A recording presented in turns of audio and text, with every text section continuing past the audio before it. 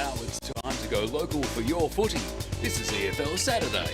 Let's jump straight into the warm-up.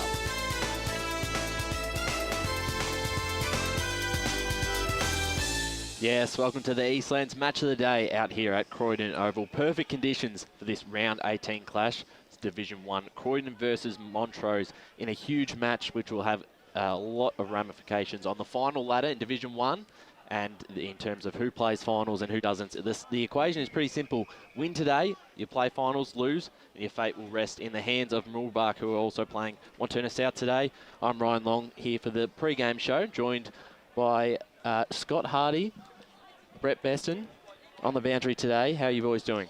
Yeah, good, mate. We're looking forward to going down to the boundary today. It's good conditions. A bit of rain forecast later. They're usually saying thunderstorms as well, but hopefully they stay well. This will be a cracking game, and you get to this side of the season, and it's just a different feel, isn't it? Because there's all these games that just everything's on the line. There's no second chances. Loser today, well, technically still alive. But you wouldn't want to be getting down to wanting other teams to win and lose. So you just want to get out there and get it done today.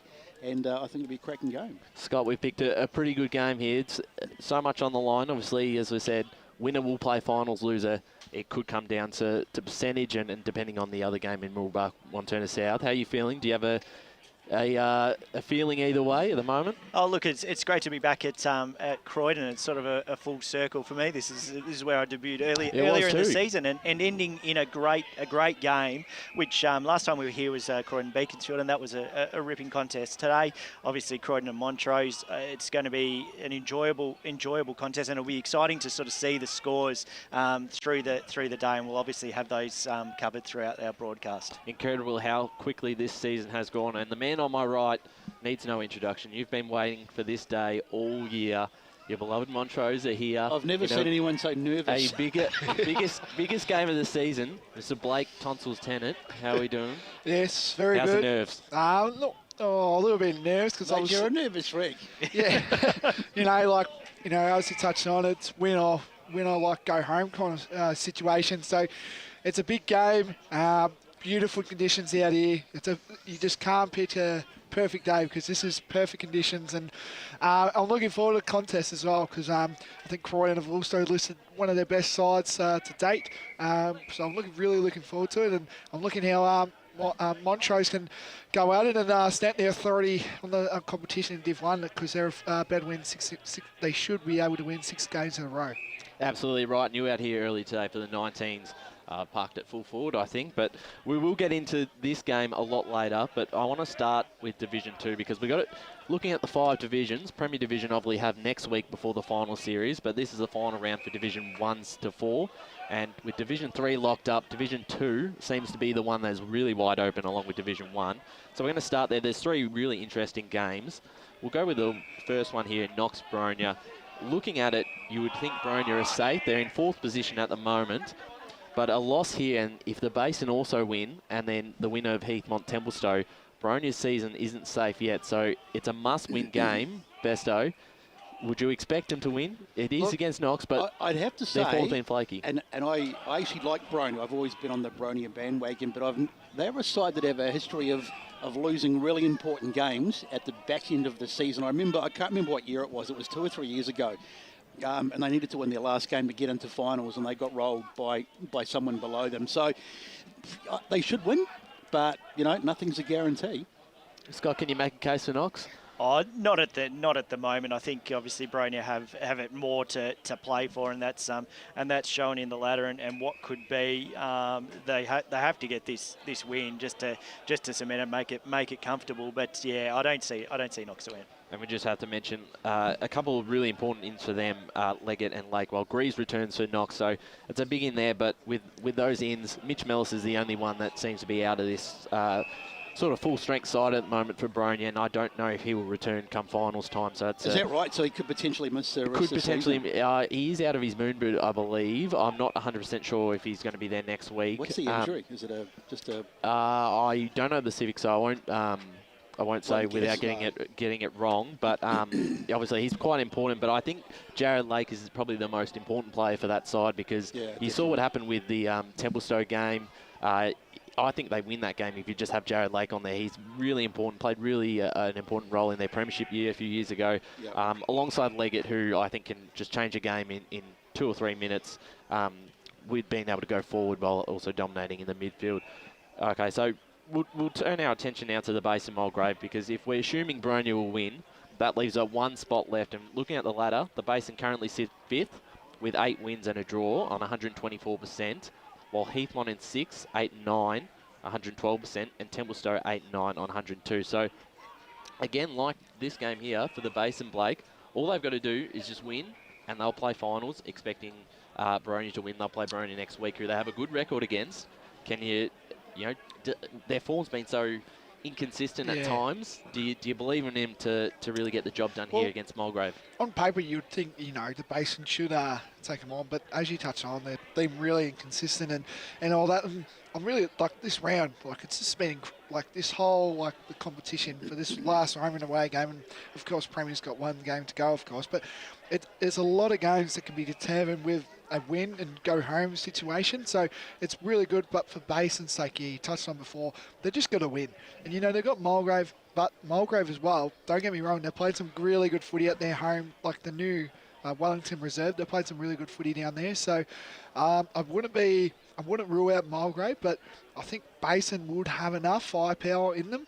But I think the Basin, but I think it'll be close, and I reckon Mulgrave will take it up to them, that's for sure. Besto, what's your assessment on the Bears? Because they're an interesting side. I think they're 3 and 5 away from home. At home, they've been really strong. They defeated Templestowe last week by 78 points. And the Dockers are in good form. They also beat East Burwood there by, I believe, around 10 goals. And then coming to the East Burwood in the away game, they lost by about 8 goals. So, look, they're obviously a much better side on that small ground. They're not going to be playing at home today. What is your assessment? Because they're just inconsistent, aren't they? And as you say, they're a side that obviously likes to play on their own ground because, as you say, it is a smaller ground, but they just have to adapt. I mean, if they're going to be a contender, and if they're going to, I think they'll make it. I think they'll win today. But if they're going to go on and be a general contender, they need to be able to win on any ground. I still think they're a good side, just a bit inconsistent. Yeah, I mean, their best form, Scotty, is really good. Obviously, you know, we've seen them last year. They had such a phenomenal year. They haven't really lost any besides bringing players to the club over the off-season. Jackson Drake also comes in today.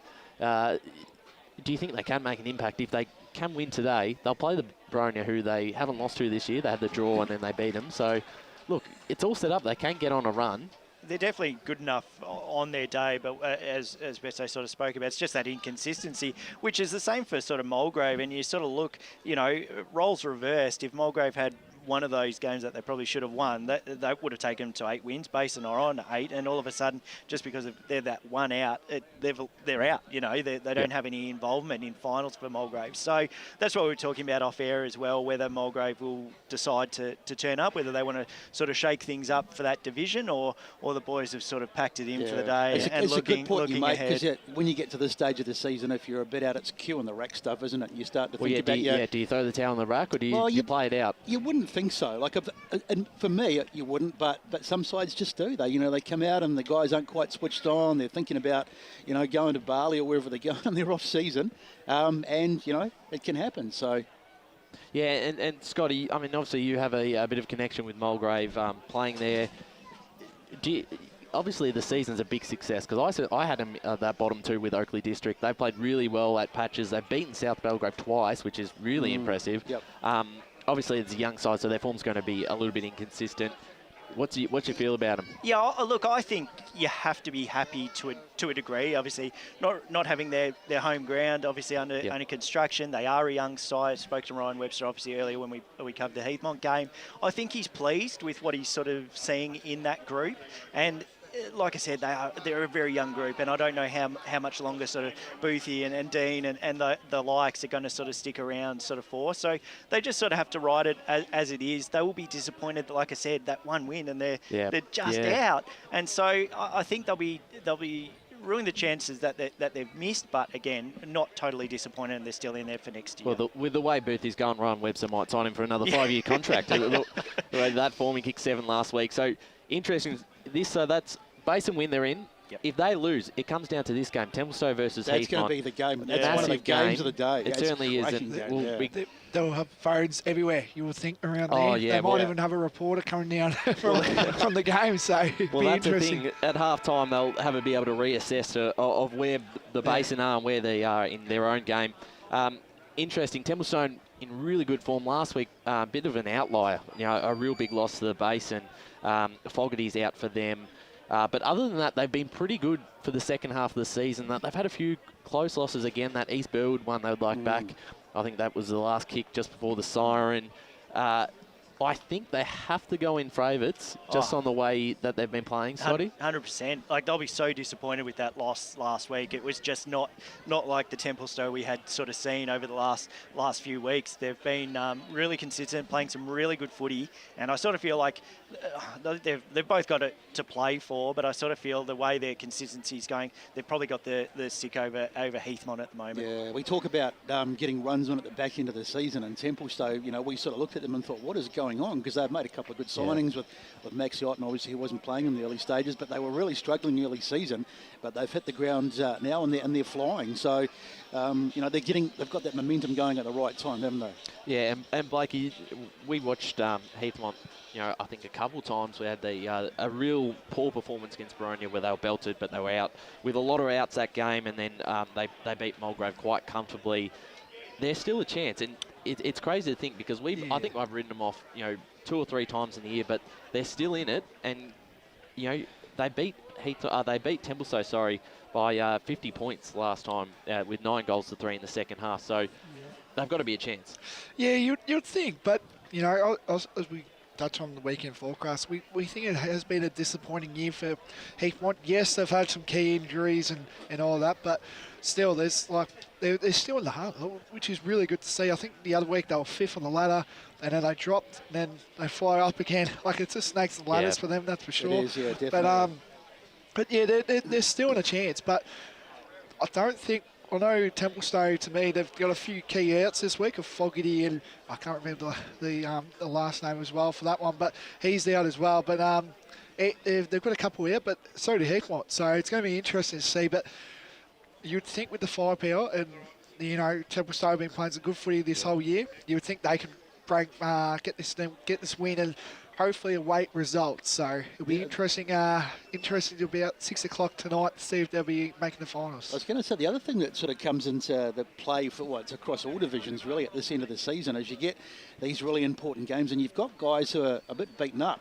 And they probably shouldn't be out there, but they're going to play because it's they can still get on the park. So there's going to be a certain degree of perhaps not 100% fit in some cases. Guys still getting out there and playing, and that can have an effect, can't it? Yeah, it certainly can. And as you mentioned, Evans, Brown, and Rippingdale out for Heathmont, so that's a bit of height.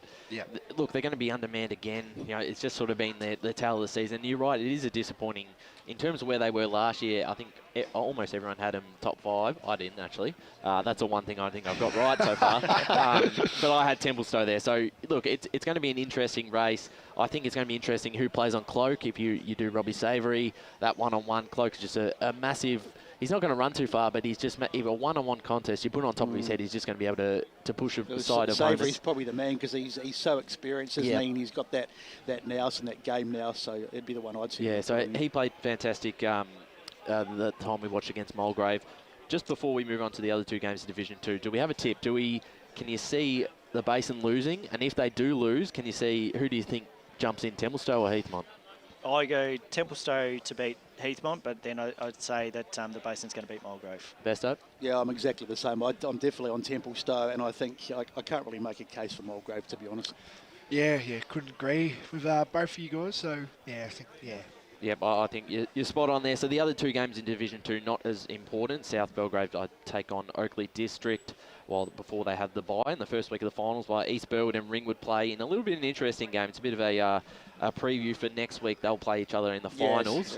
Yes, much to take from that, Blakey? How do you go full strength, or what do you do? Well, I know if on East Belwood's team sheet, they've got a few out, like I think Marinani's out, and there's a couple others that are out as well. So definitely think they might be resting a few players. Like, they're hard bodies. They go in for the ball a lot, and their bodies will be, pretty sore and all that. So they want to have a team that's fully healthy and, injuries on the low minimum, that's for sure. But, I think Ringwood as well, I think they've done the same. So it'll be an interesting game. But, I think, again, like, we might get what we had a couple of weeks when we were down at Ringwood for that game where Eastwell just hanged on and won. But, yeah, I think Ringwood will change the turns, and I reckon Ringwood should get up for that one. Like Besto said, with sort of resting players playing players when you probably don't want to, and this is a prime example that they're in a great position, both those sides, that they don't really have to put those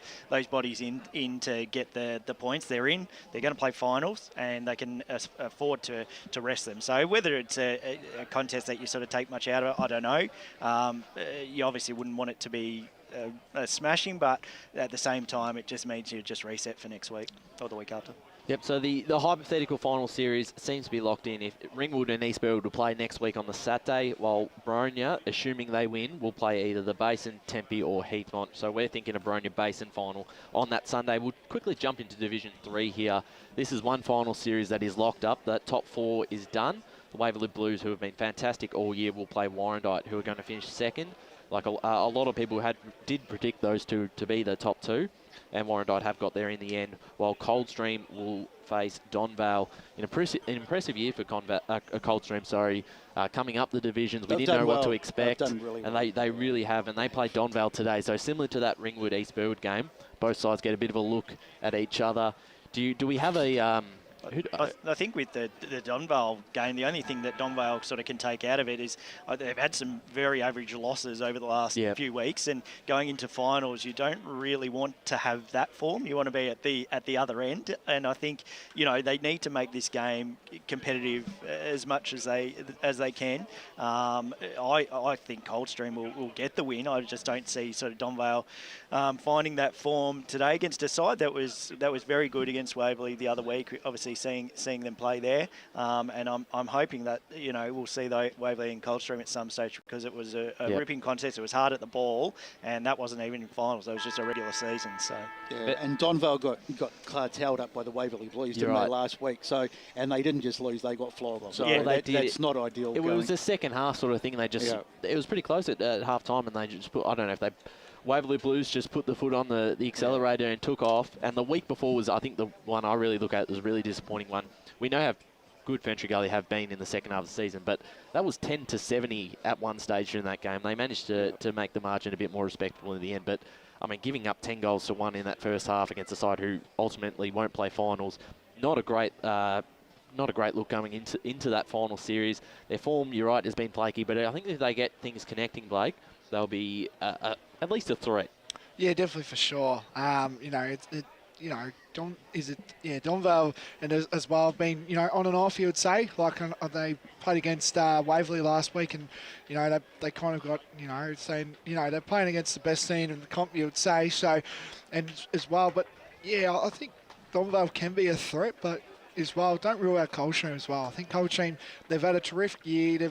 They're probably a lot of surprise people, that's for sure, to see Coldstream where they are on the ladder, and it's great to see that they're still competing hard, which is good. And I think Donvale as well can also be a heavy threat, that's for sure. Let's not forget about Warrandyte, though. We're sort of not really touching on them. I mean, they are second. Well, they play, as you say, they play Glen Waverley today. Should get the win there, so give them a bit of confidence going into finals. But they've got a really good side. I mean, they've got Ryan Phillips up forward. You've got Tout, who's a fantastic player.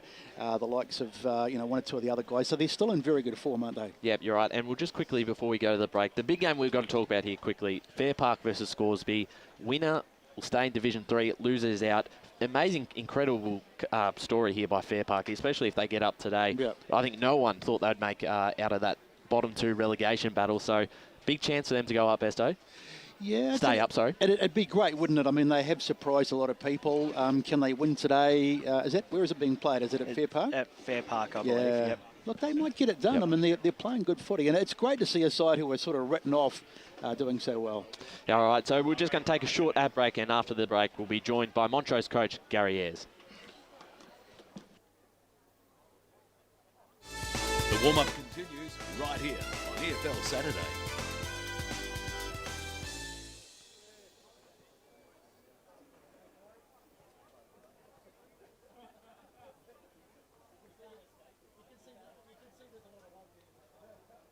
Today at Eastland, Lucy's trying on jeans for a momentous occasion.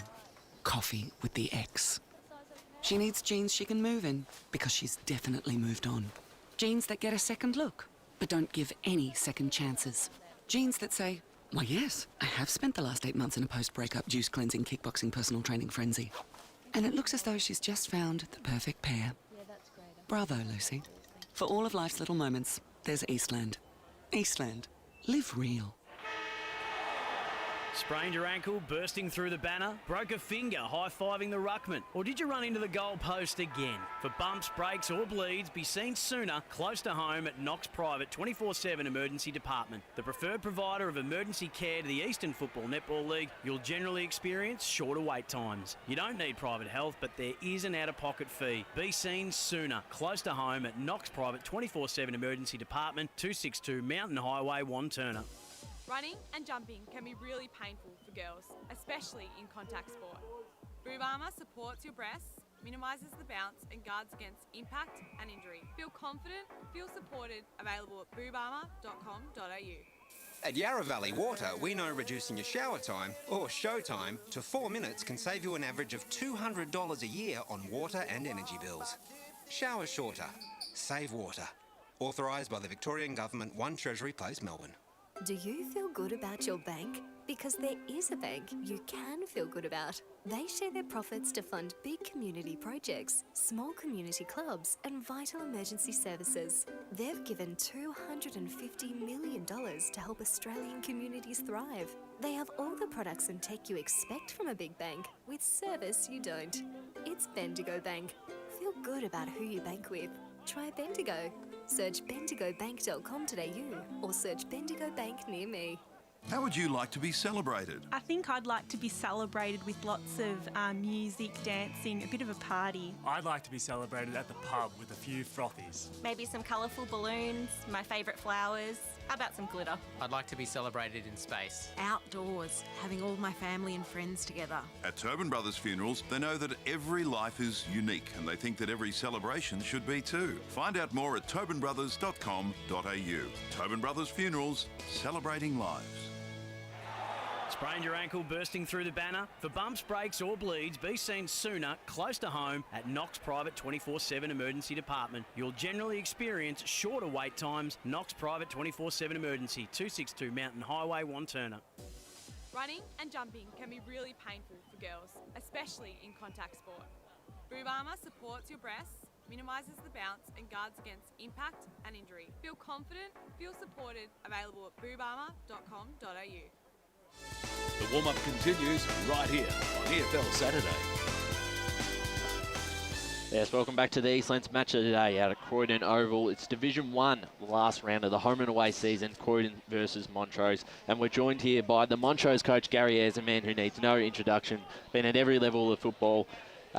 Gary, thanks for joining us today. Obviously, the boys are in real good form, 5 in a row. You now sit 4th on the ladder. It's an easy equation. Win, you play finals, lose, you fate really rests in the hands of Moolbuck. How are the boys feeling? Yeah, good. And I think it's been pretty evident all year that we've played some really good footy in patches, quarters, 2 quarters, but there's always been that sort of, I guess, inconsistency that you sometimes get when you're trying to establish a team and trying to establish who can play and who can't for either injury or unavailability, or you're trying guys in different positions. So we've actually played 44 this year and 15 of those have been debutants, so I think that gives a fair indication of what we're trying to build, and Blakey's been part of it, and the 19s are on top of the ladder, and our reserves are sitting second, so certainly Blake said it's all about him in the 19s, so that's nice to know. That's right. He says it's all about him and the here as well. So that's all good. He always comes up to me on a Thursday night and he wants to train with the seniors, so he hasn't got the big boy pants on just yet, so we'll wait and see. And the seniors, I think there's been processes that we've tried to put in play. We had to change a few things, and I think this last 6 weeks has been indicative of trust, consistency, predictability, and also too just the type of footy we want to play. So yeah, no, all good, and look forward to the challenge again today. So your recent run of form, and you talked about the amount of players that you've had come into the side. Has that been your last 5 weeks and 5 or 6 weeks? Have you been able to keep a pretty consistent side? Yeah, definitely. And look, there were guys that were knocking on the door who were playing pretty good footy in the 19s, and we've even played a couple of 17s as well, and also to the reserve. So my attitude to that was that I never want to be in a position as a coach a player who plays well at those levels, then when we sit down with them at the end of the year, and of course they say, well, I'm not on the list, why? And you haven't given me an opportunity. So I always want to be very clear that everyone deserves an opportunity, and who actually then gets there when the whips are cracking, well, that's another story. But squads win premierships. Now, we're not saying we're going to win one, but this is the growth and the progress that we want to keep seeing all the time. And if you think about the last couple of years, clearly it's been affected by something that no one could control. So there's been very little footy, there's been very little growth. Our 19s were unfortunately getting beaten a fair bit last year, and our reserves, I think, won one, and the lowest losing margin was 80 points. So you sort of think there's a fair bit of work to do. But the boys have been great, and I've seen a real shift in once they're acclimatising to what I want and what they want. And really, the boys are the most valuable asset that you've got at a footy club, and they're bought in.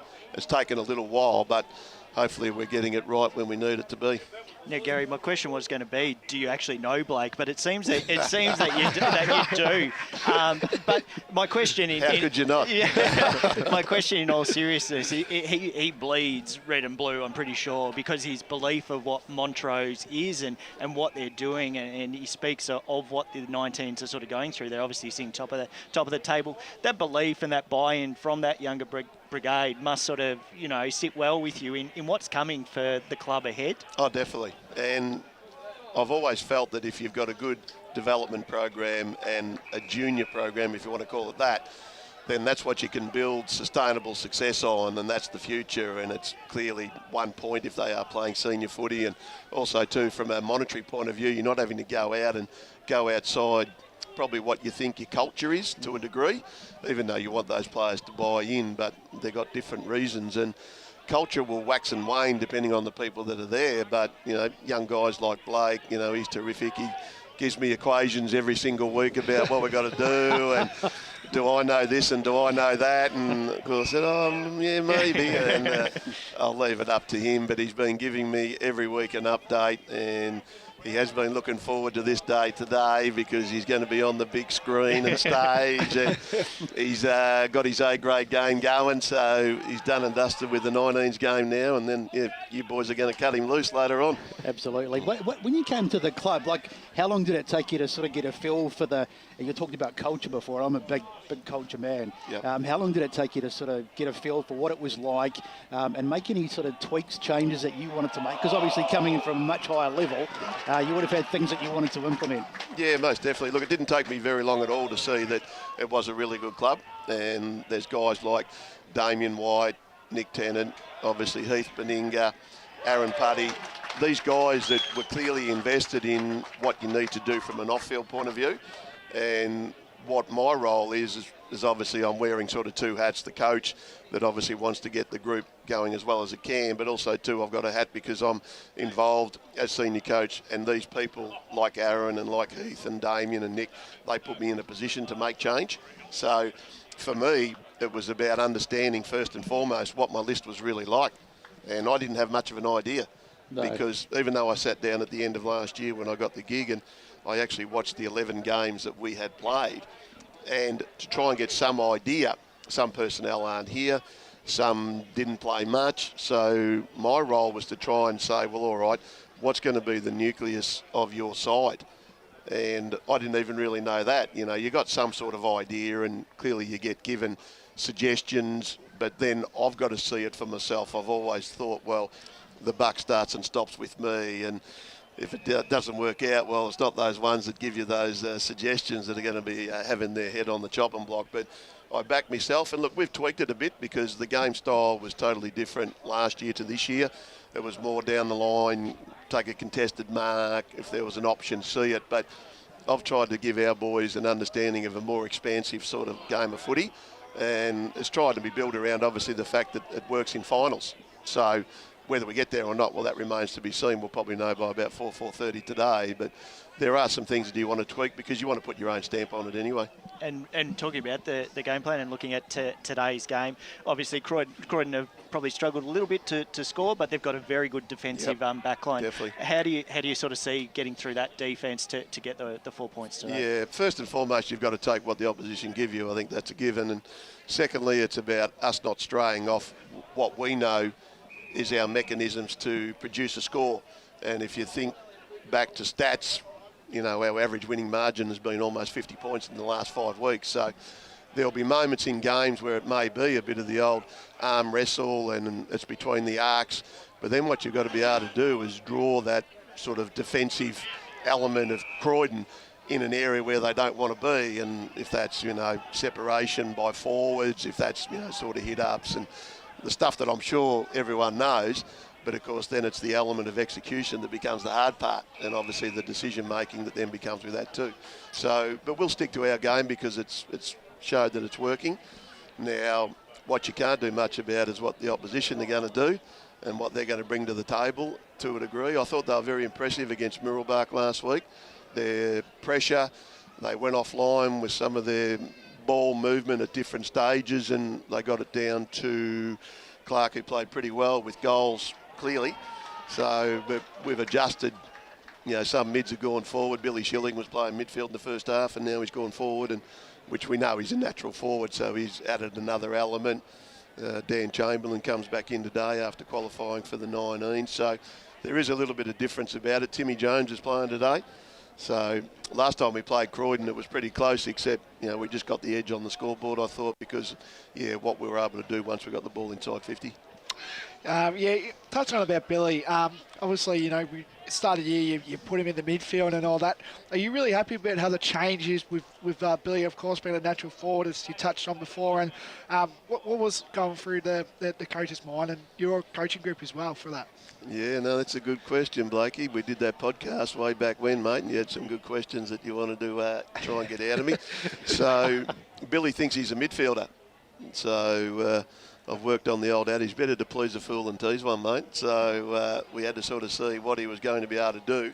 And he played some good midfield games, but we were looking at sort of being a more dynamic midfield. And when you've got Hall, Brad Watson, Bailey White, Timmy Jones, Ben DeSant, Corey Witchell's been much of an unheralded player for us this year by playing his role on the wing, and we just had to settle a few guys in positions that gave us the maximum benefit. So it was about, hey, Bill, if we can get the ball inside 50, then the rest is up to you, whereas he was before being the one that had to get it inside 50, but we just didn't have enough strike power at that particular time. And Mitchy Davis has hit a little bit of form as well, and clearly Taj Heap's been okay the last month or so. Sammy Rickard's been the last month or so pretty good. Dean Curno's actually found a little bit of form too. So it's probably just enabled everyone to actually play their roles just that little bit better, because it's become more of a dangerous inside 50 looking group than what it was before. And clearly Billy knows how to play, and he's averaged, what, about 5 goals a game in the last 5 weeks? Yeah. 30 goals for the season, yeah, pretty impressive. Last couple of games, he's kicked 22 in 5 games, so really good there. Another one as well, you must be really happy with how the depth of the club is going forward. Of course, the 19s are on top of the ladder. Reserves so we hear about every 5 minutes.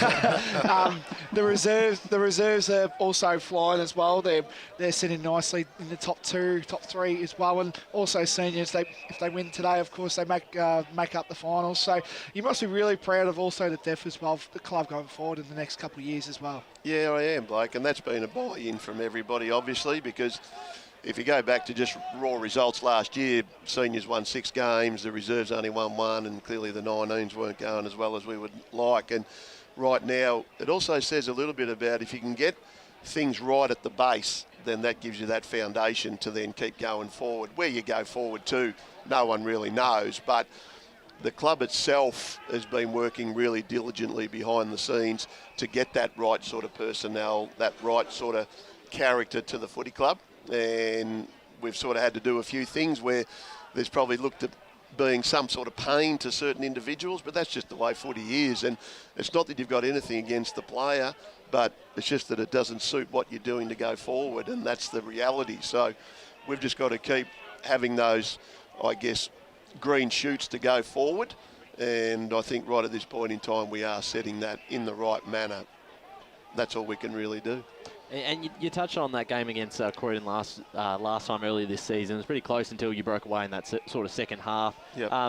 Croydon have been a pretty strong defensive side. They sort of like that low-scoring slog, and a lot of their wins have been they've only managed 10 or 11 goals themselves. While you guys, when you get on a roll, you can really put the game out of reach. And Schilling and Davis and White have been a part of that. Yep. Is that sort of the edge that you might think you have over them today, or is that sort of something you want to expose, try and stretch out the defence and really put them on the scoreboard and make them earn it? Yeah, that's the aim, to certainly try and stretch, lengthen, and we can be dangerous when we do that, clearly. But we also want to have a game plan that actually stacks up on the bigger grounds too as well, and this is clearly a little bit longer than what we do play at Montrose, and there is no 2 metre downhill slope to one end as well, so that's a good little thing, I guess, in a way. But we love playing at Montrose too, of course, but we've got to actually make sure that we do cope with that pressure that Croydon's going to bring, and they certainly don't relent in that area. And a couple of weeks ago, we played Lilydale, who I think are a little bit similar in that sort of real physical pressure, and Lilydale ended up having 134 tackles and we had 94, so we're able to absorb that. And the thing is, what you've got to be able to maintain too is that's just a natural part of the game. And the ball's only going to ever be in one of 3 phases. So we've got it, then we're trying to move it as quickly as we can in an offensive manner to score. When they have it, we've got to apply manic pressure to try and win the ball back or get a stoppage. And then when it's in dispute, we've got to make sure our systems and structures are right. So we try and address that in a fundamental sense. And one thing I've realised that, the boys are very good at just understanding the basic fundamentals of what we're trying to do. And I think that's now becoming more and more evident each week that we're playing. Me? Yeah, as well as talking on the footy, of course, for the game today. We've obviously touched on about the defence of Croydon, how it's lined up pretty well as well. But do you think that the game would probably be won in the midfield brigade? Because obviously, we got some handy, Montrose yourself has also got some handy ends as well, like Jones comes back into the side, and you must be really happy about the midfield. But do you think that as well is where the game will probably be won today as well, with the midfield? Yeah, I do, Blake. I think any game that you play in, it's generally determined by the midfield, and the bigger the game, the more you've got to have a winning midfield, because, let's be honest, there's, 90 stoppages, and that's how you actually set up, how you can release out of those areas. You can get a bit of speed on the ball, and clearly, if the ball's in your hands, then we know you've got a chance because the ball's not in the opposition hands. So I think it is the midfield, and again, Max Hall's been a really, really strong contributor for us this year, but he's applying his trade at Box Hill, which is great to see for the kid. I think it's game number 6 this year, and that's what we want to also develop, that guys can come to Montrose, whether it's Tim Jones or Max, play as well as they can, because then they want to get back into that VFL scenario. So, but yeah, I do think so, Blake, and we've got Andrew Haining and Benny Johnson in the ruck, and last time we had young Illaru Schmidt and Benny Johnson in the ruck, so one's 16 and the other one's 19 that particular day. So it is what it is, but I think a winning midfield just does give you an edge both ways, offensively and defensively. Well, Gary, it's been an absolute privilege to have you up here. Really does a bit starstruck, to be honest. A couple of North Smiths, grand finals, everything. Stop it. Yeah. Thanks very much for your time. Blakey will try and keep it under control during the game, and we best of luck today. Good on you. Thanks very much, guys. Appreciate the interest. Thank you. Thanks, Gary. That was Gary Ayres, the Montrose head coach. Will be taking another short break before we touch into the other divisions before the head of the Croydon versus Montrose match. Thank you. Thanks, Blakey.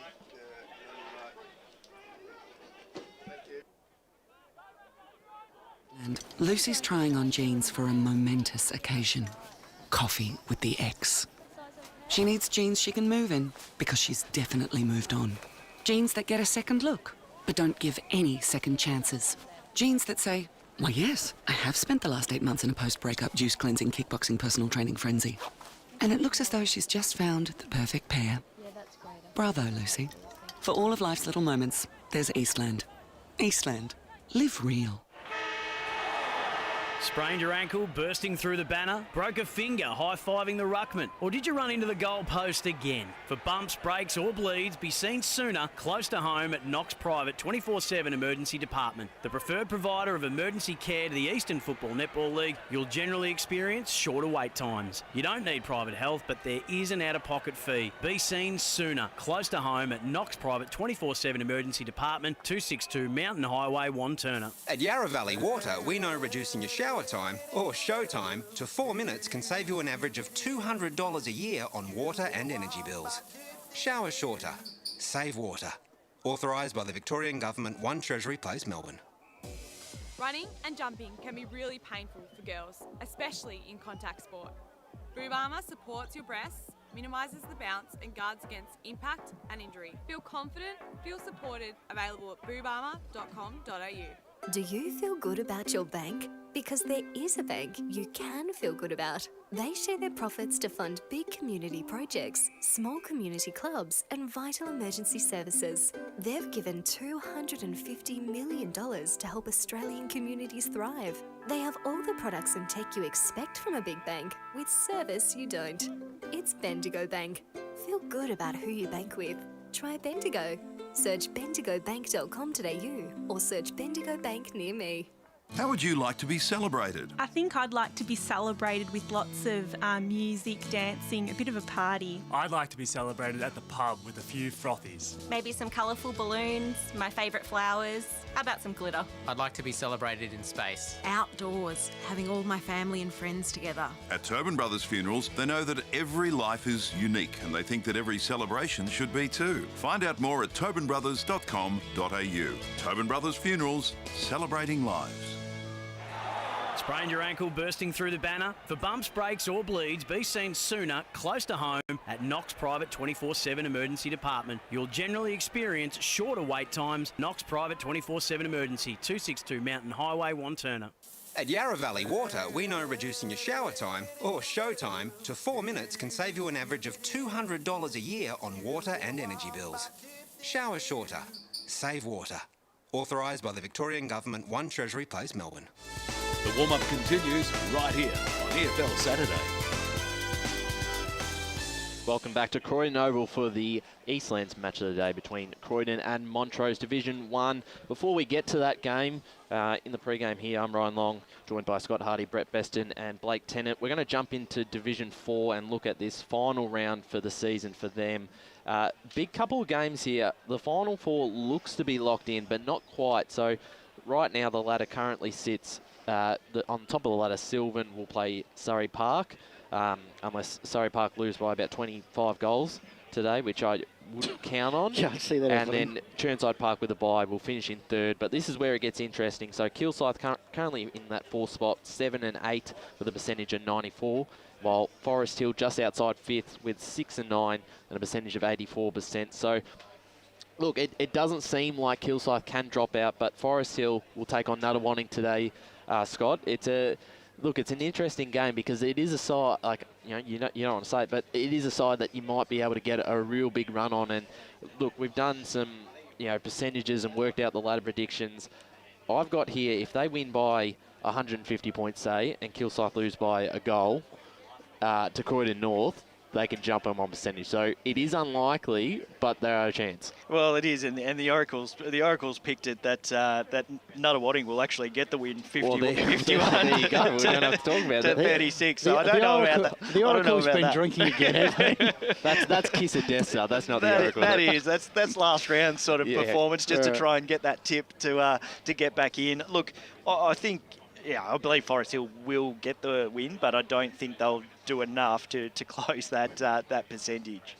You're right, and Blake, Croydon North will take on Kilsyth out there at Hughes Park, and that was your first game that you called live. Interesting one, obviously. Croydon North, they looked all right going forward at times. They didn't defend well, and they got caught a lot of time on the back foot, and Kilsyth made them pay for that. Can you make a case for them, or is this sort of a good preparation for Kilsyth to get a win and then come into next week to play on Churnside Park? Yeah, you're right. Yeah, we did, of course, touch down there for the match of the round a couple of weeks ago as well. But I think Croydon North, they challenged Kilsyth for about 2 quarters, you would say, in that game. And then obviously Kilsyth just put the throttle down and put the accelerator on, that's for sure. And but I'm really looking forward to this contest. But you would think with the experience of Kilsyth's last month, you would say it's definitely been the biggest improver. The momentum's definitely building for Kilsyth at the moment. So I definitely think Kilsyth, they should win.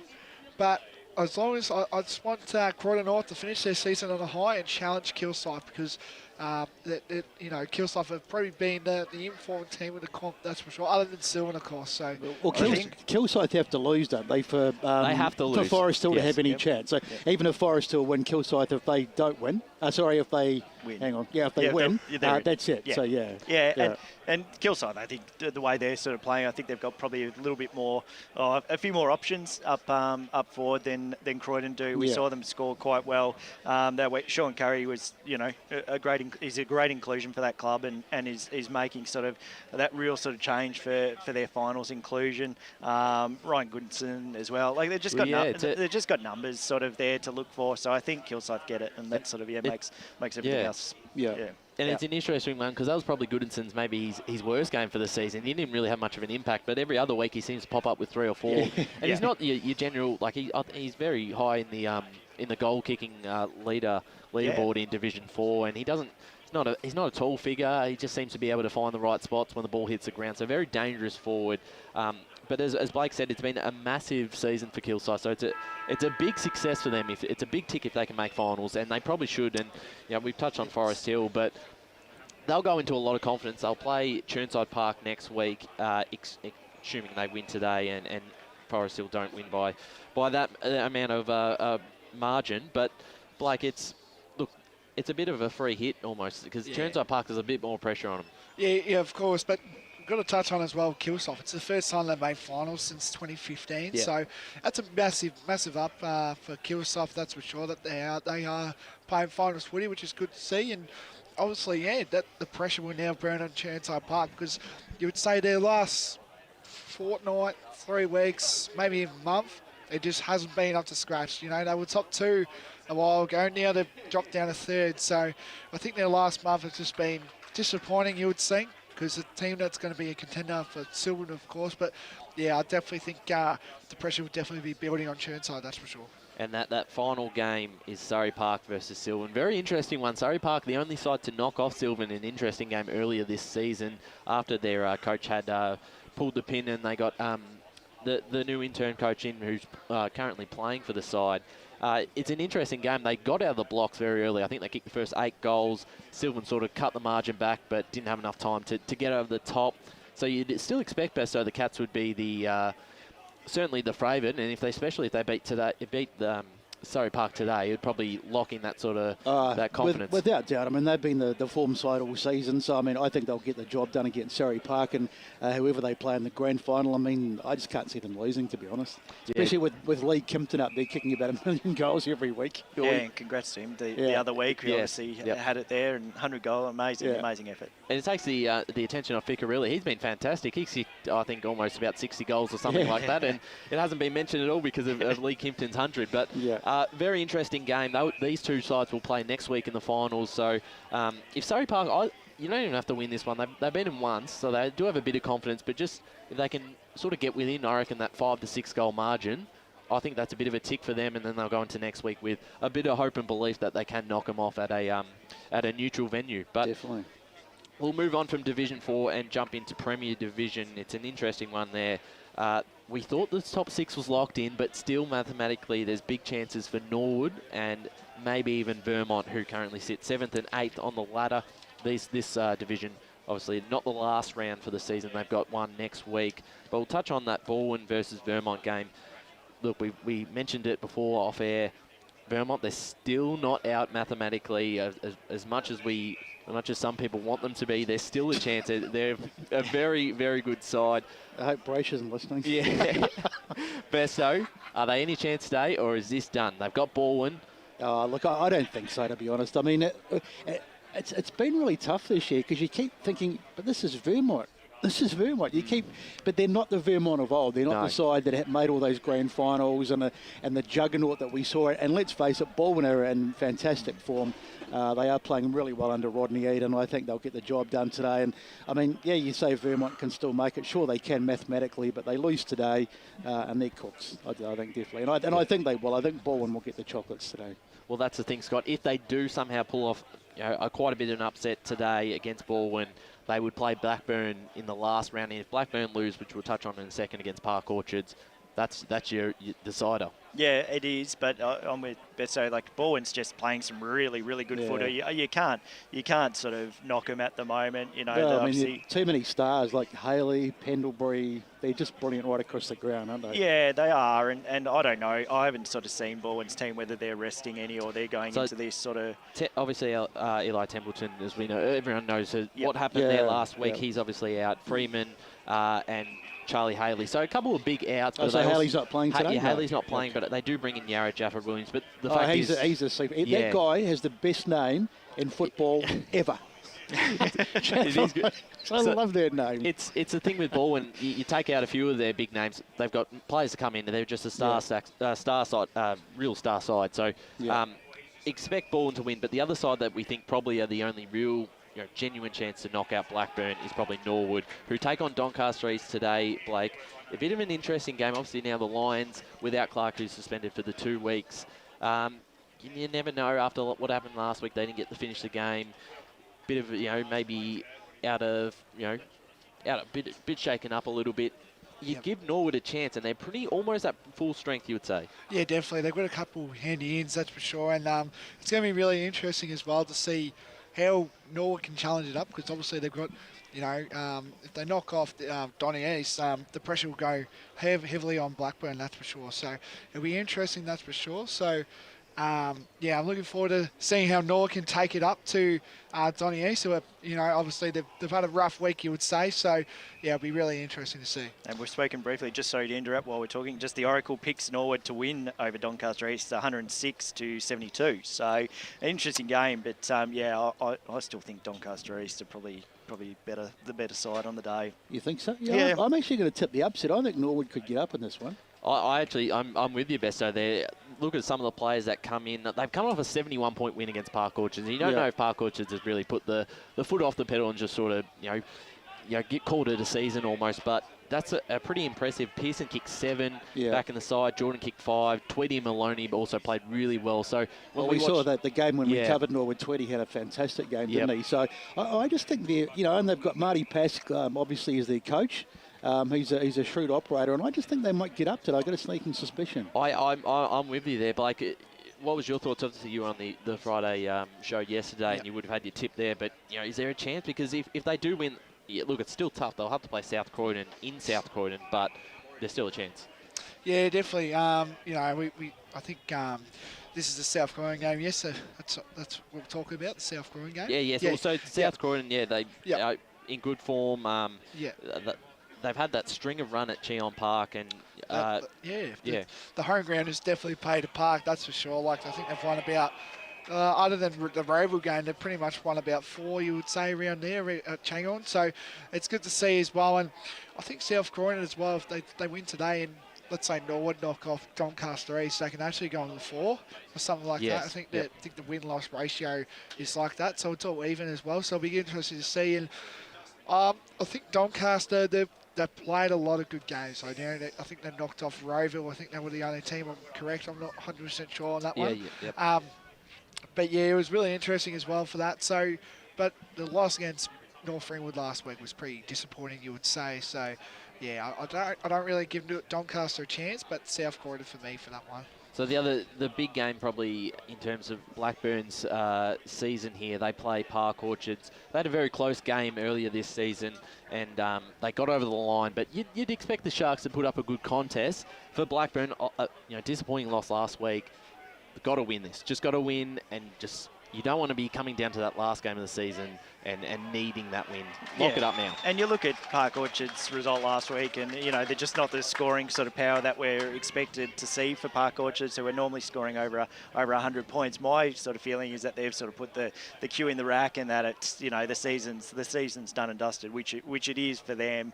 It's obviously only playing for sort of pride and stuff. Whereas I think Blackburn have it all to play for. They obviously need to get the win to cement it. So I think that they will take the win today. Yeah, I completely agree, Scotty. I think sort of Park Orchards, they were there or thereabouts for a while, but it's all sort of come to a screaming halt for them. And I think in terms of there's just more to play for, so I think Blackburn will get it done today, even being away from home. Just quickly on Blackburn, if they do manage to get there, look, their percentage is well behind the top 5. They had that big win against Baldwin, but besides that, I haven't really seen enough to think they can actually challenge. No. What are they like in a fight? Can they actually have any sort of impact in the finals? Because you'd expect them probably to either probably Baldwin in that first week of the finals, maybe Noble Park if they slip out. Hard to back them against Baldwin a second time. But look, they're a funny side. Like if they get into finals, they can often be quite dangerous. And Brendan Allen's done a great job with them over the last 2 or 3 seasons. So I wouldn't want to be playing them in finals, but I don't see them going all the way, that's for sure.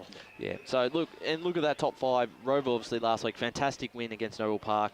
Those two are certainly going to be contenders come September. Baldwin, I think, will be definitely a contender. Then you've got Doncaster East and South Croydon, who have shown at times, when they get their game going, they're very attacking side, certainly can play and win finals, you would expect. Blackburn's the one that we're not sure about. And those last 2 games, unfortunately for North Ringwood, your boys Noble Park will play them.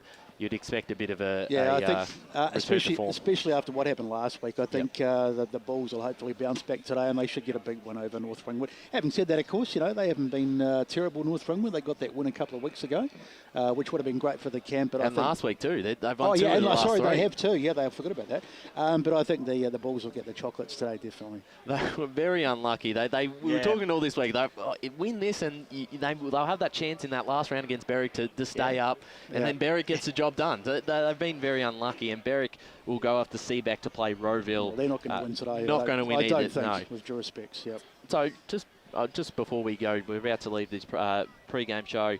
I want a flag for Ovid here for Premier Division. Give me a flag for Ovid. Who's going to win? From what I saw last week, Roeville.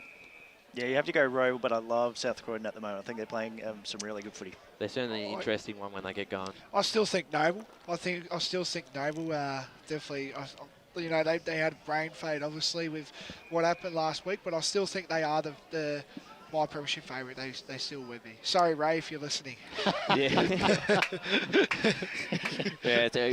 will be, and he'll give you a message soon. But that's the only reason I pick Roeville. So no, I seriously, I think they are looking, especially after last week. No, I'm going to stick with Baldwin. Boys, thanks for joining us in this pre-game show. It's a fantastic show. Thanks to Gary Ayres for joining us. After the break, we'll be back with the Today at Eastland, Match of the Day. Lucy's trying on jeans for a momentous occasion. Coffee with the ex. She needs jeans she can move in, because she's definitely moved on. Jeans that get a second look, but don't give any second chances. Jeans that say, why yes, I have spent the last 8 months in a post-breakup juice cleansing, kickboxing, personal training frenzy. And it looks as though she's just found the perfect pair. Bravo, Lucy. For all of life's little moments, there's Eastland. Eastland. Live real.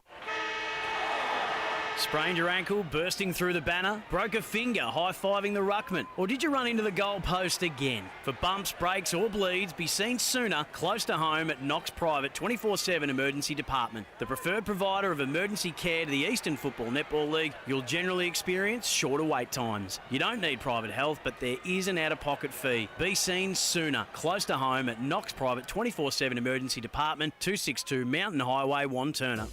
Running and jumping can be really painful for girls, especially in contact sport.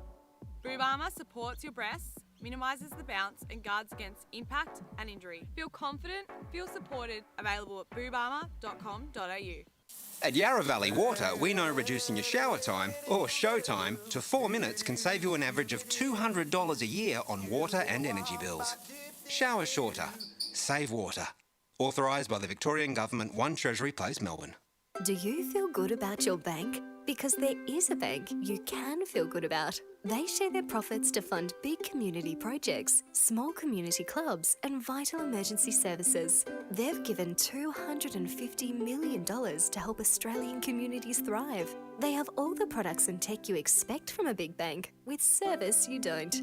It's Bendigo Bank. Feel good about who you bank with. Try Bendigo. Search bendigobank.com.au or search Bendigo Bank near me.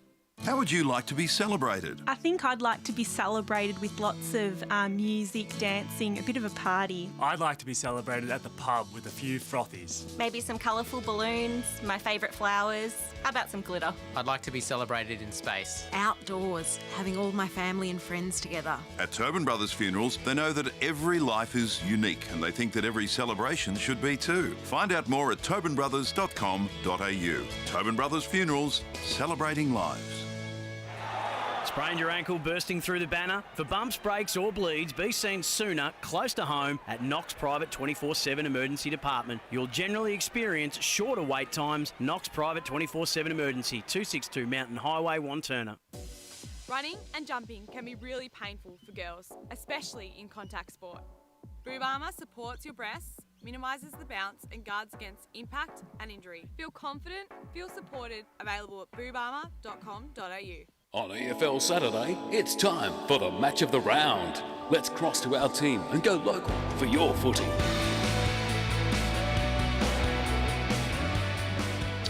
Well, good afternoon and welcome to EFNL Game Day, wherever you're listening, SEN App, Radio Eastern 98.1, or streaming around the globe on YouTube and Facebook.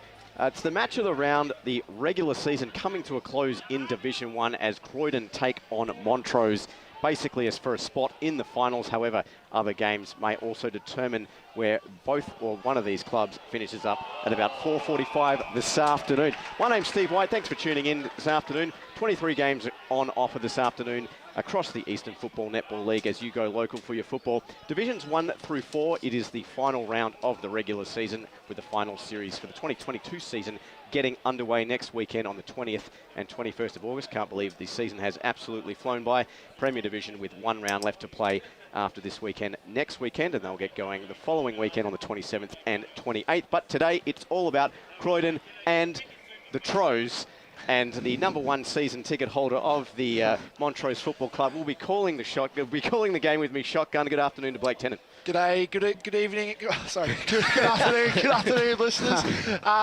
Perfect day for footy. As I touched on before in the pre-show, it's perfect. The weather's definitely turned on. It's definitely coming into spring now as we're talking about it, and everyone loves to play good footy. Spring comes, so it's good to see, and I'm really looking forward to see how Montrose go, and as well as Croydon as well, because I think Croydon's listed one of their best sides to date, so it should be really interesting.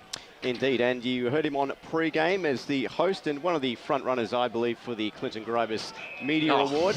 I have already voted, but my vote is still for sale. So anyway, but it's a very good afternoon to Ryan Long. Yeah, I'll speak to you after the game about that, Steve.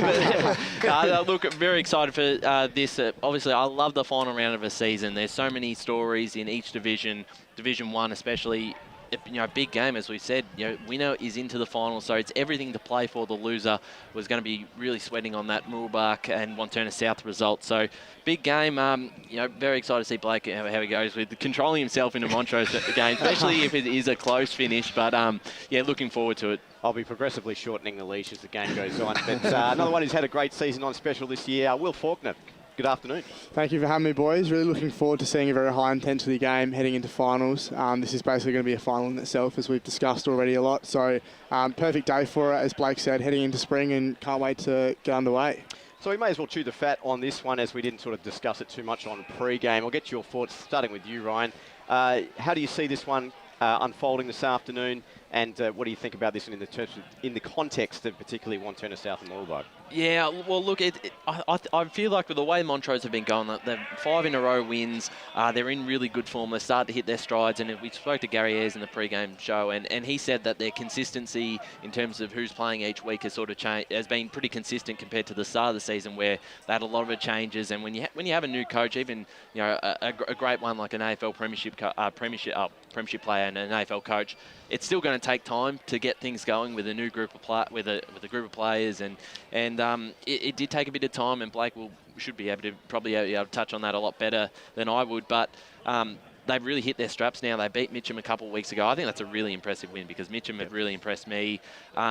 The way they're going, their forward line structure, you can talk about Billy Schilling, Davis, White, they're all going to play a part, and I think that's the edge they have over Croydon. But Blake did mention Croydon probably have their best side in just about for the season so far. Costantino is a big in, and he needs to be there because the struggle with Croydon has been their scoring. They haven't been able to put up big scores, and that's cost them. And even last week, they were quite competitive, but still only had the 9 goals kicked. So, look, to beat a Montrose who can hit the scoreboard hard, they've got to match them on that. And look, it's hard to see that happening just on the recent form. Will, your thoughts? Similar. I think just the big thing I noticed was the percentage gap between the two teams is nearly 20%. So that tells you a lot. And what Ryan was just saying just then, the scoring between the two teams, you'd think that Montrose, they seem to be hitting their straps at the right time of the season.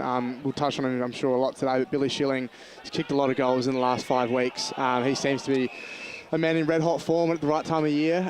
So seeing how Croydon can shut him down is going to be really, really interesting. But I think, Croydon will be wanting a low-scoring affair. Montrose will be wanting a high-scoring affair. The inside man at Montrose, Blake? I think we've also touched on the pre-show that we do have a handy in. Tim Jones, VFL listed for the Northern Bullants.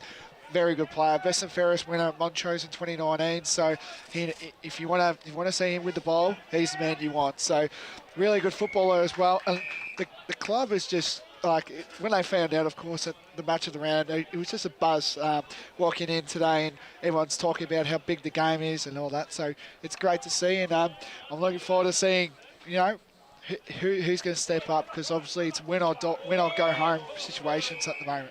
We will touch on. I know we will touch on Croydon for anyone listening there. But just on a Montrose perspective, one more thing. What was the expectations within the club about where they would finish? Because a lot of the outsiders and us as sort of the media group, from an outside point of view, thought they'd play finals with Gary Ayres coming there. Their consistency last year was, they were inconsistent, but their best form was good enough. What was probably the inside word? Obviously, every team wants to play finals, and I think, we want to go deep.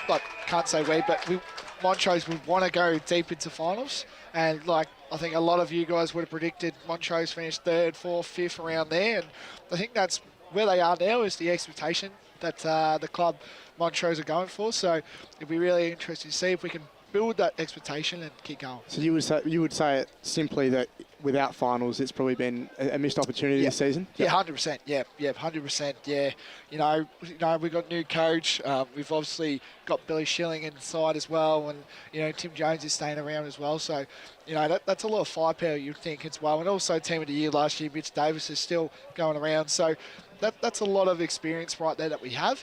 But, I just touched on, Will, the expectation is to make finals. And I think we can do that, but today will also show that as well. From the other side of point of view, Steve, Croydon, I think a lot of us also had them, I think last year they were probably maybe the almost premiership favourites going into the season. This year, they lost some players like Friccarelli and a few others that lost a bit of their scoring power, but we're still expecting them to be real competitive and play finals. And, to their credit, they've been in that top 5 for almost the whole year. They've dropped out last week and now they're in 6th place.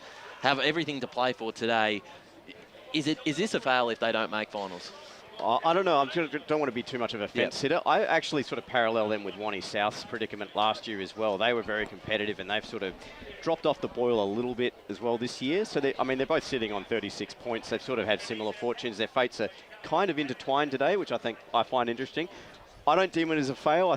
I still think they're a very competitive side. It's just, we may have had expectations, just like Heathmont, right, in Division 2, and we know where they're sitting essentially. But no, look, we have also a predicament where we could have Croydon Montrose 2 weeks in a row. Yeah, that's correct. Depending on how this works out this afternoon. Amongst, I think, 3 other fixtures across the Eastern Football League. So just to the final score in the Rezzies that's just finished here, Croydon 5-9-39 defeating Montrose 4-4-28. I think, I know we obviously talk about senior, but the Croydon Reserves have actually beaten the second side and also the top side, so they're really having a good interest in 4-9, that's for sure. Well, we'll just break down, we'll just have a quick look at the Division 1 ladder as we get into, just before we get into this afternoon's proceedings. So East Ringwood and Mooroolbark sitting in first and second respectively on 64 points. East Ringwood with a 40% percentage point superior percentage. They take on Bayswater at Bayswater this afternoon, so you would expect them to win that. And Mooroolbark, they're on 64. They obviously play Wanturna South, 5th place. Most people tipping Mooroolbark in that game, however, only takes one upset to upset the apple cart as we've seen all season. Mitcham sitting in third on 40 points. They play bottom place Upper Ferntree Gully this afternoon at Kings Park. I would be tipping Mitcham despite having resting 6 or 7 players this afternoon. And as we talked about, Montrose, Wanturna South and Croydon all sitting on 36 points in 4th, 5th and 6th. Montrose 115 and 20%, almost 20% better than Croydon, and only 10% better, 16% better, excuse me, than Wanty South. Basie in 7th. A win for them today, an upset over East Ringwood. They'd get to finish them respectively, but that would open the door for Mooroolbark to finish first. Beaconsfield and Lilydale play off in 8th and 9th, both sitting on 20th. A chance for Beaconsfield potentially to leapfrog Bayswater in 7th, but we will see as we progress this afternoon. Ryan, women's scores. Yeah, so a couple of women's finals this week. They today and tomorrow at North Ringwood and Sylvan and Heathmont grounds. The big one was the match of the round. Park Orchards defeated Rowville by an absolute thriller by 1 point, 51-50 in a pretty high-scoring game. Izzy Pollack, absolute star. Jet, I don't know if she's going to win the Best and Fairest this year, but certainly a contender the way she's playing. So that's a big win for the Park Orchards. They go through to the grand final. And then in Division 4, Vermont defeated the Eastern Devils, I think in a bit of an upset, 36-17. So they also moved through to a grand final. Well, congratulations to both those two teams, and we will be bringing you those games as well across the Eastern Football Netball League as well. We're about, I'd say, 10 minutes away from the start of proceedings out here at Croydon. So what we're going to do is take a short break, and we'll be back with the start of the first quarter of the clash between Croydon and Montrose here on EFNL Game Day. Today at Eastland, Lucy's trying on jeans for a momentous occasion. Coffee with the ex. She needs jeans she can move in because she's definitely moved on. Jeans that get a second look, but don't give any second chances. Jeans that say, why yes, I have spent the last 8 months in a post-breakup juice cleansing, kickboxing, personal training frenzy. And it looks as though she's just found the perfect pair. Bravo, Lucy. For all of life's little moments, there's Eastland. Eastland. Live real. Sprained your ankle, bursting through the banner? Broke a finger, high-fiving the ruckman? Or did you run into the goal post again? For bumps, breaks or bleeds, be seen sooner, close to home at Knox Private 24/7 Emergency Department. The preferred provider of emergency care to the Eastern Football Netball League, you'll generally experience shorter wait times. You don't need private health, but there is an out-of-pocket fee. Be seen sooner, close to home at Knox Private 24/7 Emergency Department, 262 Mountain Highway, Wanturna. At Yarra Valley Water, we know reducing your shower time or show time to 4 minutes can save you an average of $200 a year on water and energy bills. Shower shorter. Save water. Authorised by the Victorian Government, 1 Treasury Place, Melbourne. Running and jumping can be really painful for girls, especially in contact sport. Boob Armour supports your breasts, minimises the bounce and guards against impact and injury. Feel confident, feel supported, available at boobarmour.com.au. Do you feel good about your bank? Because there is a bank you can feel good about. They share their profits to fund big community projects, small community clubs and vital emergency services. They've given $250 million to help Australian communities thrive. They have all the products and tech you expect from a big bank, with service you don't. It's Bendigo Bank. Feel good about who you bank with. Try Bendigo. Search bendigobank.com.au or search Bendigo Bank near me. How would you like to be celebrated? I think I'd like to be celebrated with lots of music, dancing, a bit of a party. I'd like to be celebrated at the pub with a few frothies. Maybe some colourful balloons, my favourite flowers. How about some glitter? I'd like to be celebrated in space. Outdoors, having all my family and friends together. At Tobin Brothers Funerals, they know that every life is unique and they think that every celebration should be too. Find out more at tobinbrothers.com.au. Tobin Brothers Funerals, celebrating lives. Sprained your ankle, bursting through the banner? For bumps, breaks or bleeds, be seen sooner, close to home at Knox Private 24/7 Emergency Department. You'll generally experience shorter wait times. Knox Private 24/7 Emergency, 262 Mountain Highway, Wanturna. At Yarra Valley Water, we know reducing your shower time or show time to 4 minutes can save you an average of $200 a year on water and energy bills. Shower shorter. Save water. Authorised by the Victorian Government, 1 Treasury Place, Melbourne. EFL Saturday Game Day continues. Let's head back and go local for your footy. And welcome back to EFNL Game Day here live from Croydon. Croydon and Montrose facing off in the final game of the season in Division 1 as you go local for your footy. Time now to bring in the rest of the personnel for this afternoon's game. Let's cross boundary side. Brett Beston and Scott Hardy will be taking in all the action from the boundary side. Fellas, your thoughts on this afternoon's game? Thanks, Steve. Yeah, we're just having a bit of a chat. First of all, the conditions down here. We came down here and we thought it was going to be really nice. The sun was out, there was a bit of rain and everything forecast, but the clouds are rolling in at a fairly rapid rate. So looking around, it's pretty black now. They are forecasting thunderstorms and a bit of moisture this afternoon. So if the rain comes in, it's going to make things interesting. You can't go past Montrose for mine. They've won 5 in a row, so you've got to back them. Croydon, a little bit sort of worried about their firepower up forward. Very good defensively, but maybe not the ability to kick as many goals as maybe Montrose. And just no changes at this stage, but I can tell you that Tim Jones is listed to come in at jersey 77. Scott, what are your thoughts, mate? Yeah, thanks, Besto. Just for info, Croydon won the toss and be kicking to the right of screen there. I'm going Montrose at the moment. Just a little bit too much firepower for me. All right, thanks, gents. We'll get a quick tip from the rest of the point. Will, starting with you. I'll be going Montrose, I think, today. I think their scoring power probably outdoes Croydon. Having said that, whether intervenes could be a close one. Paul Uconi, who will be on the Stats Centre this afternoon. Your tip this afternoon? I'm going to go Montrose. Their firepower is very impressive, and of course they're in good form. But you know, last round of the season, Croydon with everything to play for, same as Montrose. But here at home, this could be a close one. But Montrose for me. Absolutely right. Yeah, I can't disagree with the form that Montrose are in. I have to back them in. We all know who Blake's going to tip, so I'm not going to bother asking. Margin? Margin. Let's go margin then. I reckon Montrose by 15 points. I reckon it'll be really close, and I think Montrose, I can see it in my mind, seeing it, I can see it, and we can break the game away from them. All right, I'm going to upset the apple cart and go Croydon by 2 goals. Croydon by 2 goals. Yeah. All right. So we've got some blue, not just some red and blue this afternoon. So make sure you stay locked here on Radio Eastern 98.1, the SEN app, YouTube and Facebook. We have a couple of eyes on other games around the Eastern Football Netball League, particularly here in Division 1. Ray Baird out at Wanturna South and Mooroolbark. One I'm also interested in, personally, is Fair Park and Scoresby in Division 3. Yeah. Potential, I know I made the big crow. If Fair Park can pull that off, that would be the great escape in the WhatsApp group earlier, but we'll see what happens there. But also, any other games that we're sort of keeping our eyes on this afternoon for you guys? Oh, the Division 2 games we mentioned in the pre-game. Yep. Obviously, the Basin Mulgrave. Basin, if they win, they're in for the finals. And obviously, if they don't, it all relies on Templestowe Heathmont, who have a big chance of one of them sneaking in.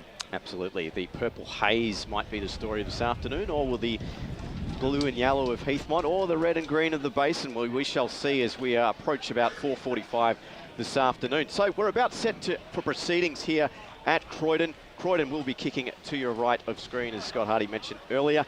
And to bring us in, it's the voice of the Montrose Football Club, none other than Blake Tennant. Yes, here we go. This is the big game here.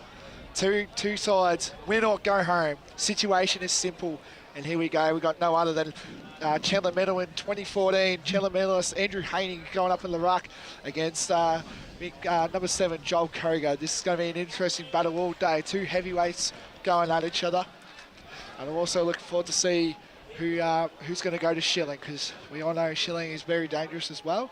So looking forward to it. We're just waiting for proceedings to start now. Crowd is definitely brewing up down here at Croydon Oval, that's for sure. So I think we've got to shut the gate. Yep. Yeah, and we'll get into the proceedings. Here we go.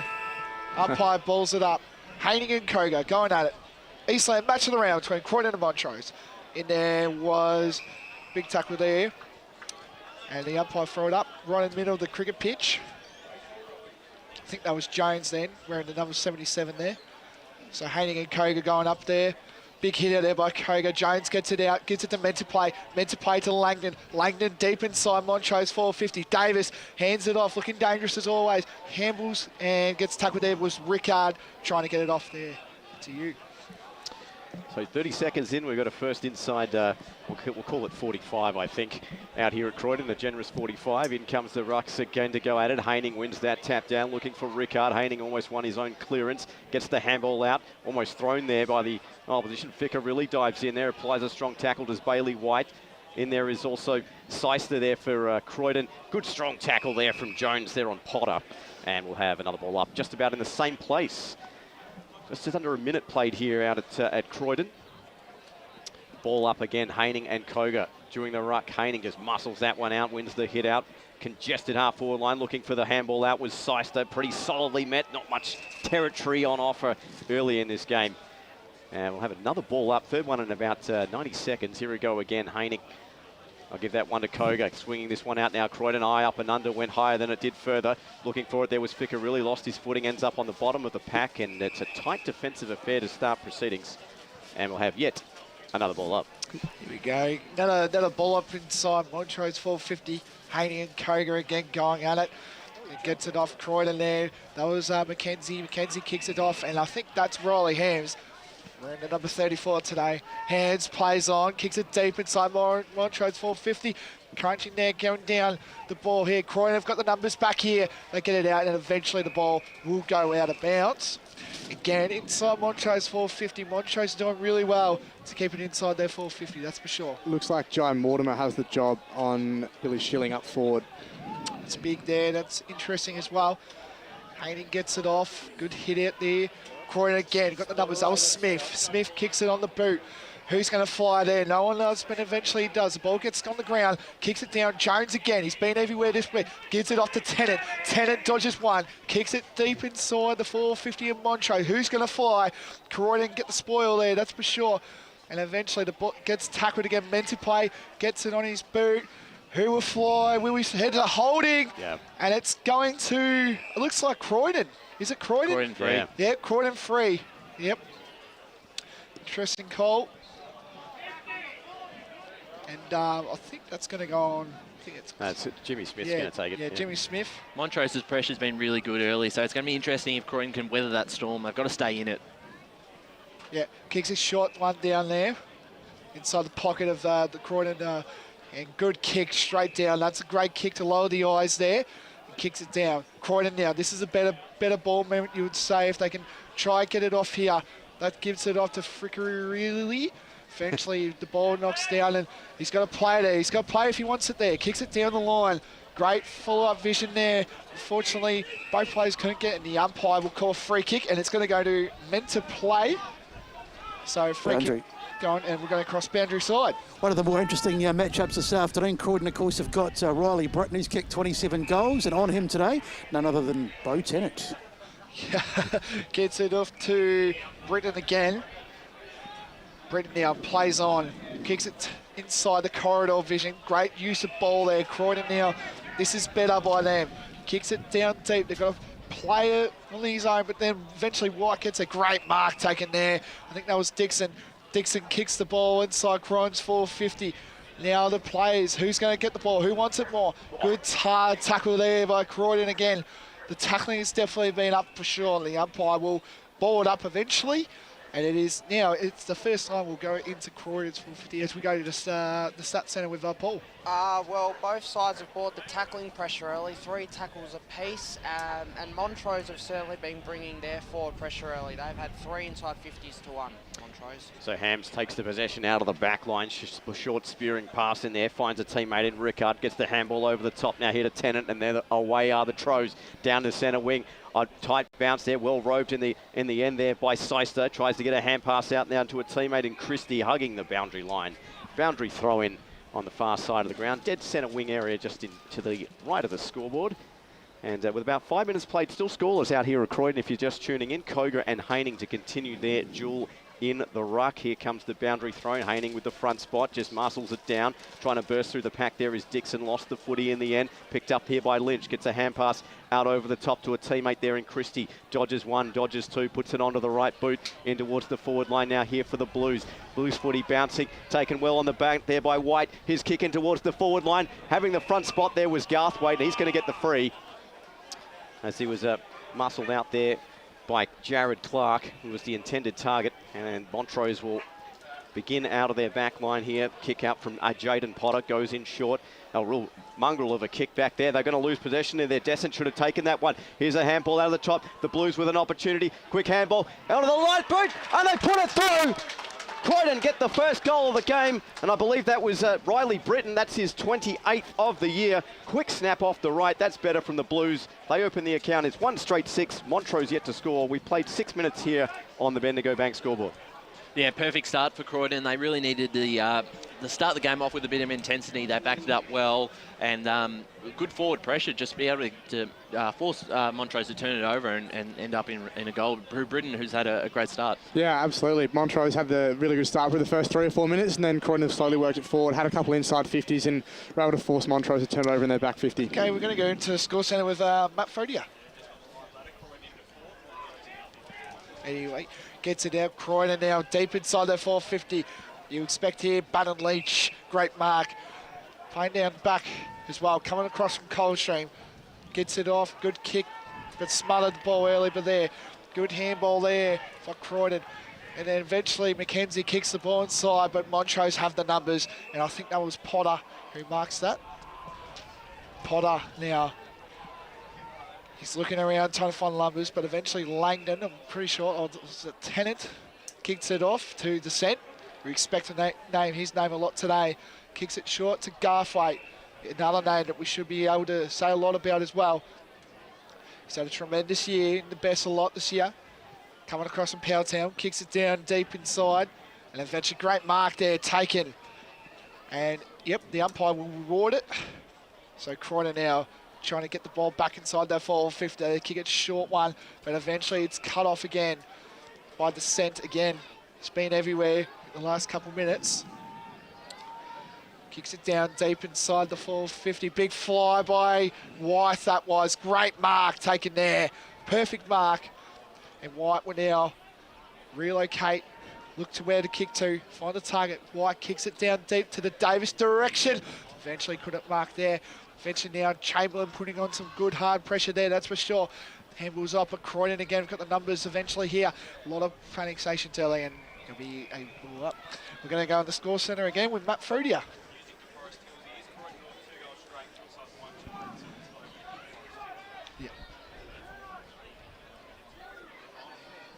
So boundary throw in now, attacking territory here for Montrose. Loose on the deck, players converge in it. One of them there is Chamberlain. Playing the tackle there was meant to play. Loose footy again. Well roved now here by Montrose. Putting this onto the right is Embleson. High up and under into the goal square. The 2 number 6s, Jewel. And it's the one in blue and red, Mitch Davis, that comes out the victor. He'll line up from about 10 metres out, dead in front. And first scoring shot of the afternoon, you would think, coming to the Montrose Footy Club. Well, that's where we thought the Demons might have a bit of an edge their forward line, and Davis is certainly one of them. 27 on the year for Mitch Davis. And he makes no mistake from dead in front. That's 28th, and that's the first of the game here for Montrose. Scores even, 1 straight 6 apiece to Montrose and Croydon. And we've played 9 minutes here in quarter number 1. We're going to go down to the stats center with Paul. Yeah, well, both inside teams going into their forward 50 have been very even, 4 apiece. Intercept marks, Montrose leading that 4-2 in clearances. Croydon lead Montrose in that area 4-2. Thanks again, Paul. Interesting stats there, that's for sure. And now that the umpire finally gets the ball here, and we've got a new ruck actually. We've got Johnson in the ruck up against Dodd. Dodd, is that the one? Dodd. Yep. Number 60 for Croydon. So Johnson gets a clear hit out there, good tackle, but the umpire's going to go high tackle Dodd. We'll have the ball now, handballs it off to Mackenzie. It's been everywhere, you would say, for Croydon. It's definitely been in the mix there.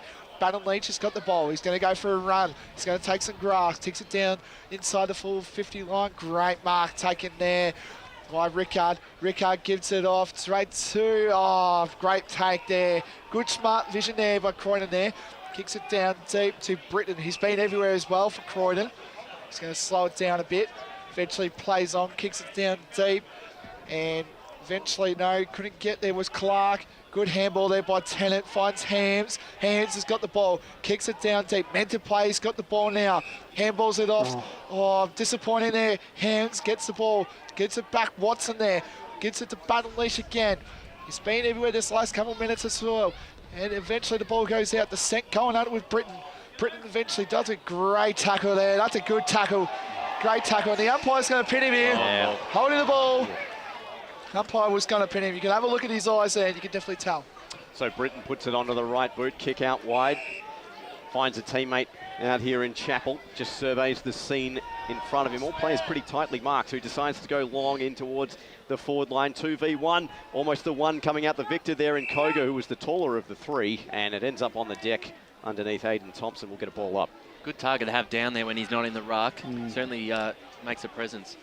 So Koga to do the said rucking again. Ball comes out loose. Koga tries to get his own hit out, and Hams now gets this one out of the back here for Montrose. Quick kick on short, and Montrose players steaming forward.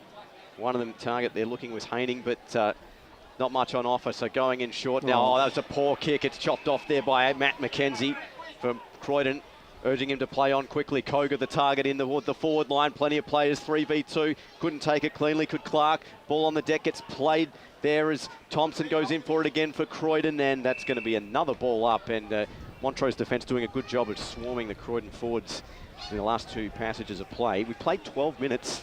If you're just tuning in, 1 straight 6 apiece between Croydon and Montrose here in this Division 1 final season, regular season game. The clearing kick now out here by Croydon. It's almost marked, it is. Great stuff from Jordan Lynch, who takes it just off the deck, and he looks like he's going to back himself and have a shot from about 35 out. They certainly want to take the game on, and they've done it a few times, but just the efficiency in their kicks haven't been there, and they've turned the ball over in some dangerous spots, as you did there, and now it gives Lynch a chance to put Croydon back in front. Always hard in congested areas, especially in defensive 50, but kicking a scrap kick like that, 15 metres, a 15-metre scrap kick down the middle of the defensive 50, not always going to work out. So a slight breeze coming from the Mount Dandenong road side of the ground. We'll see if this plays any factor. Lynch now, generally a pretty good kick. That looks like a very good kick, and it's the second goal of the game here to Croydon. That's the first of the afternoon there to Jordan Lynch. 2 straight 12, Croydon lead Montrose, 1 straight 6. It's 13 minutes played on the Bendigo Bank scoreboard. Be interested to know what the boys on the boundary are thinking. I reckon early start here from Croydon might work wonders. I think the deeper this game goes, weather looks like it's starting to play a little bit of a factor. Boundary. Let's cross boundary side. Yeah, just speaking of the weather, boys, it is getting very dark down here, and the rain has started. It's not significant at this stage. It's really just a bit of a spit, but I think it's going to get heavier probably in the next few minutes, so that will certainly come into the game. Anyway, now big Andrew Haining in the ruck against Dodd. Dodd gets a hit out there. Jones gets a handball off. That was Watson who kicked that then. Gives it up to McKenzie. McKenzie kicks it down deep. They've been really good down here, Croydon as well. I think that was Koga, I'm pretty sure, has got the ball. Thompson, my bad. Thompson now kicks it down deep inside, but eventually Langdon takes the mark. Really well marked there. Come across from Heathmont this year, so very good in there for the Demons. Langdon now plays on. Going to kick this is where the ball has really been the last couple of months. Great mark. I think that was Descent. Great mark there taken by Descent. He's been everywhere, you would say, for Montrose. He's definitely been around it, that's for sure. Descent now kicks it down. Eventually, great mark taken. That was Dean Curnow. Great mark there by Curnow. Curnow now plays on. He's got Schilling. He's hit it. Oh, eventually the ball gets smothered. Great work there by Croydon there.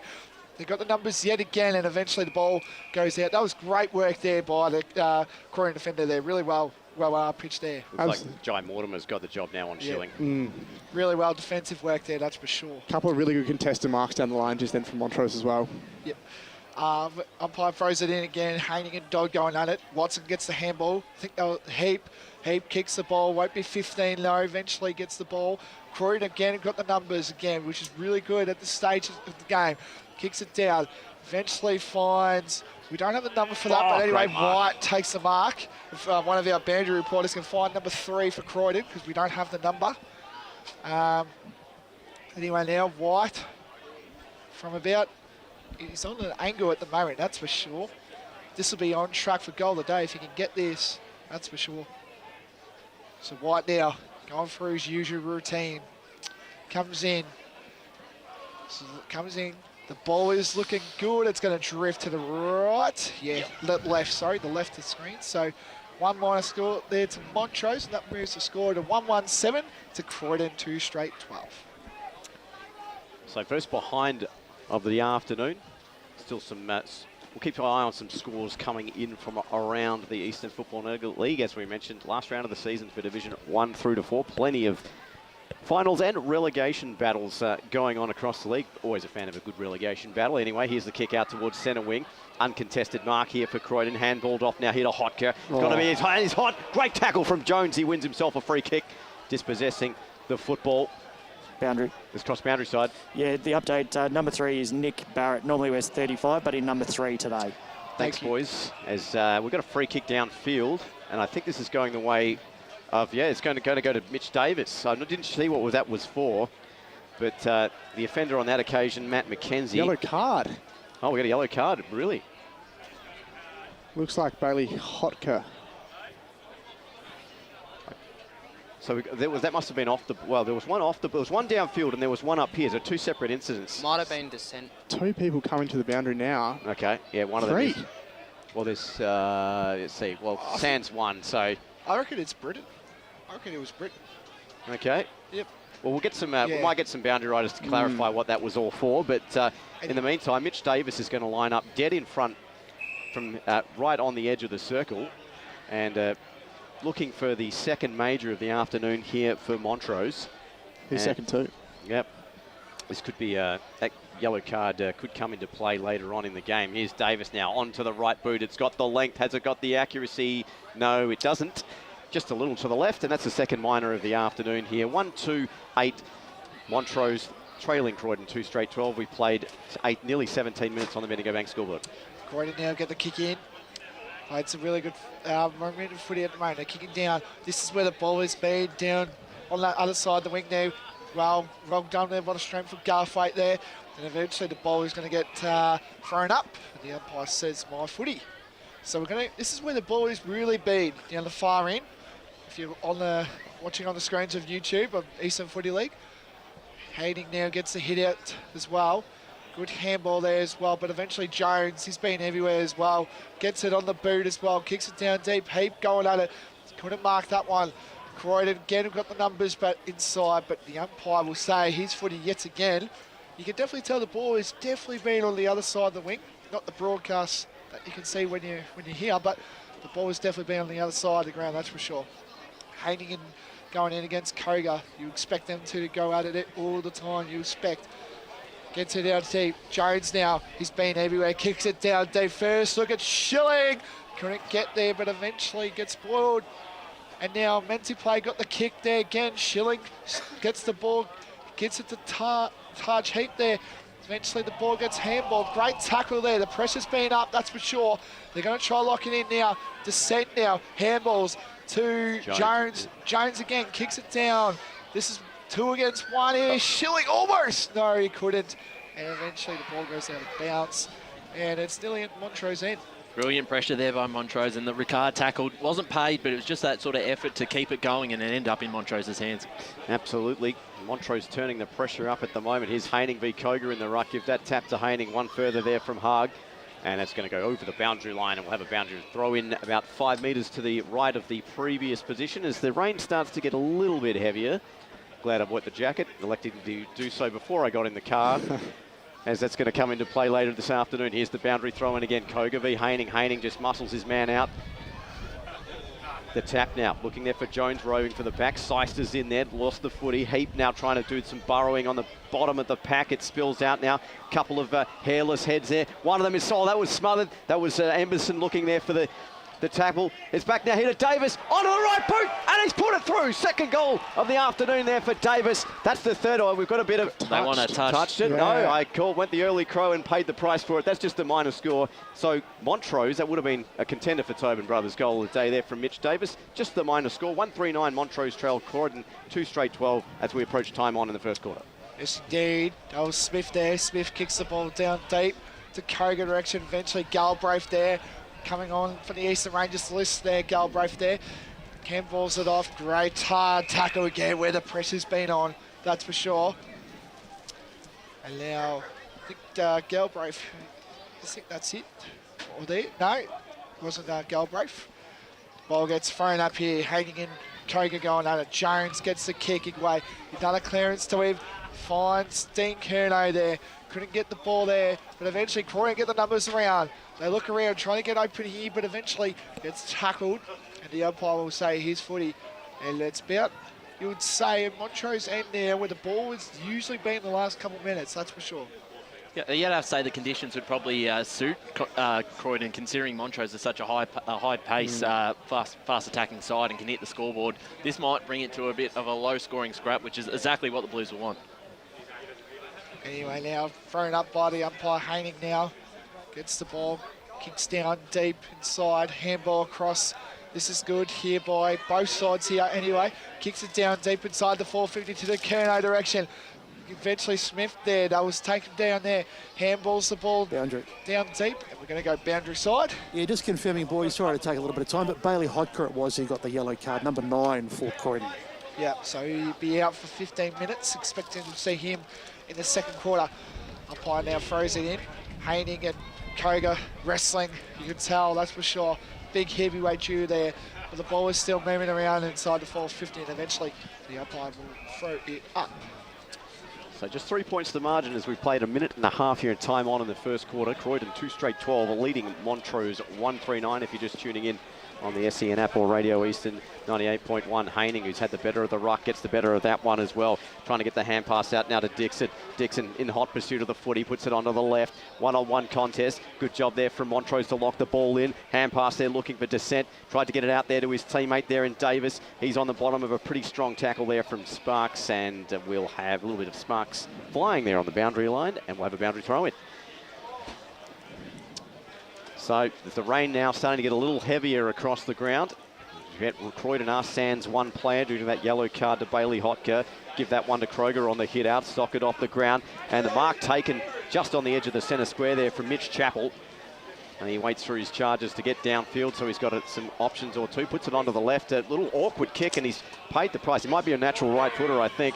And Montrose get the kick back in towards the forward line. It's 1v4. The one nearly one out. Good spoil over the top, though, from Mortimer. Locks the footy down. Haag went chasing for it. Sparks is dispossessed of the footy. Going in there again is Sparks. Good second effort from him, and they get the footy out here to Croydon through Seister. Kicks to a contest over the head of White. Bit of time and space now here for Galbraith. He is absolutely hammered. And ball locked in on the boundary line, but we may have a free kick. Advantage not paid. Shout to Galbraith, I think, for that one. So that's going to come back. The rain is getting very heavy, though, that's for sure. So, yeah, as we said, that we can expect the scores to be on the lower side now if this continues, but to still 3 quarters as we played 23 minutes out here in the first. Here's the kick now. About 30 metres. It's Koga is under it here for Croydon. Couldn't take the mark. Davis lays the tackle. And what's locked up for a ball up here is Haag was the tacklee. And let's go to Paul Uconi quickly in the stats center. Well, Montrose have been dominating inside 50s, 13-6, but Croydon have shown some really good pressure. And here's a free kick to Montrose. Yeah, we're going to go quickly down to the score center with Matt Fodia. Yeah, so just got an update from that relegation game out at Fair Park. The lines are 3-1-19, scores be 1-1-7. So at this stage, Fair Park is staying in Division 3. Yeah, anyway, now we've got a free kick, I think it was, and that's going to meant to play. So meant to play now, you would say about 35 metres out at the Croydon Oval. Kicks down deep, kicks, looks good. It's a goal! And the Demons get another one as well. And that moves the score to Montrose, 2-3-15 to Croydon, 2 straight 12. And we have played about 24 minutes into the first quarter. They probably needed that one. They probably had majority of the play wheel for the last sort of 5 to 10 minutes, and they haven't been able to capitalise on the scoreboard. But, you know, it probably reflects their effort in the last, patch of play. Yeah, entirely. I think the ball's been played in Montrose's forward half probably the last 7-8 minutes consistently. So let's go boundary side. Yeah, the boys, a bit of activity down here on the Montrose bench. They've just made about 4 or 5 changes. One of those coming off is Andrew Haining. So look for Croydon to maybe have a little bit of dominance in the ruck in the next few minutes. So Johnson into the ruck for said Haining now versus Koga. Give that tap to Koga now. Trying to burst through was Watson. Got taken straight to ground. Ball up number 2 will be forthcoming. So 3 points to margin. Montrose taking the lead with that late goal there to Mentaplay as Johnson and Koga. Bit of an indecisive one. Watson couldn't take clean possession. Christie got a long grubber kick there out on the deck. Plenty of Croydon players playing a strong tackle was Andrew Carter. And the umpire says we'll give a reward for effort. and he wins the free kick now. Croydon probably looking to get this one quickly with time expiring here in this first quarter. Kicking it in towards the forward line. Playing on offer, and a good strong mark. That was better stuff there from Croydon as the reward for effort for Carter. And this one's going to be taken here by Riley Constantino, as we talked about, back into the lineup this week. Delivery inside 50 have been pretty good for Croydon. They've been able to hit a few targets, and we've mentioned Constantino does have to hit the scoreboard, so he's his first chance for the afternoon. He's kicked 10 on the year as Riley Constantino. That dual threat with Riley Britton up forward, and he's going to line up on a slight angle from about 30 out into the breeze and the rain. Let's see what he's got. Right foot kick right on the siren. He's got it. And he answers for Croydon, and they claw the 3-point lead back. And it's 3 straight 18, leading Montrose 2-3-15 here at the death and the first quarter. And we played about 26 minutes in said first quarter. Goal kickers for respective clubs. Lynch with 1, Britton with 1, Constantino with 1, Menterplay and Davis, the goal kickers for Montrose in that first term. We'll take a short break, and we'll be back to break down that first quarter right here on EFNL Game Day. Today at Eastland, Lucy's trying on jeans for a momentous occasion. Coffee with the ex. She needs jeans she can move in, because she's definitely moved on. Jeans that get a second look, but don't give any second chances. Jeans that say, why yes, I have spent the last 8 months in a post-breakup juice cleansing, kickboxing, personal training frenzy. And it looks as though she's just found the perfect pair. Bravo, Lucy. For all of life's little moments, there's Eastland. Eastland.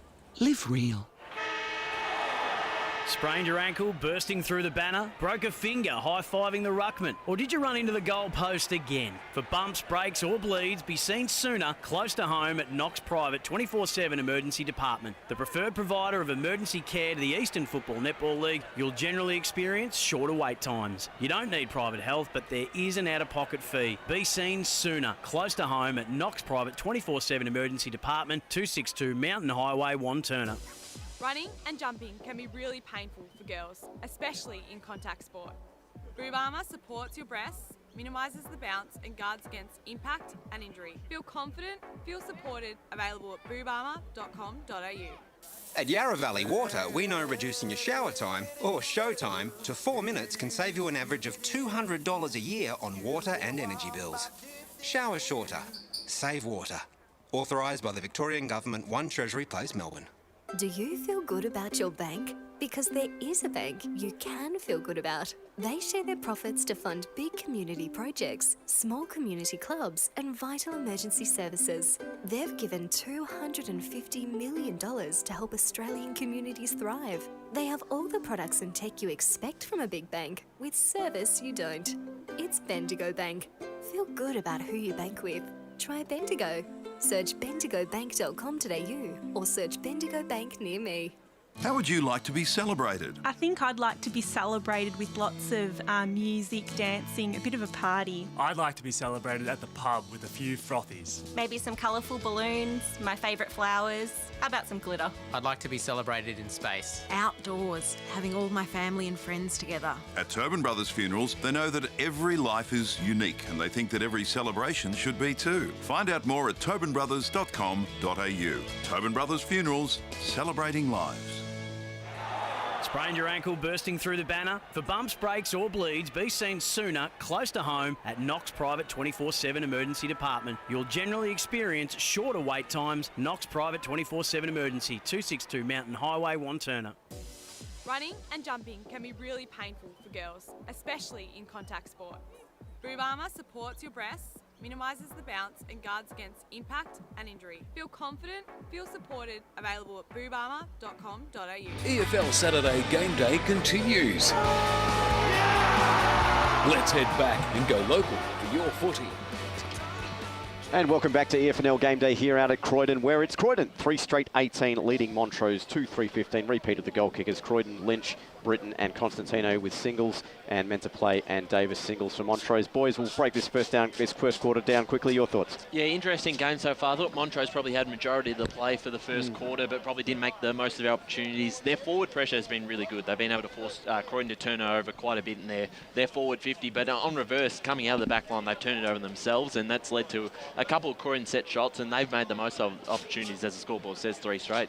Absolutely. Just going off of that, the Montrose's work around the ground has been really good after the stoppages. As Paul, our statsman, said, at the stoppage, Croydon are winning it. They're winning the clearances, but after that, Montrose have had control around the ground. Croydon have just been much more efficient going inside 50, and they've converted. They've kicked 3 straight to Montrose's 2-3, so it could have been a different story if Montrose had converted just a little bit better in that first quarter. And the conditions, Boundary. you'd have to think would suit Croydon. Let's cross boundaries down to Scott Hardy. Yeah, I've got Morris from the Croydon huddle here. Spoke to the boys about the pressure then, and you obviously were pleased with what they were showing. What are you hoping for in the second quarter? We're hoping for a continuation of that. We know the cornerstone of our game is pressuring the opposition, and the boys did that really well. And we created some turnovers, which created some scoring opportunities. So we're really pleased with that. And do you think the weather will come into play in this sort of second? It's talking storms. Your boys are going to handle that pressure, and what are they looking forward to in the forward line? Yeah, look, we've spoken about that. If the rain comes, we have to adjust to the conditions, and hopefully we're the team to adjust better than Montrose. So, yeah, we'll see what happens. Good luck. Thanks. Thanks, Scott. Let's cross to Matt Foddy in the score centre. Yeah, just quickly. So Baldwin lead Vermont 15-14. Doncaster lead South Croydon 14-13, and Park Orchards trail Blackburn by a goal 14-8. Mooroolbark 33 lead Wanturna South 27, which is an important game obviously for these two sides. So at the moment, Croydon in 4th, Montrose in 5th, Wanty South in 6th. Baronia lead Knox by 2 goals. That's the only Division 2 score we've got at the moment. Kilsyth lead Croydon North by 3 goals. So they look like they're going to make their first final since 2015. Warrandyte lead Glen Waverley. Fair Park lead Scoresby by 3 goals, although they seem to be kicking with the wind in that relegation battle. And then in the other women's game going on, Premier A Division first semi-final, so an elimination final. South Croydon have gone through to the next week. They've defeated Vermont 7-5-47 to 5-4-34. Alrighty, here we go. Down deep. Descent now gets the kick off down the forward line to the Rickard direction. Rickard gets the ball great there, front loose there, gives it off to White. White now gives it back to Rickard, straight to Watson, down deep inside the forward 50 line for both sides. Davis, was he held? No, he wasn't. Gets the ball, great crunching tackle! Great tackle there. That's a great tackle, that's for sure. Fierce tackle there. I think that was Descent, yeah. Descent again. He's been excellent, that's for sure. Johnson now gets a hit. Oh, sorry, that was Haining again. Handballs it off to Keno, that was. Eventually now for Greeley gets the handball there again. Croydon got the numbers. That was Smith there, and eventually kicks it out on the full. We'll push boundary side a bit, Beston. Yeah, boys, I was over at the Montrose huddle with Gary Ayres. He's pretty happy with the tackling intent. They laid 16 tackles in that first half. He said just be a lot tougher around the contest, continue to try and win the ground ball, support, lock it inside 50, and he's expecting a bit of an arm wrestle, particularly with the weather. Thanks, Brett, as that ball forced out there by Dixon as the initial kick from Hams was touched off the boot, and we'll have a boundary throw in just inside the attacking side of the ground. Here for Montrose, kicking to your right of screen now. 3 straight 18. Montrose trail 2-3-15, 3 points the margin. Here's the handball over the top. Onto the right boot goes Rickard. It's a high up and under into towards just the top of the goal square. Koga had the front spot, couldn't drag it in. Plenty of Croydon players there, and they're going to get this one out through hard, but it was almost chopped off. But play continues. It was touched off the boot off the right, and that's just the minor score. Didn't see who put that one on to said boot. It was a very fast passage of play, but it was just the minor score there for the Troes, and they close the distance now to 2 points. It's 3 straight 18, playing 2-4-16. We've played 3 minutes in this second term. And out, Croydon now, trying to get it out of there, back line, that's for sure. Kicks it down inside where the ball has been really heavily, that's for sure, down the deep there. Croydon now, the good run of handballs here, good momentum here. They look dangerous early here, good kick inside towards 50. Who will fly it? No one will. Garfay, he looks dangerous already, but eventually Croydon gets the kick off there by Shaw, gets it off, and eventually the ball's going to go out of bounds on the full. And there'll be a Croydon free kick, and they're going to kick it straight down to Britton. No, what are they doing there? They're bringing it back. Bring it back. Yeah. So I'll bring it back for Croydon. Can't say who's got the ball at the moment. No, it looks like it's Constantino, yeah. Constantino, right. We expect to name his name a lot during this afternoon. Constantino now lines up. He was the leading goal kicker last year in 2021. Constantino now runs around, and it looks like it's going to hit the face, and it's going to go through for one behind. That moves the score to Croydon to 3-1-19 to Montrose 2-4-16. So Montrose to bring the footy back in. Hope you're enjoying the broadcast wherever you're tuning in from, SEN App, Radio Eastern 98.1, or streaming around the globe on YouTube or Facebook. Final round of the regular season for Division 1. Here's the kick in towards the edge of the centre square. Good jukes at the front. Garthwaite not paid. Play on, says the umpire, as the two number ones collide. And the tackle from White ends up the victor, but it's going to be brought back as no advantage paid, as Ficcarelli was dragged to the ground. And the ball coming all the way back up to the defensive edge of the centre square as far as Montrose are concerned. Certainly want to move the ball quickly, as you saw there, and they're probably maybe a bit unlucky that it wasn't paid advantage, because they did have someone open up forward and a bit of a scoring chance there. Ben Descent was off to the races as well. So Bailey White starts proceedings. His short stabbing pass finds a teammate there in Kernow. He goes by hand quickly, finds Tennant. His kick in towards the forward line. Plenty of Montrose players there. Couldn't drag it in there. Could Descent. Play good tackle applied by Mortimer. And umpire says holding the ball. He's been rewarded for effort. And Jai Mortimer, usually rocking the long sleeves, going the short sleeves today, but the free kick's going to Seister regardless. I think there were two players applying that tackle. That's going back to Mortimer. should be wearing the lime green out there this afternoon, up in the commentary box. But here he goes, Mortimer. Now he goes back to Seister, and they move this out here to the Croydon Footy Club. They switch the play out wide, finds a teammate there in Fraser Smith. He puts this onto the right boot. Well, we've got 15 paid, I think. Free kick coming down, must have been Descent. Anyway, play continues. Smith just pumps this onto the right boot in towards the centre wing area. Whistles blow. We've got another kick played, but Croydon are going to go and take the advantage. Here's a hand pass over the top to Ficcarelli. Sold some candy. Puts it on the right.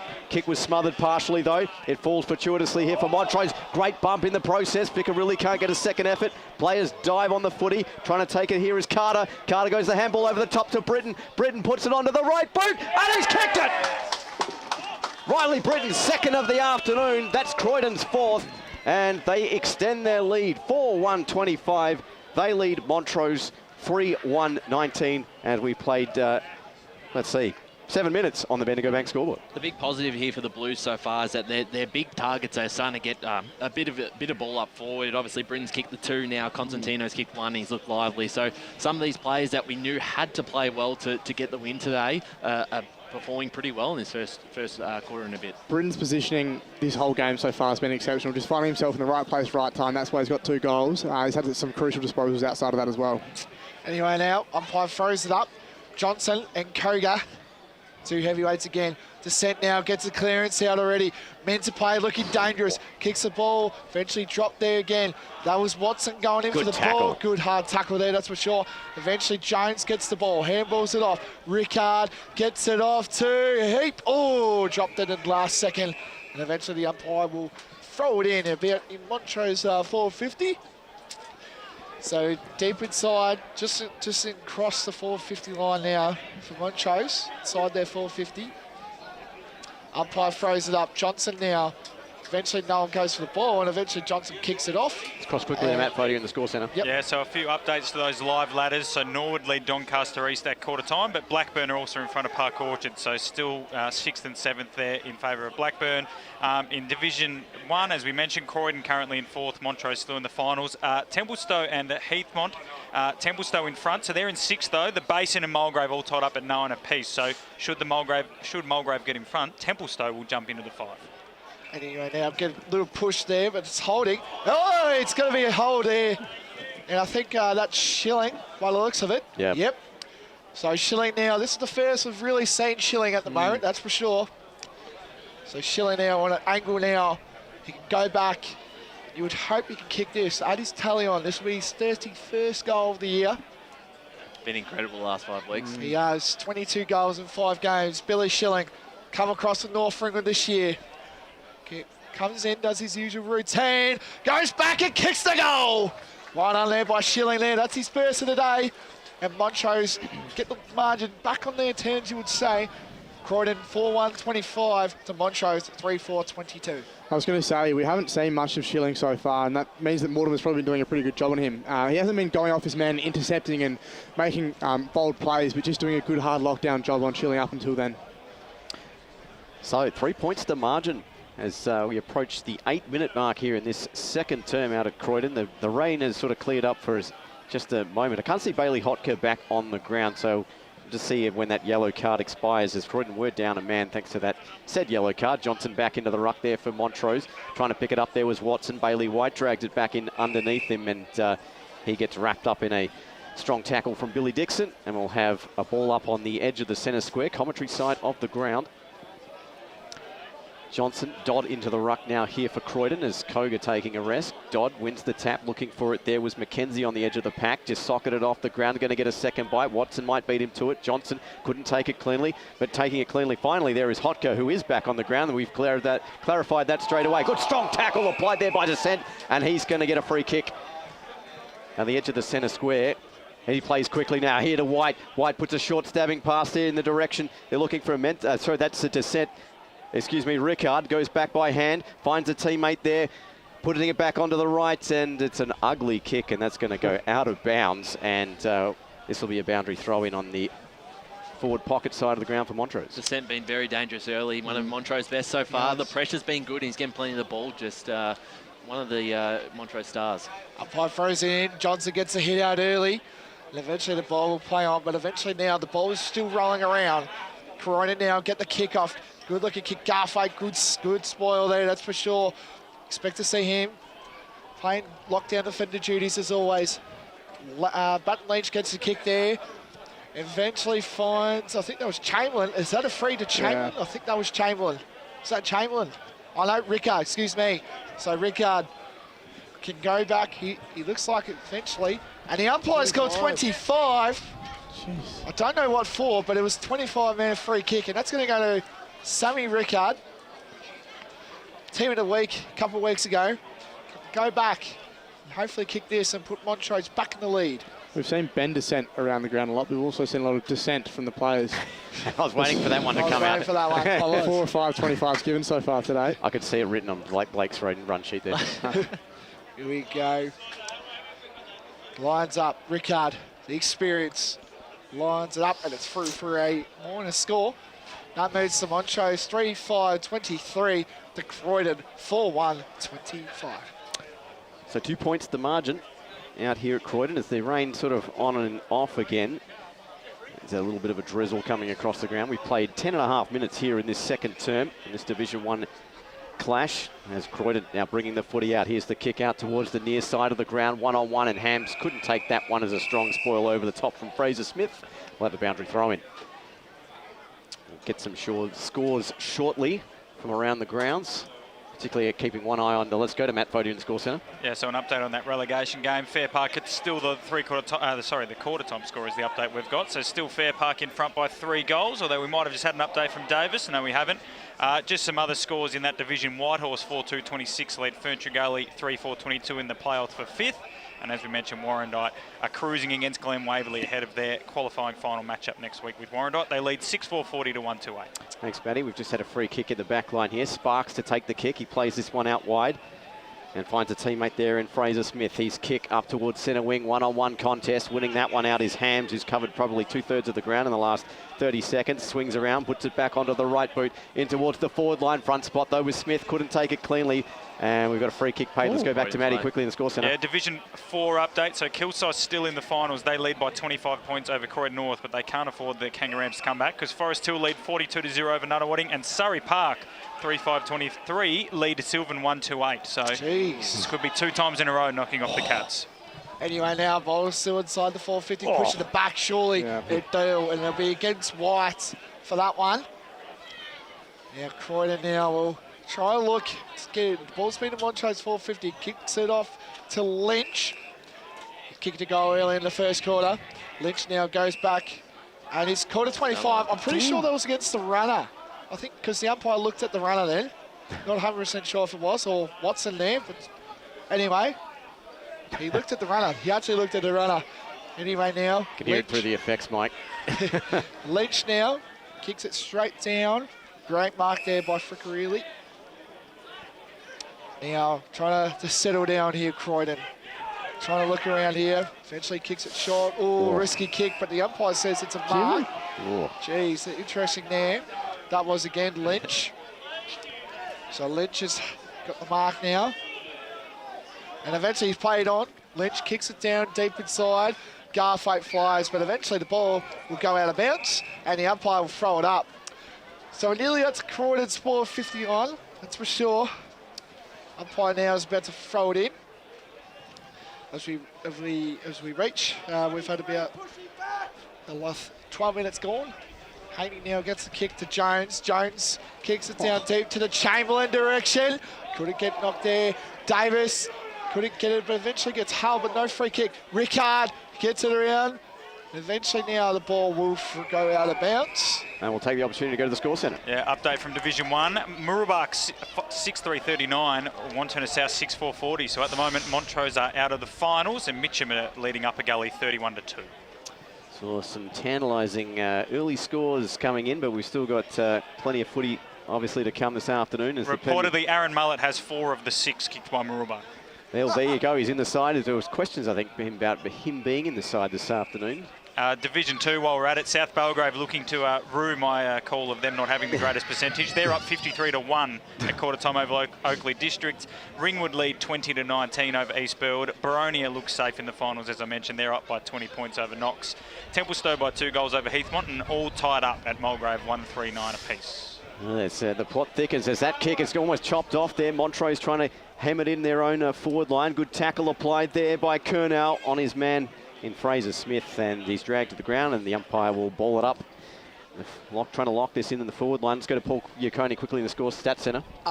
Yeah, well, Montrose are again on top in the inside 50s in this quarter, 8-2, but they're doing very well defensively, Croydon.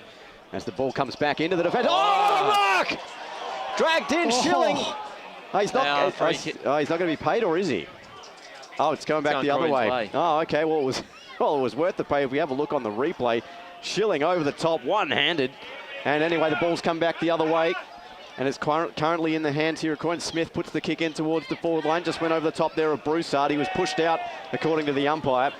And Croydon have the ball looking to pump this forward. Rare inside 50 for him near this corner. And, well, it's chopped right off there quickly by the hands of Garthwaite. Moves this one out quickly now. Montrose trying to break out of their back line. Here's the kick intended for Taj Heap. Just hugs the boundary line, takes the mark.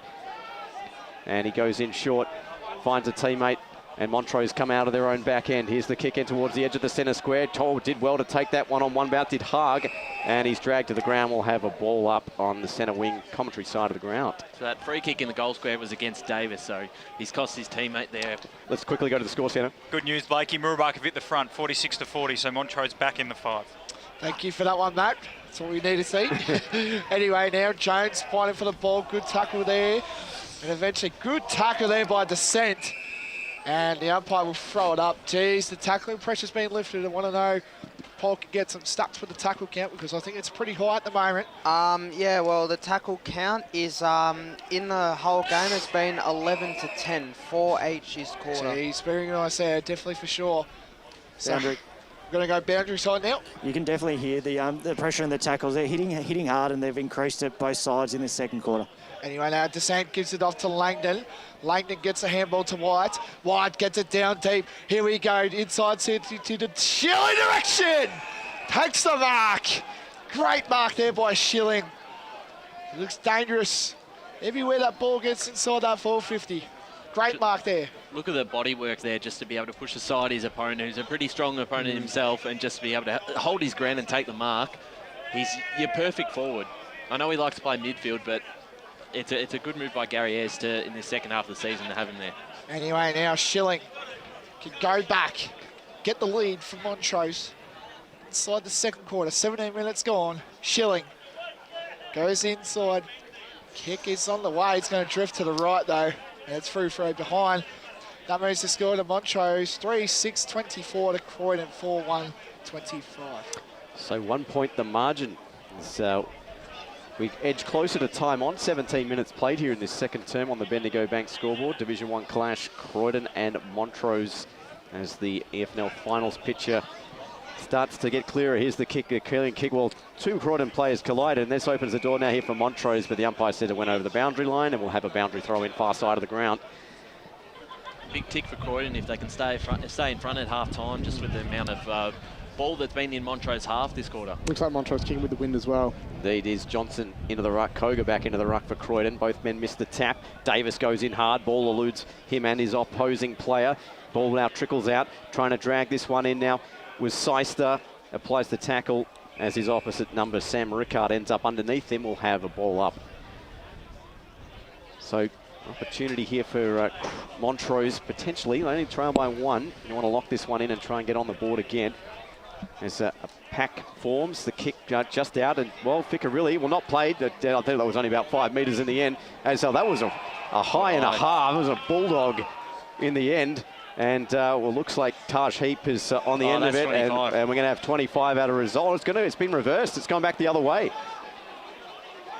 Oh, yes. Well, what they giveth, they can also taketh away. Anyway, here's Ficcarelli. Takes the short pass on. And, well, they're going to rue that, Montrose, anyway. As the kick comes in short, finds Jared Clark. Let's quickly go to Matt Fodey in the score centre. Vermont have hit the front over Baldwin, 3-4-22 to Baldwin, 2-3-15. Thanks, Matty. Is Clark, well, he has to be quick, puts it onto the left instinctively. Target is Koga, over the top, spoil from Garthwaite. Ball goes loose, trying to rove this one quickly. Here is Carter, can't win the footy. It's but Johnson goes searching for it. Broussard gets taken high, surely.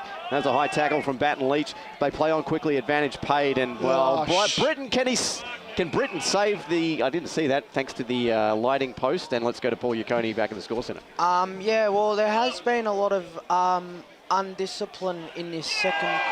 Well, speaking of disciplined, that's a disciplined mark there for Croydon. Sorry, Paul. They take the mark, as Britton actually did take the mark just inside the boundary line.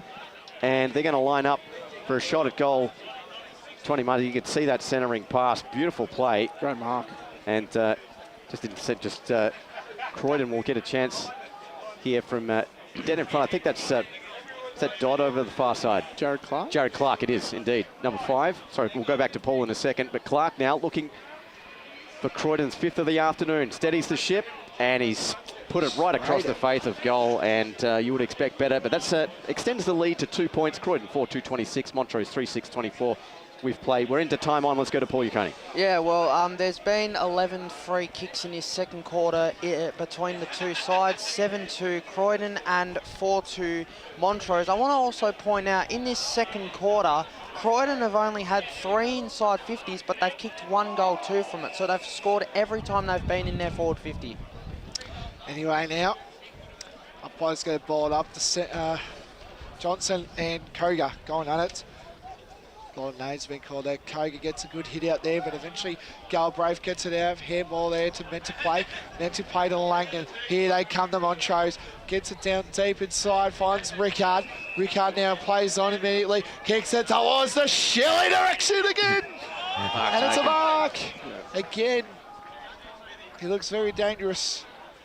And I think we're going to go boundary side, I'm pretty sure. No, we're not. No, I thought they said something. Anyway, Shelley now. He's going to go in. Here we go. He's looked dangerous everywhere he's gone this quarter. He's kicked. This will be his 2nd for the day. Shelley can go back, line up, kick inside its way. It looks beautiful, but it's free behind on the right. Now we're going to go boundary to our boundary reporters. Yeah, a bit of concern on the Montrose camp. Ben Johnson's been down. Looks like it's an ankle, and he's being assisted from the field. He doesn't look well, but we'll keep an eye on him and try and bring you some news on that. Thanks, Brett. And yeah, that's going to mean the bulk of the rucking duties go back to Haining. Anyway, play continues. Smith trying to bring this out of defence here for Croydon. A high up and under kick now. Koga the target. Can't take the mark. Good spoil from Garthwaite. Jones went looking for it there for Montrose. Black converges. Koga plays the tackle, and we'll have a ball up on the corner of the centre square, far side of the ground. 1 point the margin in favour of Croydon, 4-2-26, leading Montrose 3-7-25. Matt Fodey in the score centre. Dale Hare has just kicked another goal for Scoresby. They've got the margin back to just 5 points, 18-minute mark of the second term. Thanks, Matty. As this handball now looking there was McKenzie to try and clear the pack. They finally do to the Blues. Here's the kick up towards the middle of the square. Clark couldn't drag it in. Going in hard there was, I think, Ficcarelli. As the Montrose come out with a little shake and bake there from Hams. He puts it onto the right and towards an empty half-forward flank. Evaded 2 players, might evade a couple more. Sparks tried to soccer it off the ground. Smith went looking for it, did well to drag it off. As the Croydon now settle this one in, that was just over the the hands there. He picked up now here by Croydon regardless. They try to move this one forward, try to swat it there to Broussard, but Croydon pump this in towards the forward line in the Clark direction. Good job from Garthwaite, but Clark's done even better. Well done to drag that one in. Tried to go handball over the top there for Britton. Britton 2v1. Nice little poke through to Clark. Trying to get into a loose footy is Broussard. They're in here. Croydon. Chappell puts it on goal and he's kicked it. Mitch Chappell with a screamer. That's a contender for Tobin Brothers. Goal of the day. And Croydon get their 5th. 5-2-32. They lead Montrose 3-7-25 here on the Bendigo Bank scoreboard. Well, as Paul mentioned before, every time they go forward, they seem to be able to score. And Will, that time they had plenty of space and he was able to even fumble the ball and recover it and put the show on goal. They made themselves work harder for the goal, but they got there in the end. And again, reward for going inside forward 50. It seems to be all that Croydon need to do to hit the scoreboard. I would say slightly concerning for Montrose. Yeah, the defence probably has to tighten up, I think, a little bit. Anyway, now the umpire's going to throw it up. This next clearance, you would think, would be very crucial. You'd think. Take its time now. Umpire now throws it up. Haining and Koga. Gets it off Watson, gets the little clearance there, but eventually couldn't get it out there. For Greeley involved. Well done. Eventually now, got to go tackle. Great tackle. The umpire's going to pin him. Holding the ball. Descent, it's been everywhere. And Descent will get the free kick. And he's been everywhere. A little bit of a chat going on here between Descent and Fugarili, that's for sure. Not of the Descent variety, though. Yeah. We'll milk that for all it's worth, and that's 2 more quarters. Descent now kicks it down deep inside. Who's going to fly? Gets spoiled there by Croydon there. Watson finds Rickard. Rickard to the Davis. Oh, couldn't fly there. Eventually gets it out. Chamberlain now looking around. Heap now dives for the fall there. Couldn't get it rewarded there. Gets the ball out. Montrose looking early. Haining got the ball. He's searching around. Got the kick. There was a kick there. Oh, but the umpire's going to have a hold of the ball. Thought he had it. Yep, I thought he had a kick then. Ball but there's more stuff going off offside here. it. It's going off now. Hands now. Gets the ball already. Gets tackled. And eventually the ball's going to go off. Little bit of spice going on. We don't mind this for a win or go home situation, that's for sure. Let's quickly go to Matty Fodia. Yeah, out at Wanturna South, it's 6 goals to Aaron Mullett. Murrabbuck 10-4-64. Wanturna South 8-7-55. So close game, but Aaron Mullett has 6 goals. Anyway, now Croydon will get the ball out early. Gets the kick. Now finds Garthwaite. Garthwaite couldn't get the ball. Garthwaite eventually picks the ball up. The brute of a man, Garthwaite there, gets the handball. And eventually the umpire throws it up. Heavy hitting tackles this second quarter. Very, very heavy. Do you think something might spark here in the next couple of minutes? Anyway, Koga and Haining. Haining knocks it down with both hands, gets the handballs out to Watson. And Montrose, huge shepherd there as Clark ran right through Watson. And the play continues. That's spoiled over the line. Good spoil there from Seister. And let's go to Paul Uconi in the Stats Centre. Well, Croydon have come to play. They've had 9 tackles to 5 in this second quarter, Croydon. And you can see the intensity just going up in the last 5 minutes. Haining just took that uncontested handball out into the path of Jones. Jones steams in towards goal, puts it onto the right. It's going to just fall just short, or will it? No, it won't. It goes the distance. And Jones has answered here for Montrose. That's their 4th of the afternoon.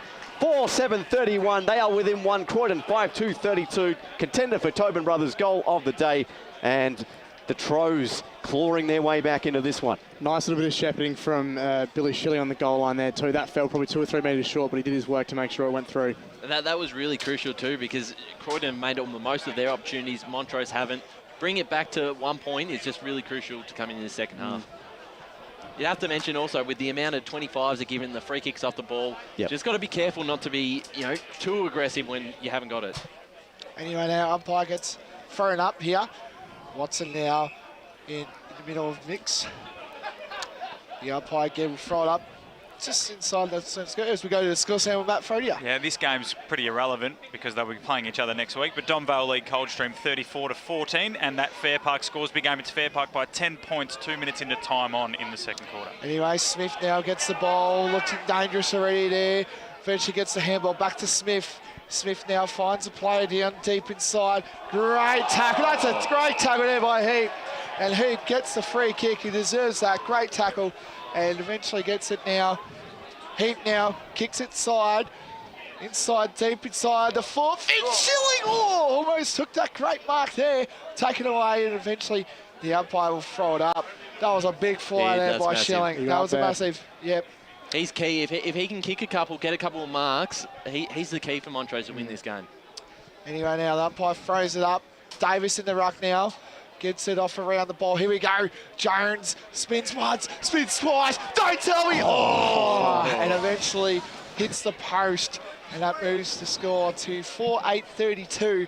And it's a draw now, 5-2-32 apiece. Let's quickly go to Matty, then Paul. Okay, sorry, Paul.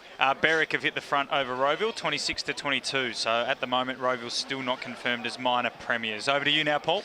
Well, as good as Croydon have been going efficient going forward, they need to tighten up defensively. They conceded 13 inside 50s in the first quarter and so far have conceded 14 inside 50s in this second quarter.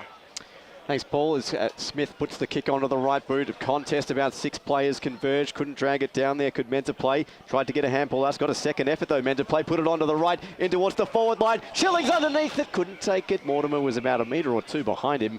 And that goes out over the boundary line for a boundary throw-in. His teammate spoiled it from him. Yeah, indeed. Chamberlain, I think that was. So we've played 29 minutes here in this second term. Siren should be going pretty soon. Last opportunity here for the Troes in their forward line as Schilling went looking for it, hugging the boundary line. It's across the face, sent out of bounds on the full on the opposite side of the ground, and that'll be a free kick to Croydon. Let's quickly go back to Paul. I also want to mention that inside 50 count for the game. Montrose lead in that area 28-11.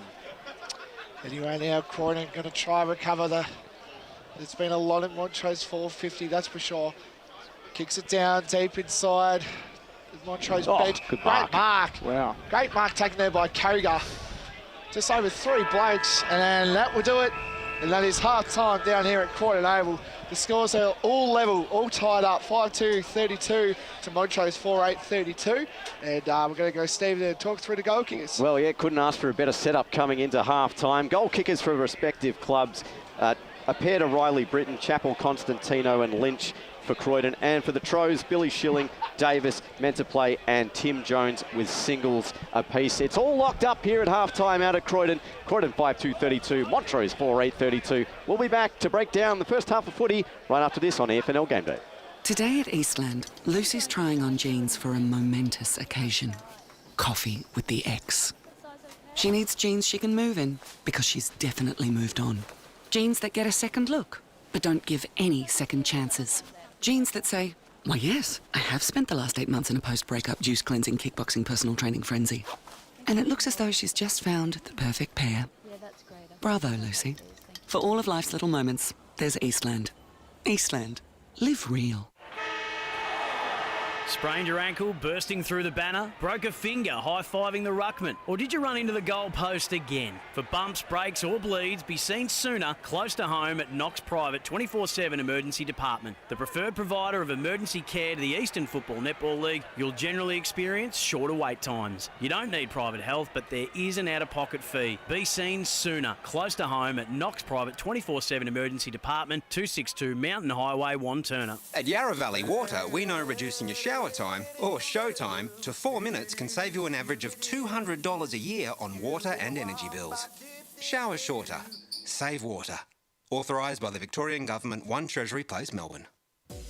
Running and jumping can be really painful for girls, especially in contact sport. Boob Armour supports your breasts, minimises the bounce and guards against impact and injury. Feel confident, feel supported, available at boobarmour.com.au.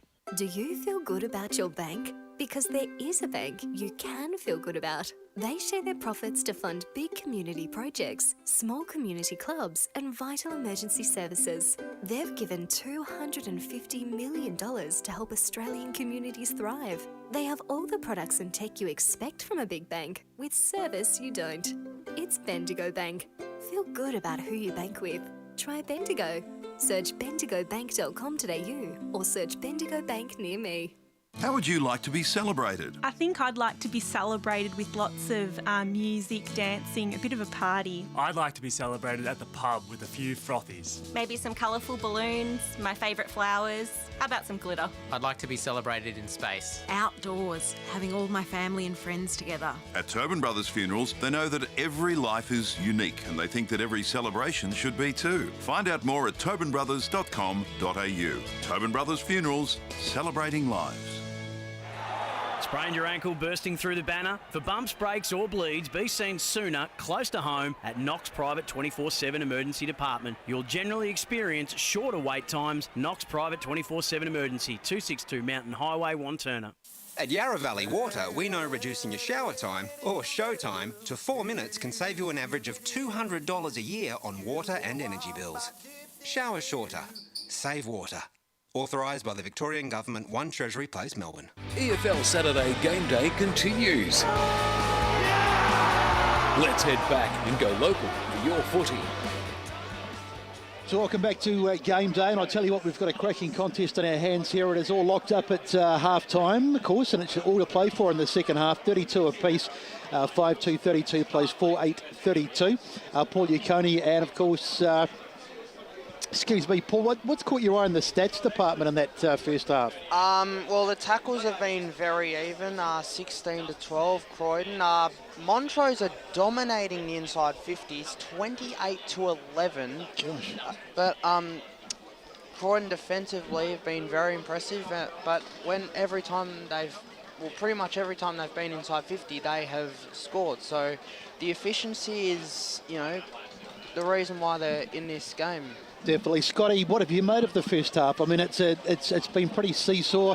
You sort of felt watching in the early stages that it was going to go right down to the wire, and you're probably still thinking, I just can't see one side pulling away at the moment. No, but it probably feels like I feel Montrose has sort of got a little bit more of the play. Obviously, the inside 50s. We spoke pre-game about Croydon's defence, and that's keeping them in the game. You look 12 scoring shots to 7, and obviously those inside 50s for Montrose. But then when Croydon are getting it in, they are scoring as well. Sorry, Paul. I thought Montrose in that sort of particularly towards the back end of that second quarter, their intensity was right up. I mean, they were really going in hard, and I thought that was a feature of their play. And they just looked to be perhaps a little bit harder around the contest. And that's something that Gary Ayres did call for at the quarter-time break. Well, it seems what both coaches are shooting for. Obviously, Morris spoke at quarter time, and his message was pressure is paramount, and that is true. And in a game like this, where both sides obviously want to win, push away the other results that they're waiting for at this stage, they think, well, we need to get the 4 points. And I guess for both sides, they've hit it hard. We can sense it from the boundary line. Those tackles in that second quarter are picked up, and there's a bit of niggle as the boys sort of spoke about. As soon as they offload the ball, there's generally a bit of a push or a bit of a dig, and then off they go again. So it'll be interesting to see what comes from the halftime huddle or halftime break, and what the coaches say at that break, and then lead into the third quarter. From what I counted, there's not a stat for 25, but there were about 6 25-metre penalties in that quarter. And of course, there were 14 free kicks. Yeah. Sorry, Paul. I think that's the important thing. That the one where Montrose had a shot at goal, and they were basically probably going to score. Yeah, that's a coach killer, isn't it? It's just ridiculous. I don't understand why players do that. Get the goal, then go and say something to the opposition if you must. But definitely. I think to give it away like that, especially in a game that is close, different story if you're 9 goals up or whatever, but you're not, and you're still in a tough contest. Paul, centre clearances will be big in this second term as well. And significantly, we did see the big man Ben Johnson come off for Montrose. No official word, but just before the break for half-time, he's got a big ice pack on his ankle, and he didn't look to be putting too much weight on it when he came off the field. So we'll try and get somewhere. But if he's out of the game, that's certainly going to put a bit of extra strain on the Montrose ruck situation. I would say once he's diced, he's done for the day. And while sitting here, that wind has picked up as well. So it'll be interesting to see see whether that plays a part in the third quarter as well. I'd be a bit worried. I mean, I'm not sort of casting aspersions on the guy, but he's a big man, and I'd just be a bit worried about Hayden's ability to see the game out. I mean, if he has to ruck pretty much solo in the second half, he's not exactly the world's most agile man, isn't it? Is he? I mean, he's a big man, but he looks like the guy that he's come off probably 2 or 3 times in this first half, and I reckon he could run out of puff. So that might be an area that Croydon could exploit. Especially when you're going up against Kogar, who does really well around the grounds, like can play back, he runs up forward, can use it as a mark, and that's sort of something Morris also spoke about at quarter time, was just they had other options up forward to look for, and obviously they're sort of wanting to use that height, I guess. Whether they move sort of Kogar up to get that sort of extra marking sort of target in this third quarter, we'll wait and see. Yeah, the defence, there've only been 7 marks in total, marks inside 50 in this game, 4 to Montrose and 3 to Croydon. I personally think, as far as the inside 50s go, 28-11 in favour of Montrose. I think Croydon need to tighten up on Montrose's entries inside 50. I think they need to keep them to under 10 a quarter going from here on in, because if they keep going the way they are, like, I know it's still level, but if it keeps going the way it is, Montrose will, eventually blow this one out. On your stats, Paul, do you have intercept marks at all, or is it just marks in total? Generally? I do have intercept marks. Montrose lead that 7-4. There were 10 intercept marks between the sides in the first quarter, but there was only 1 for the whole of the second term. Yeah, and I think that's sort of one of my notes. It's been on the ground. Yeah, it hasn't sort of used as much. Obviously, Fraser Smith is such a great intercept mark for Croydon. He hasn't really had that opportunity to sort of use his leap and mark to intercept. So that's something to keep in mind as well, whether that's a plan by Montrose to avoid that sort of, that contest, or whether it's just the way the conditions are today. Riley Britton's kicked a couple of goals, and it might not be a day for big forwards, although the rain certainly has stopped, and he's really going to be really important to Croydon in that second half, isn't he, if they are going to get up and win this game? Oh, definitely, and they need to. We've always said about Croydon finding where that scoring option is. I guess at the end of the day, they've got more goals than Montrose. It's just the in effect to sort of score, kicking 8 behinds for Montrose. So look, they probably like a few more sort of options, and obviously as this rain either comes or goes or decides what it wants to do, that may play a part in whether they can get it as well. Yeah. What about the discipline side of things? Because it just looked to me, I mean, we did see the 1 yellow card, but particularly, and we already spoke about this before, but just towards the back end of that second quarter, you just got the feeling that everything was just on it was like on a knife's edge, and something was going to go. I reckon we may not have seen the last yellow card, and discipline could be very important in the second half. Yeah, they have to keep themselves in control, because you don't want to give away a silly free kick that results in a goal in what is a close contest. I think, like I said, just smarter heads need to prevail. Give it a little bit of niggle where it's there, but don't give away silly free kicks. He's tucking into the chocolate at the moment, but Paul, what's the free kick count in that first half? So the free kick count is 11 apiece, but there are 14 free kicks in the second quarter. So it's emotions are getting high, and I mean there've been a lot of silly frees, like a free during the second quarter where Montrose had a shot right in front, and it went to Croydon. Yeah, absolutely. Discipline's going to be a big thing. Let's go to a break, and we'll come back on the other side of it. We're just about ready to get back into the match out here at Croydon. It's going to be a cracking second half, all locked up at 32 apiece. Back soon. Today at Eastland, Lucy's trying on jeans for a momentous occasion. Coffee with the ex. She needs jeans she can move in, because she's definitely moved on. Jeans that get a second look, but don't give any second chances. Jeans that say, why, yes, I have spent the last 8 months in a post-breakup juice-cleansing, kickboxing, personal training frenzy. And it looks as though she's just found the perfect pair. Yeah, that's great. Bravo, Lucy. For all of life's little moments, there's Eastland. Eastland. Live real. Sprained your ankle, bursting through the banner? Broke a finger, high-fiving the ruckman? Or did you run into the goal post again? For bumps, breaks or bleeds, be seen sooner, close to home at Knox Private 24/7 Emergency Department. The preferred provider of emergency care to the Eastern Football Netball League, you'll generally experience shorter wait times. You don't need private health, but there is an out-of-pocket fee. Be seen sooner, close to home at Knox Private 24/7 Emergency Department, 262 Mountain Highway, Wanturna. Running and jumping can be really painful for girls, especially in contact sport. Boob Armour supports your breasts, minimises the bounce and guards against impact and injury. Feel confident, feel supported, available at boobarmour.com.au. At Yarra Valley Water, we know reducing your shower time, or show time, to 4 minutes can save you an average of $200 a year on water and energy bills. Shower shorter. Save water. Authorised by the Victorian Government, 1 Treasury Place, Melbourne. Do you feel good about your bank? Because there is a bank you can feel good about. They share their profits to fund big community projects, small community clubs and vital emergency services. They've given $250 million to help Australian communities thrive. They have all the products and tech you expect from a big bank, with service you don't. It's Bendigo Bank. Feel good about who you bank with. Try Bendigo. Search bendigobank.com.au or search Bendigo Bank near me. How would you like to be celebrated? I think I'd like to be celebrated with lots of music, dancing, a bit of a party. I'd like to be celebrated at the pub with a few frothies. Maybe some colourful balloons, my favourite flowers. How about some glitter? I'd like to be celebrated in space. Outdoors, having all my family and friends together. At Tobin Brothers Funerals, they know that every life is unique and they think that every celebration should be too. Find out more at tobinbrothers.com.au. Tobin Brothers Funerals, celebrating lives. Sprained your ankle, bursting through the banner? For bumps, breaks or bleeds, be seen sooner, close to home at Knox Private 24/7 Emergency Department. You'll generally experience shorter wait times. Knox Private 24/7 Emergency, 262 Mountain Highway, Wanturna.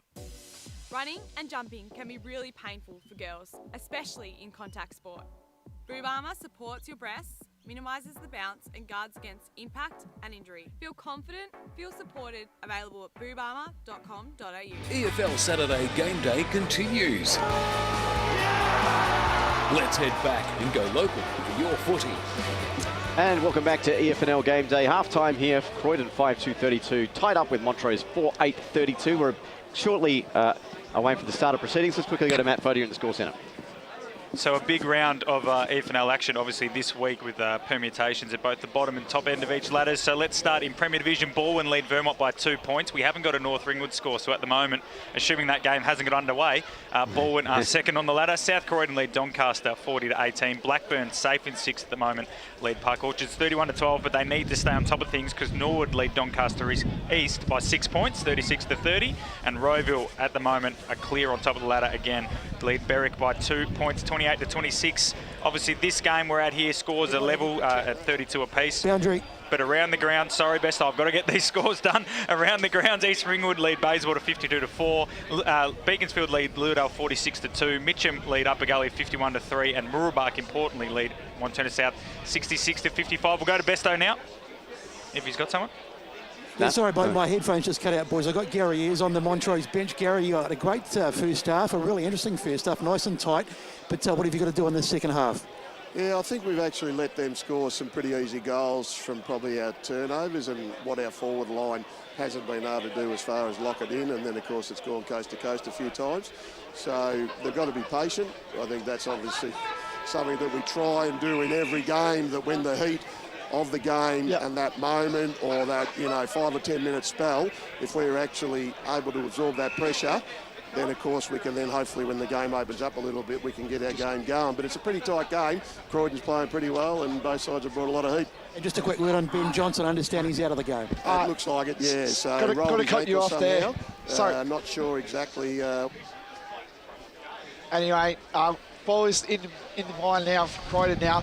Eventually now, good.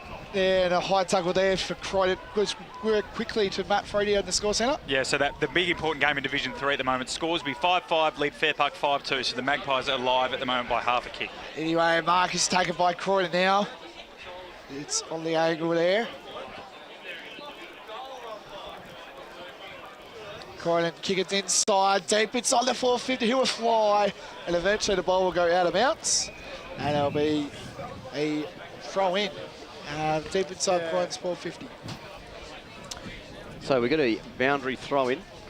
So Clark had the front spot on that centering kick. Then comes the boundary throw. Haining going to have to wear the bulk of the rucking duties. Now Riley Britton. It's broke beautifully right off the boot. McKenzie's put it through right off the draw.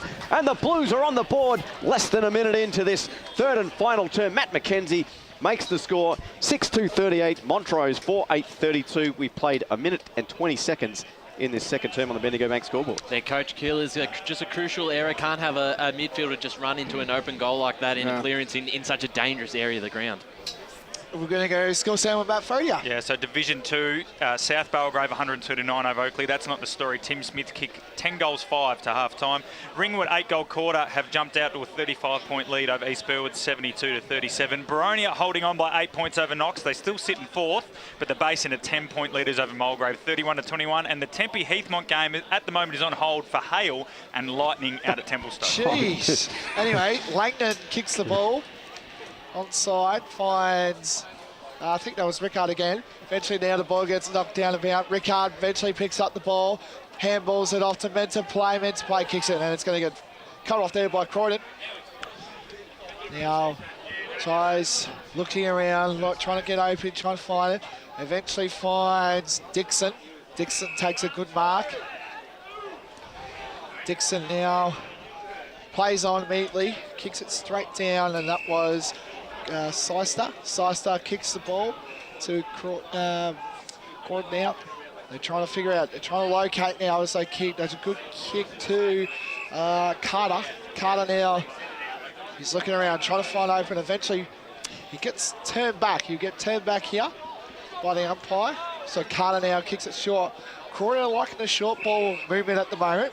Kicks it off to McKenzie. McKenzie now kicks again short to good mark there, taken there by, again, it was Lynch. Lynch kicks the ball. Good centering ball. Great mark taken. Clark. Great mark there by Clark. Kicked full last week. Really good there by Clark against Garfade, which is really nice to club that against Garfade, who's a very good defender. Just giving them another option up forward too, which is really key for them. Really controlled passage of play going through forward 50 there. They really had to wait and be patient, but it looks like it's paid dividends so far. So Clark now, it's about approaching the 50 arc, you would expect. So Clark now lines up, man angle, kick is looking right, and it looks like it's going to go out of bounds on the full. It does. So it'll be a Croydon ball, Montrose ball for that. So yeah, disappointing kick there from Clark. He's had a pretty good game nonetheless. And Montrose will bring the footy back in, or will they? Oh, that was dangerous. Fens up there in the hands of Tennant, and a beautiful kick out towards centre ring. A torpedo of sorts, but Schilling sitting. He's gone the long sleeves now here for quarter number 3. Short kick onto Watson, just the required distance in front of Smith. And the two number 12s face off. Watson plays on, puts it onto the right boot in towards the Davis direction, but having the front spot, well, Hug ended up with the footy nonetheless. His hand pass is chopped off. Here's Taj Heap. He's in there with Rickard. Rickard hugs the boundary line, kicks it straight into Luke Sparks, maybe out on the full. It is, yeah. It came off the leg there, and Rickard's going to get a free kick right on the boundary line. And players flood the goal square as Mortimer keeping watch over his man. Rickard, well, sprayed that kick, and that's a pretty shocking kick in the end. Well done, taken over the top. Hand pass intended there for Barrett. Ends up on the deck of the edge of the centre square. Good tackle, and we'll have a ball up as that was Kerno on the bottom of things there. 5 minutes played here in this third term. 6-2-38. Croydon with this one straight lead over Montrose, 4-8-32. Haining to do the rucking. Barrett applies the tackle, and we'll have yet another ball up. So Tim Jones in there as well. He's been one of the better players for Montrose this afternoon. As the ball up comes in, Haining just muscled his man out. No one got a clear hit out. Good tackle. Ball comes loose. Shrugging one. Handball off the top. Now hit to Chamberlain. Chamberlain kicks this one in towards goal. And he's put it through. Chamberlain answers here for Montrose and scores a level yet again. 6-2-38. 5-8-38. And this is shaping up to be an absolute nail-biter, even though we're only 6 minutes into term number 3. Very important one. They the last 2 inside 50s, they've hit Croydon defenders right on the chest. So it was important just to be, they've been much better when the balls hit the ground and that sort of running play because their pressure's been good. It's just their efficiency, if they can just a bit more accuracy and, their possessions, if they can use the ball a bit better, they're well and truly probably should be on top, you would think. Definitely, for sure. Anyway, now the umpire's going to throw it up. Haining and Koga yet again going at it again. Haining gets a good hitter, straight here. This is good footy here down deep inside the Shilling direction. Will we fly? No, great mark taken. Great mark there. Plays on immediately. Finds the ball down deep inside. That's going to be Koga. Koga eventually descent. Ooh, don't know about that handball. Gets around it anyway. Descent now. Trying to look around and the umpire will eventually save my footy. Was a poor handball, but he backed it up and he was able to get that second sort of effort to cause the ball up here. Anyway, now Haining and Koga going on again. Haining gets a little shrug, gets a handball away anyway, meant to play. And eventually, he gets a handball off to Descent. Descent gets it off. This is for Kerno now. The Kerno gets good tackle. That's a good tackle there by Heap. Heap doesn't get rewarded there. And eventually the ball's going to get thrown up. Deep inside Montrose 450, that's for sure. So we're approaching our 7 minutes inside the third quarter, the premiership quarter, you would say. Anyway, ball gets kicked away. Again, Croydon now got the numbers early. Get a nice little swing of handballs here. Good little swing there. Good mark there. I think that was Carter again. He's been lively this quarter. Kicks it to, I think that was Britton. Britton kicks it down deep. That's a good kick to Fraser Smith there. Smith plays on, kicks it down deep inside. Who will fly? Gardo won't get there. And eventually the ball will go out of bounds. And it'll be Croydon's 458. Really good awareness there from Fraser Smith to run down the opposite wing. Realised there was an opening coming down the other side, and that's allowed Croydon to go inside forward 50. Well, with Johnson out of the game at the moment, Haining got his work cut out for him in terms of the rucking duties, but he's winning it. Double fist that one. Looking for it now here at Croydon. Couldn't win it there, could Lynch. He's pretty solidly wrapped up and will have yet another ball up. So that could be where the game might be won and lost in the ruck. But I said Haining's bested most of his opponents. He's got Koga this one, and Koga wins that tap regardless. Here's the hit out. Good tackle applied. Going searching for the footy there was Hotka. Still a loose football, and the umpire says back to me, and we'll have another ball up. So 6-2-38, 5-8-38 scores level out here at Croydon. 8.5 minutes played on the Bendigo Bank squad, third term. Here's the tap.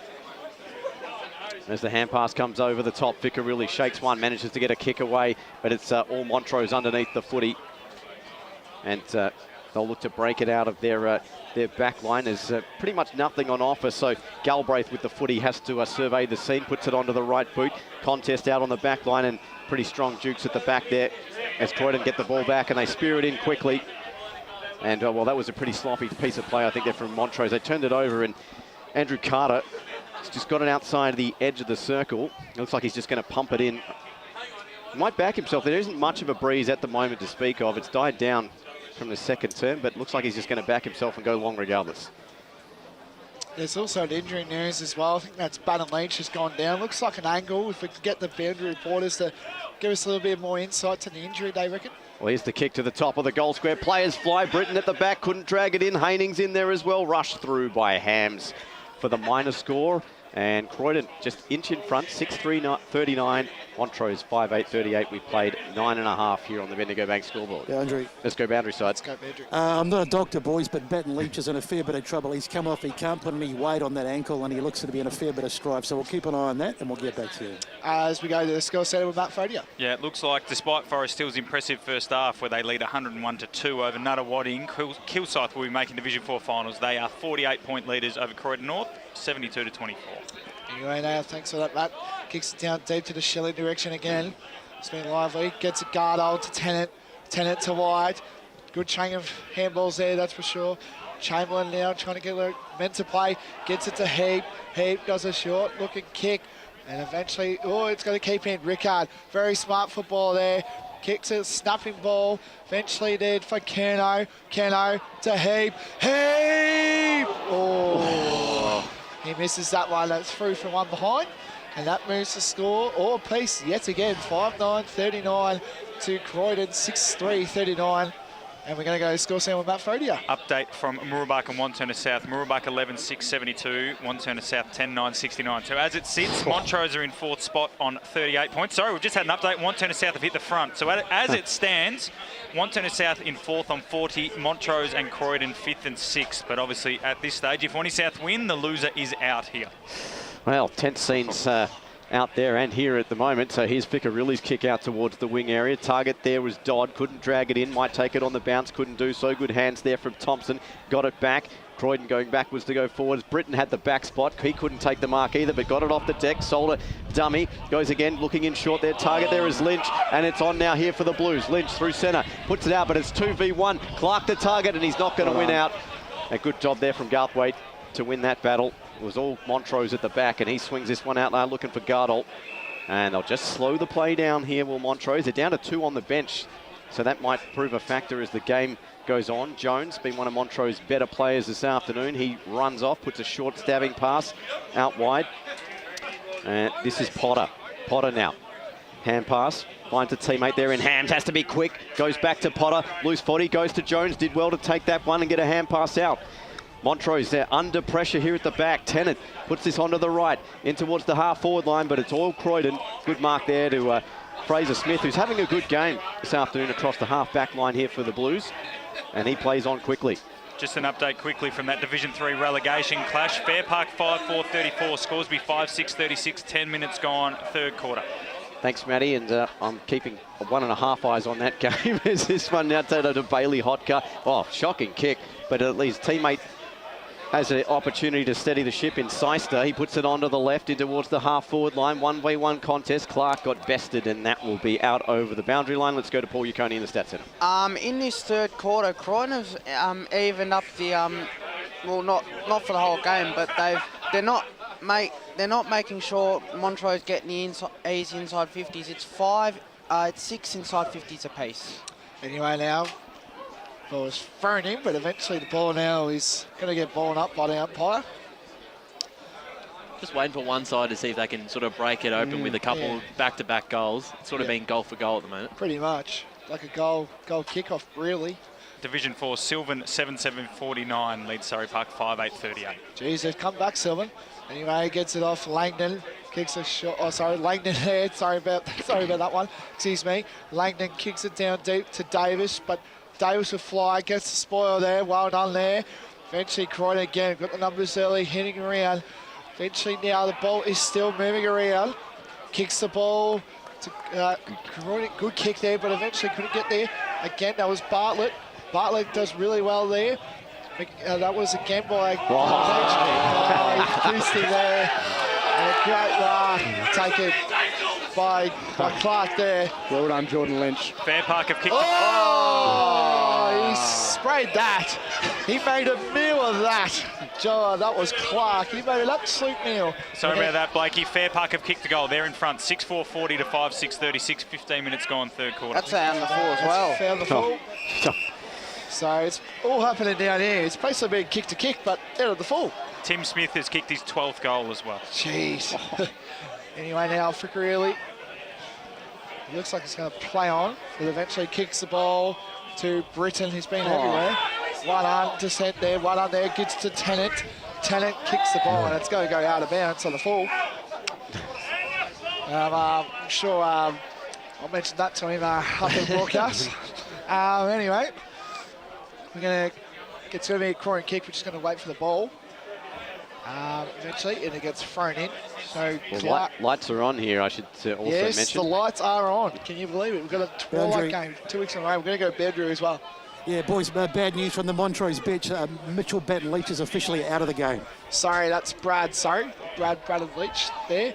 Handballs to descent to Bailey White. Bailey White. Good tackle there. Tennant gets the ball. Eventually to White again. White does the snapping kick to the Schilling direction. Finds Kerno. Kerno couldn't get there, but eventually finds Sister. Kicks it towards Croydon. Croydon got all the numbers. You would think here. Gets it off. Good pressure. The pressure's better. He's going to get sandwich, you would think here. Jones does a good tackle. That's a good tackle. And he'll get balled up. So, the pressure here from Montrose, despite being 2 down on the bench. We'll see as we said, the fitness levels and the rotations will be severely affected, but it still scores level regardless. As this one moved out, trying to get it out on the bottom, there is Watson there from Montrose. He's met pretty solidly by a pair of players, one of them being Dodd. The ball eventually comes out here to the Blues. Barrett now manages to get a left foot on Britton, pretty hardly marked there. Loose football, comes out back now here to Dodd. He goes by hand and the Blues are away in towards the forward line. It's going to fall in front of Clark. We've got a foot race in front. Clark there versus Gardle. Clark gets a hand pass out. Here's Broussard. Broussard thought about the kick, goes backwards to go forward, and that's intelligent footy. Thompson not paid the mark, or will he be? Yes, he is. I don't think he had the right foot there. I don't think he had that. Just a quick update from that Hale delayed game out at Templestowe. Tempe 39, lead Heathmont 12. So if there is a slip up at either Knox and Baronia or the Basin and Mulgrave, Templestowe are in prime position. I'm claiming the Templestowe supporters are just throwing ice onto the ground. It's not actually hail, but anyway, that's just anyway, in the context of this thing, Aidan Thompson is going to line up and put this one onto the right boot. And in goes. Has it got the length? Is it going to go over the top? It's just touched on the line. Garthwaite got the fist on it, and just 1 point the lead. 6-4-40 Croydon. Montrose 5-9-39 as we played 17 minutes on the Bendigo Bank scoreboard. Anyway, now I think this is Langton, pretty sure, with the ball in hand. Just gonna, sorry, not Langton, sorry, my bad. I think that was Tennant who had the ball there. Oh, you should have known. Oh, well, we're going to be replaying that, are we? Anyway, now Watson is lurking around, but apparently Emberson gets the ball there, kicks it down to the broadcast wing here. Eventually finds great mark taken there, boy. Sparks. Can he make it in? But eventually doesn't. The kick is done beautifully down there, deep inside. Garthwaite flies. Good mark there eventually. Crowd is getting up and about early, as we'd like to see. Gets it around good, tackle hard. Ball is still out. There should be a goal here. He does. Kicks the goal. Great goal there by Croydon. And that was Carter. He's been everywhere this quarter. He definitely has, and that is through for a goal, and that moves the score to Croydon back in the lead now. They lead 45-39 on the Bendigo Bank scoreboard. Got to give credit to Ficcarelli in the middle there. They almost turned it over in the most dangerous spot in the middle of the ground, but he had a lot of class to be able to recover the ball and kick it inside 50 and give him a chance. And we're going to go to the score set with Matt Frodier. Yeah, just an update. We've finally got a Noble Park score. They are leading 72-21 over North Ringwood. So they are in second spot on the ladder. Thanks, Matty. Still plenty of theatre to come as we are approaching time on out here at Croydon. Dodd now couldn't win that rucking contest. In looking for it was Langdon. The ball still on the edge of the centre square. That's good hands there as Galbraith's kick up and towards half forward. Smith coming over atop to affect the spoil. Davis has the front spot. Doing the roving there as Ficcarelli been all over the ground this afternoon. Almost got pushed in the back. Chamberlain, yeah, that was a pretty clear push there. May have sold it a little bit, but Ficcarelli wins the free kick and just wants to slow the play down across the back as we're approaching time on. 19 minutes played here in this third term. And Croydon with the momentum, you would argue, in the last 5 minutes or so. Right, a good intercept mark, almost taken. Dragged down here. Here's the hand pass out over the top. Looking there's McKenzie. He does the cleaning up. Goes backwards to go forwards. Ficcarelli puts it onto the right. Kick partially smothered. Might fall for Rickard. Will fall for White. Tries to get a hand pass in. Good tackle applied. Rickard goes by hand looking for a teammate. It's roved by Watson. Puts it onto the right boot. Plenty of plays in the goal square. Comes right back out. Taj Heap lays the tackle. Davis goes in there hard as well for Montrose. Keeps it in on the right side of the boundary line. Good play here from the forwards. Rickard puts it onto the right boot. In towards the top of the square. Punched out as Ficcarelli couldn't take it. And a frantic bit of play there from Montrose. They just failed to get a clean purchase on it. And, well, with time, approaching time on, but a seven-point lead now here of the Blues. They'd want a goal, at least in the next couple of minutes, Montrose, to just keep level, as we have talked about. It's been goal for goal, as Riley Britton comes off for his spell now. Clark back onto the ground. Blood rule, I think, for Britton. Yeah, get to see that under his left eye there. So he comes to, we'll go to Paul in a second as the boundary throw in comes now to do the rucking. Koga versus Kernow. Koga gets both fists on it. Montrose break through. Jones looked for the snap, smothered off the boot. Ficcarelli's hand pass, tried to get it out. Good job here from Smith. A high up and under. Went further higher than it did forward. And a good mark from Clark. Much to the applause of the reserves and under 19th contingent out here on the balcony. Clark now puts a right boot over the top. It's going to be turned straight over though, and that goes straight to Galbraith. And he takes the mark here, dead on centre wing, and he's looking for targets up forward. Galbraith plays on quickly, puts it onto the right boot. Congested pack in front, about 10 players. Punched over the top by Clark. Barrett now, strong tackle applied by Heap. He's going to be rewarded. That's a crucial free kick. Advantage played. Watson's kicking towards the top of the goal square. Strong Dukes at the back there from Jimmy Smith, who's had an underrated game here this afternoon. And the Blues will slow things down. So we've got a bit of action behind play there, but play continues as the ball comes out to the far side of the wing. The Blues move it out by right. Target there is Dodd. Couldn't take the mark. Ball might stand and fall fortuitously for him. Swings around, puts it onto the right boot. Constantino the target. Couldn't take it with the right. Going in there is Chamberlain. A couple of players dive on the footy. Anderson was also in there, and I'll get a chance to catch my breath and hand it over to Blake Tennant. Jeez, yes, he's done really well there. Anyone out? Umpire now throw it up. I think Haining and Kogo yet again going on it. Expect that for the whole game. Eventually gets it hit out there. Now Montrose trying to circle around, but eventually the ball will get thrown up again. But just got an update from Fair Park. Sorry, Blakey. Fair Park kicked the last three. They lead 8-4-52 to Scoresby 5-6-36. 20 minutes gone, third quarter. Anyway, we just got it behind then to Croydon.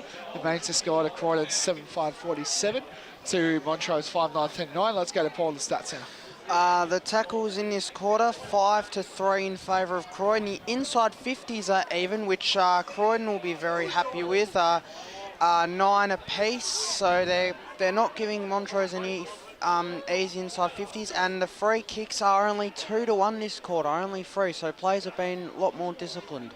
Anyway, now play is still in attack here. Good kick there. That was good mark there. Well, Lynch has been good today, that's for sure. Kicked a goal as well. Lynch now, sector around. They've got players all around down the other side of the ground. They do that. Good mark taken there. I think that was Smith, I'm pretty sure. Yep. Smith, yep. Smith now plays on immediately. Kicks down deep inside Croydon's full 50 line. Garthwaite flies. And I think that's a mark. No, it's not. No. Eventually he gets it off. And I think that's a goal. That was Dixon. Oh no, it was touch. It was touch. Hold your phones there, it was touch. And 2 players are down for Montrose. I think that's Garthwaite and Galbraith. 2 Gs there. Just got an update for you, Blake. Fair Park kicked another one. They're 22 points up over Scoresby, so they're cruising to safety. And then just at the moment, the live ladder, Wantirna South are in front of Mooroolbark. So at the moment, Montrose are 6th. They're on 36 that's points. That's a shocking kick, sorry, Matt. That's all right, mate, understandably. And Wantirna South at the moment in 4th at 3-point leaders over Mooroolbark. Great kick there. Brought back. Umpire says you go over. What? Jeez, that's a bit of a... It's happened a couple of times that I'm confused by that. I would have thought if you're off your mark, it's play on. It's not really something you bring back for. But Mooroolbark have kicked a goal. Montrose back into the 5. So Lynch now can go back. You would say in front, but not really on an angle. A little bit of an angle. So Lynch now kicked a goal today already. Can he make it 2? Immediately. There's a little, taking his time early, kind of like the Ben Brown run up, you would say. Plays on, kicks it, gone, kick it's on its way. It's hit the post, you can tell. You can definitely tell the balcony's up and about, that's for sure. And that routes the score to Croydon, 7-7-49 to Montrose, 5-9-39. Just Montrose clearing it out. A couple of times they've gone short and just been, the kick just haven't been accurate. So if they like this, probably just got to go long down the line. So Montrose now taking Ryan's advice and going long down the line. Koga's got the sit, though, at the back there. Looking for it is Chamberlain, and he's going to be paid. Much to the... well, I can't repeat that through the effects, Mike. Chamberlain is down, and let's hope this isn't serious as far as the Montrose Footy Club are concerned, because they're already 2 down. Yeah, running out. Sorry, just quickly, we're just going to go to Satso with Matt Fogarty. Big news in Division 2. I've picked it early this week too. Knox 6-4-40, lead Baronia 4-7-31. So at the moment, the Basin in 4th, Templestowe in 5th, Baronia in 6th. Jeez. Yeah. I could just see now Brandon Lynch is coming off. Yep. I think he's ruled out for the game. And here comes the kick out towards the centre wing. At the front spot did Bailey White, unlucky not to be paid. Going in there is Davis, getting in is his opposite number there in Smith. His kick by the right, bounces awkwardly, swatted there. Underneath it there is Emberson. Got tackled, appealed for holding the ball. Quick hands there from Tennant, couldn't get a clean hand blast through. Diving in there is Christie. for Croydon, and laying the tackle over the top there is Chappell, and we'll have a ball up on the edge of the centre square. Just a very quick positional change. It's sort of come and gone. Billy Schilling was playing full forward the first half. Looked like to move up to a very high half forward for the first 5-10 minutes this quarter. Now he's gone back to full forward. As Haining gets the fist on it. Good take there by Galbraith. His hand pass there intended for a teammate. Gets cut off here by Barrett. Swings around, puts it onto the left. Constantino in a one-on-one. Couldn't win it. Clark's there for the remainder. Cleaned up by Galbraith. He goes now here to Tennant. Tennant on hands and knees. Gets it back to Galbraith. Great tackle from Breton. Play continues. And picking it up now, he's got Croydon. Get that quick handball. There is Chappell, and he's put it wide. Mitch Chappell looking for goal number 2 there. That was almost a gimme of sorts. Croydon there, just with another behind. And it's 7-8-50. Montrose 5-9-39. Let's get him out in the score centre. That was best, I think, down on the boundary. But I have got an update for you. Fair Park 4-goal leaders over Scoresby at three-quarter time. Let's go down to Besto on the boundary. Yeah, Daniel Chamberlain is the latest to come off in the hospital. It's Montrose, they're losing players left, right and centre. He looks a bit in better shape than the other two, but we'll keep an eye on him. He's currently off, just getting some treatment. Thanks, Brett. Let's go to Blake. Yep. Anyway, Galbraith now kicks it down deep inside. White flies, couldn't get there. Eventually, Jones gets a hard-hitting tackle. Eventually, he's going to get bowled up. I thought that would have been a bit high, but anyway, the umpire has it safe, so umpire will now throw it up. It's looking dangerous for Croydon's sake, but for Montrose, it's danger, you'd say. Anyway, gets a tackle. That was a good tackle. Eventually gets rewarded. Great tackle there by Andrew Haining. And, it's going to go to descent. I thought Haining had that, but anyway, descent now, kicks it to Heap. Heap gets on the move there. Fraser Smith kicks it down deep. Finds Tennant. Tennant spoils. Galbraith finds White. Anyway, Garfay that was. He finds Schilling. He's playing high half forward, as Will said. And Billy's going to slow it down. He's going to slow it down. And there's the siren. We've got a big last quarter to come. It's Croydon 7-8-50 to Montrose 5-9-39. That is three-quarter time. We're going to go to Steve with the scores. The goal kickers there for Croydon. Matt McKenzie with one, Carter with one, a pair to Riley Britton, Chappell, Constantino with one each. And for Montrose, Schilling, Davis, meant to play Chamberlain and Jones, all single goal kickers. And this sets the stage for a thrilling fourth quarter out here at Croydon. It's 7-8-50, Montrose 5-9-39. We'll be back with the fourth quarter right after this. Today at Eastland, Lucy's trying on jeans for a momentous occasion. Coffee with the ex. She needs jeans she can move in.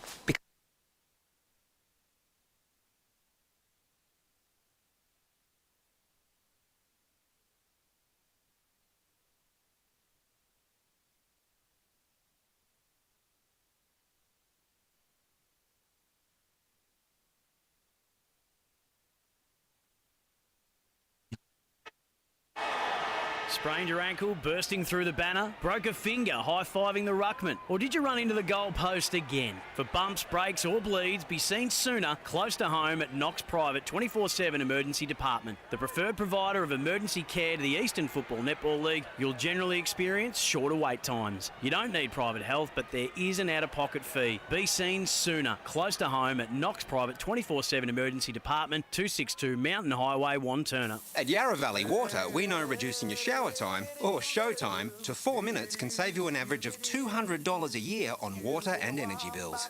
Shower shorter. Save water. Authorised by the Victorian Government, 1 Treasury Place, Melbourne. Running and jumping can be really painful for girls, especially in contact sport. Boob Armour supports your breasts, minimises the bounce and guards against impact and injury. Feel confident, feel supported, available at boobarmour.com.au. Do you feel good about your bank? Because there is a bank you can feel good about. They share their profits to fund big community projects, small community clubs and vital emergency services. They've given $250 million to help Australian communities thrive. They have all the products and tech you expect from a big bank, with service you don't. It's Bendigo Bank. Feel good about who you bank with. Try Bendigo. Search bendigobank.com.au or search Bendigo Bank near me. How would you like to be celebrated? I think I'd like to be celebrated with lots of music, dancing, a bit of a party. I'd like to be celebrated at the pub with a few frothies. Maybe some colourful balloons, my favourite flowers. How about some glitter? I'd like to be celebrated in space. Outdoors, having all my family and friends together. At Tobin Brothers Funerals, they know that every life is unique and they think that every celebration should be too. Find out more at tobinbrothers.com.au. Tobin Brothers Funerals, celebrating lives. Sprained your ankle bursting through the banner? For bumps, breaks or bleeds, be seen sooner, close to home, at Knox Private 24/7 Emergency Department. You'll generally experience shorter wait times. Knox Private 24/7 Emergency, 262 Mountain Highway, Wanturna. At Yarra Valley Water, we know reducing your shower time, or show time, to 4 minutes can save you an average of $200 a year on water and energy bills. Shower shorter. Save water. Authorised by the Victorian Government, 1 Treasury Place, Melbourne. EFL Saturday Game Day continues. Let's head back and go local for your footy. And welcome back to EFNL Game Day. The stage is set for a thrilling fourth quarter out here at Croydon. Croydon 7-8-50 leading Montrose 5-9-39. Just quickly recapping the goal kickers: Mackenzie, Carter, Chappell, Constantino and Lynch with the pair. With one, Riley Britton, the lone double goal scorer for Croydon. And for the Tros, Schilling, Davis, meant to play Chamberlain and Jones with one apiece. Let's go to Matty Fodier in the score centre. I'm just going to go with live ladders now, guys, because there's just too many scores to get through that are important. So at the moment, South Croydon to move into fourth, so again, not really much relevance. Noble Park holding on by percentage over Baldwin, but Baldwin lead Vermont by just a point. So Vermont's finals chances, if they win, will remain up. But Blackburn at the moment are in sixth, half a game out ahead of Norwood. In this division at the moment, if scores stay the same, Croydon will finish in fourth, Montrose in fifth, Wanty South in sixth, but Wanty South are just half a goal behind Mooroolbark, and if they do win, the loser of this game is out. In Division 2, Knox have kicked 3 goals ahead of Boronia. So at the moment, assuming the Basin still lead Mulgrave, fourth is Templestowe. The Basin in fourth, Templestowe in fifth, because they lead Heathmont by 4 goals, and Boronia in sixth. So the Hawks need to pull something out of the fire to get back in there. And then Division 3 at the moment, Fair Park, it's a straight equation down there between them and Scoresby. Winner stays up, loser goes down. Fair Park lead at three-quarter time by 4 goals. And in Division 4, it looks like Kilsyth are safe. They lead at the moment by 35 points over Croydon North, which means Forest Hill will just have to hope they trip up in the last term. Some tasty score lines. We will keep you updated on all of them across the league as we proceed into quarter number 4 here. Gentlemen, your quick thoughts before we go boundary side? I think this first goal is really crucial. If Croydon get it, and with Montrose 2 down on the bench, they've seemed to have a bit of a run. They've got the belief now, so it's a very important 5 minutes for Montrose, just to be able to hit the scoreboard. I mean, they've been able to get it down there, just need to hit the scoreboard more, they will. Yeah, absolutely. As you said, Croydon have been very, very effective going inside forward 50. Montrose, around the ground work's been really good, but just haven't been able to hit the scoreboard. As many scoring shots. Going to be a close one, tipping Montrose just. Let's cross boundary side to Brett Beston. Oh, we're sorry, Brett, we don't have the mic. I don't think we can hear you at the moment, sorry. Oh, we can now. Sorry, go ahead. You can hear me now? Yeah, go ahead. Brilliant. I'll just get a quick word with Gary. I've just gotten rid of him, so I'll just get him back. Just give me a sec, boys. Sorry, Gary, we've got you back. Three-quarter time message. You're well and truly in this game. What was the big call?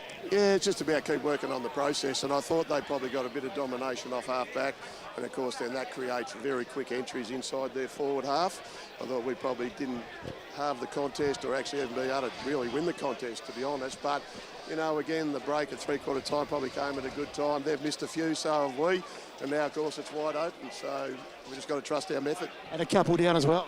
Oh yeah, but that happens in footy. Good luck. Anyway, thanks for that. Gary Ayres, the Montrose coach there, saying a few words after his big three-quarter time presser. So an interesting fact as well, boys. Montrose, apparently by Gary, said that they are the best fourth quarter side, so we're expecting a huge game. Here we go. Umpire throws it up. Haining and Carriger, 2 heavyweights going at it. Descent now gets the ball, and eventually the umpire will throw it up inside the circle. Throws it up now. Haining and Carriger going at it again. One more time. Eventually now ball gets thrown out the window there. Kicks the kick off there by, I think that was Mackenzie there again, and eventually Mark taken there. I think that was Potter. Potter, yeah, Potter. Potter kicks the ball to Descent again. He's been everywhere, you would say. Definitely on track for workman of the day. Kicks the ball, handballs. Eventually finds Langdon. Langdon now circling around. Eventually now kicks the ball deep inside to the Schilling direction. Couldn't get there eventually now. This is deep inside, you'd say Montrose 450 yard. Ball is still out, and eventually the ball gets dropped, and the umpire will throw it. Oh no, the ball's still circling around. Still going around eventually now. Eventually, the umpire's going to throw it up. That took its time, that's for sure, for that one. And we're going to go boundary side. Yeah, just from the Croydon Huddle boys, the key message again was just pressure, pressure, pressure, pressure. And they want to look for an overlap run and be creative in their play. Anyway, now deep inside Montrose 450 line, and again, there should be another stoppage, and there will be. Blake, you're the Montrose man. What's your take on this last quarter? What do you think they need to do to get themselves over the line? Well, like we saw that in the third quarter, that Croydon had the ball on their 450, and then they put the scores on. So if they can lock down their 450, they try to get more scores going. First goal to Wanturna South, so that means Wanturna South at the moment 82, Mooroolbark 79, Montrose down into 6th. Anyway, now Tennant gets the handball, eventually finds Croydon, teammate, and then finds it. That's a shocking kick. Finds White. White does a short kick to Heat, but eventually Mark, the general of Croydon, Fraser Smith, takes the kick and finds another player. I think that's McKenzie down the back there. McKenzie kicks it down to Britton. Britton's been everywhere. Britton now plays on immediately. He's got numbers down the ball. He wants some. And eventually it's going to be Gardo, and Constantino takes the mark. And great mark there taken. Well done there by Britton as well. And the general as well, Fraser Smith. He's been really well this whole game. A complete difference there. Montrose went inside 50, hit up a Croydon player there. Well, Croydon were able to link up and able to find Constantino. And this is important. This could be, I know it's only 11 points at the moment, but just by the way the game's going, it's a real big crucial kick for Croydon. Anyway, now Constantino, common medalist from last year. He was the leading goal kicker in 2021. Comes in. It's good. Comes in, little shuttle kicks. It's on the way, but it looks terrible there. Oh, could have marked there by taking, and eventually the ball will be through for a behind. And that moves the score to Croydon 7-9-51 to Montrose 5-9-39 on the Bendigo Bank scoreboard. We've just hit 3 minutes. So Montrose to bring the footy back in. Time might be their enemy too, so they're going to have to move quickly. 2 kicks in it with 3 minutes in, hence they move the footy out. Now here's the kick up towards the centre square. Schilling the target, 1v1, might have been pushed out, but he rags to drag it back in. Muscled out Mortimer regardless. Schilling now puts it onto the right boot. Players streaming forward. Davis is under it there, 2v2. Couldn't take the mark. Roving at the bottom there, Croydon have numbers. They put it onto the right up towards centre wing, sitting underneath it. Now here's Carter. Great mark to take that as he was being pressured there by Jones, just inside the line. And he goes and surveys his options upfield. Has to play quickly. Puts it onto the right as he was dragged down. For 2v2, Clark couldn't drag the footy down. Tap forward. Taken there to the ground. There was Emberson. And that will be a ball up just inside the line. And we'll get a better breather. Steve, I don't know if this is an error, but Knox are piling on the goals. Knox 10-4-64, Boronia 5-7-37. So as it stands, Boronia out of the finals, Templestowe in the finals. The plot thickens, then we're going to get to full time and realise it was the score error. Well, that's what I am adding that caveat. Okay, fair enough. Fair enough. Add the asterisk. We've got an out card. Here we go. Koga taps this one down. Intended target there was Carter. Oh, that might have been off his feet just inside the boundary line, and will be a boundary throw in. Half forward here for Croydon. Tim Smith watches well. Last count was 13 goals halfway through the third quarter, so no doubt it's more than that. Haining takes the front spot, gets the hand pass out now here to meant to play. Gets almost a high tackle of sorts, so coming into the back now. Croydon pump it in. Chappell's kick looking there for Britton, and a good mark going back with the flight there is Bo Tennant. Puts it onto the right boot, finds Hams. He hand passes this one over the top, and a link-up play now here for Montrose through the centre. Kick in towards half-forward line, and well, the mark was then paid to Bailey White, and is it going to be a 25? No. So Bailey White got to move quickly as players stream forward for Montrose.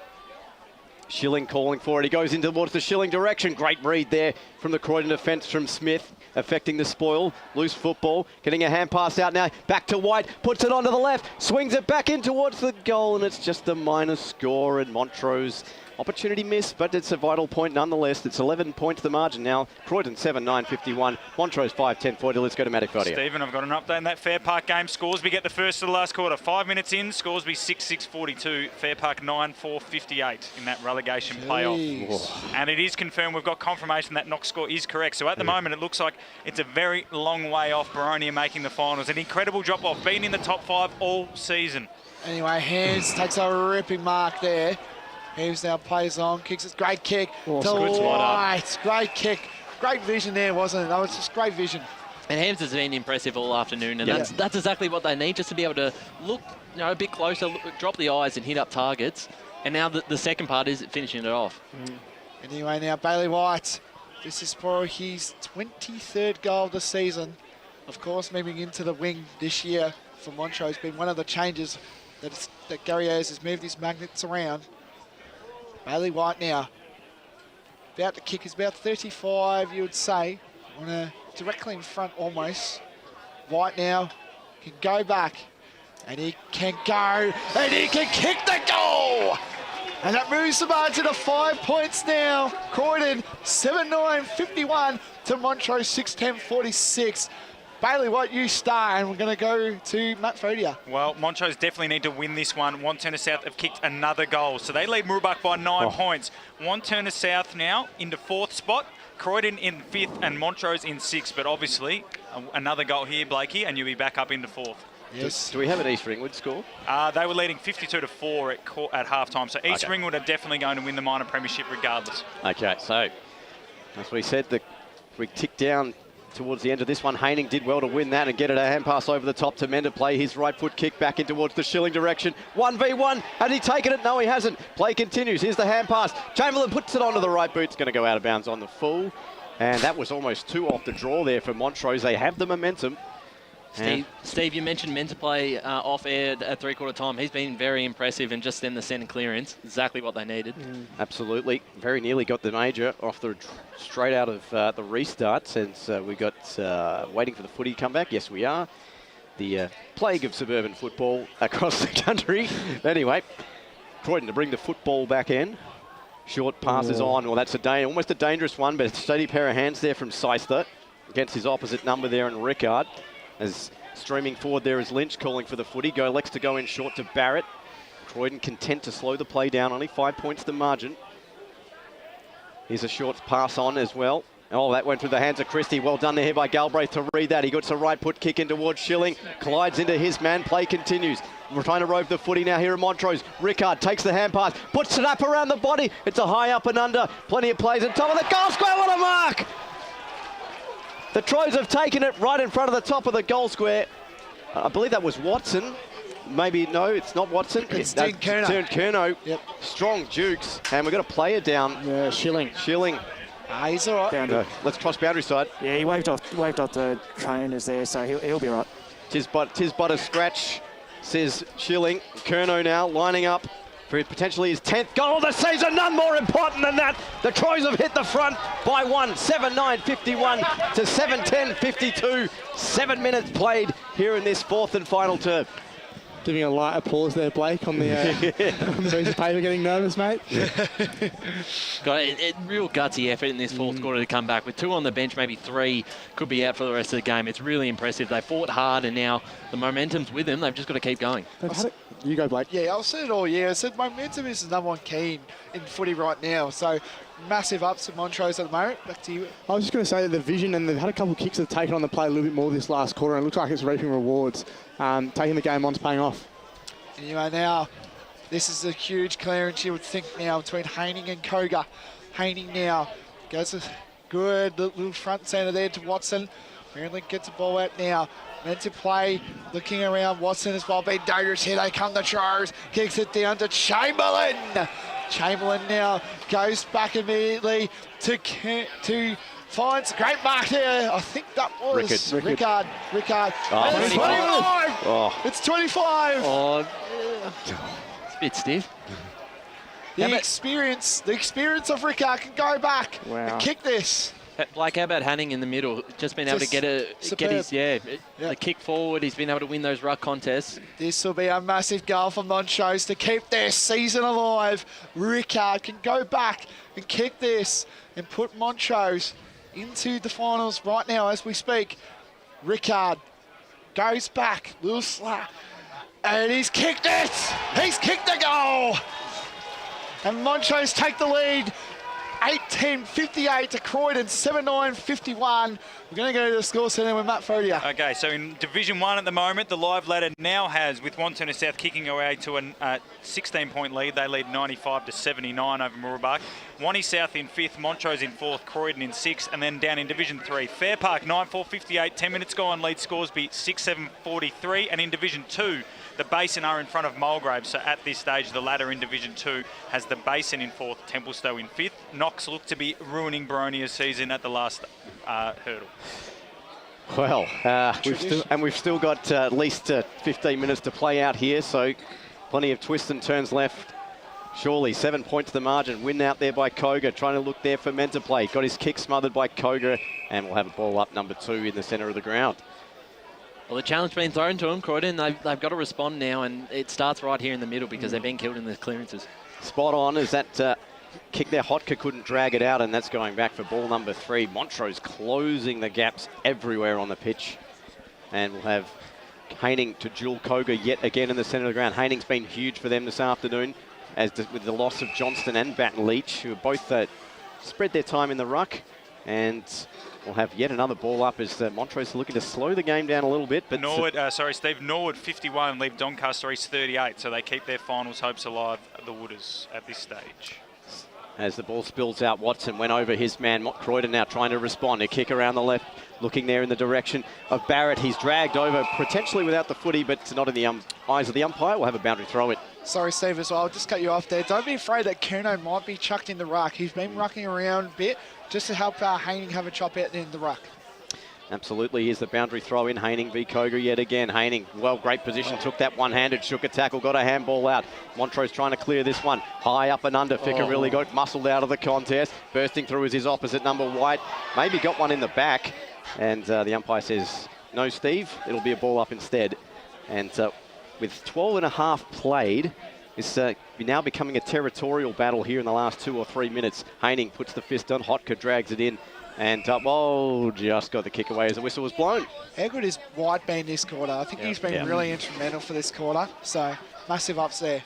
Haining, again, does it again. Puts the hand pass out, taken by Ficcarelli. Pumps it in towards the forward line. One-on-one contest. Constantino with the back. Can't drag it in, neither can Britton. Davis clears up, as does Gardell now. His kick was a poor one, just stays inside the line. Good job here from Montrose to break this out of defence. 2 bounces now. He kick up towards the centre wing area. It's all Montrose players at the top. Good spoil from Mortimer. He's been big this afternoon. Ficcarelli can't settle down a bouncing footy. Maybe Chamberlain can. That strong tackle there applied there by Seister, and he gets rewarded for effort. Croydon, they are not paying those advantages. Quick update from Baldwin. Baldwin 9-7-61, Vermont 9-6-60. Jeez. So there's, wherever you look across the Eastern Footy League this afternoon, plenty of storylines developing. Ficcarelli plays on quickly as the edge of the centre square, and the Croydon Footy Club just slow things down. Not much on offer upfield, so Ficcarelli going to pump this one in short. Target there. Finds a teammate there in Billy Dixon. He's been pretty quiet by his standards, so it doesn't matter. Puts it onto the left boot, in towards the forward line. Constantino hounding at the back. Great mark from Dodd.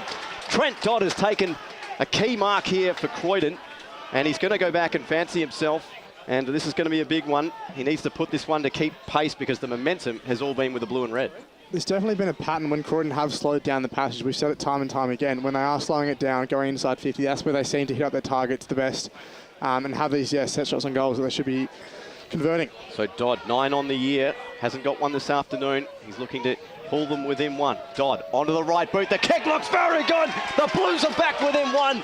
And, well, you couldn't ask for a more tense storyline out here. It's 8-9-57. They trail Montrose 8-10-58. Let's go to Matty Fodia. Yeah, so Division 4, Surrey Park, 3-quarter time, 81, leads Sylvan 52. And then at the moment, Kilsyth, they're in. They lead by 34 points with a fairly easy, cruisy last quarter ahead of them. So Kilsyth will make the finals. Division 3, 15 minutes gone in that last quarter, and Fair Park still lead by 15 points. So they look comfortable in Division 3, and Scoresby will go down to Division 4. Boronia have cut the lead to 22 points at Knox, but it looks like Knox have done enough, 71-49 to knock Boronia out of finals. And then in this division at the moment, with the scores the way they are, it is Montrose in the second block. There's a block here. Against Hanning. Yep. So Koga will now take the kick. This will be a big kick you expect. Koga kicks it down the line, finds Christie. Christie now plays on, kicks the ball deep inside the Britain direction, but well done by Hands. He's playing really well this quarter. He's had a great afternoon. Yep, he's definitely been on track for the workman of the day, as well as Descent and also Smith. Been smart with the ball in hand. He has. So Hands now kicks it to the Rickard direction. He's been superb too all day. Finds Jones. He tosses one and eventually will get thrown up. Good strong there, tackle there by Lynch. Really good tackle there. This game is going to be very good until the last minute, you would think. Haining and Koga, two heavyweights going on it. Meant to play, circling around, trying to get open, and eventually gets tackled. Credit to both sides. Although the skills probably haven't been, exceptional, the pressure and the tackling has been really good all afternoon from both sides. Yep. Another update from Fair Park Scoresby. Scoresby have kicked a goal, so it's back to 11 points. 20 minutes gone. Meant to play, kicks it down deep inside to the Shilling direction. Oh, couldn't mark there. Eventually does the ball. Good, strong tackle there by White, who's been superb this quarter, that's for sure. Kicked a goal this quarter, and he's been around the footy very much. And Shilling looks down, but doesn't really look good, but eventually gets back up. Chamberlain now slaking around. I thought that was a bit high there, but eventually doesn't get called. Then gets tackled there. He looks down and hurt. Davis now trying to get tackled. He gets his head almost taken off there. Heap now trying to get involved as well. The trainers. I was worried there that another goal to Wanturna South. They lead by 21 points at the moment. So at this stage, the winner of this one is through. The loser cannot make it. There you go. Win or go home. Keno in the ruck. And that's a block. That is a block. Yep, 100%. That's a block. Also, a quick shout out to Wanty South. Rolling Murubak by 4 goals is a decent effort. Yep. Anyway, now kicks it down deep though. Oh, don't know about that one. Bit of GST on that one, I reckon. Yeah, Broughton kicks the ball to Garthwaite. He's been superb all day. Eventually, and it goes out of bounds. And also Steve Cochran's last game, so he'll go out on a high, that's Not for anymore, sure. it isn't, mate. Yes. Last home and away game, my bad. Anyway, now umpire throws it in. Haining and Koga yet again. Meant to play, being everywhere. Handballs it off to Emberson. Eventually gets smothered. Oh, well done. Meant to play's going at it again. Heap now. Trying to get around. Meant to play again. He's been around the ball this quarter a lot. Another goal at Knox. Boronia 55, Knox 73. Still alive, Jones the Hawks. gets tackled eventually there by Emberson. And now the ball is going to circle around and eventually get balled up. Now, I'll give you another fact as well if you're listening at home. This game right now was a 1-point game last time these two met at Croydon Oval. So we're expecting another thrilling contest at Croydon, that's for sure. The ball again gets tackled in a lot of stoppages. Just in a couple of games that don't matter. Whitehorse 11-7-73 lead the Ferntree Gully Eagles 10-9-69, and Donvale Trail Coldstream 68-64. We'll probably play again next week as this one kick off the right, check side kick. Britain's under it. We've got a free kick paid regardless. Looks like it's downfield. Britain's going to play on now. Put it onto the right boot. In towards the half-forward line. Good spoil there from Ham, steaming out.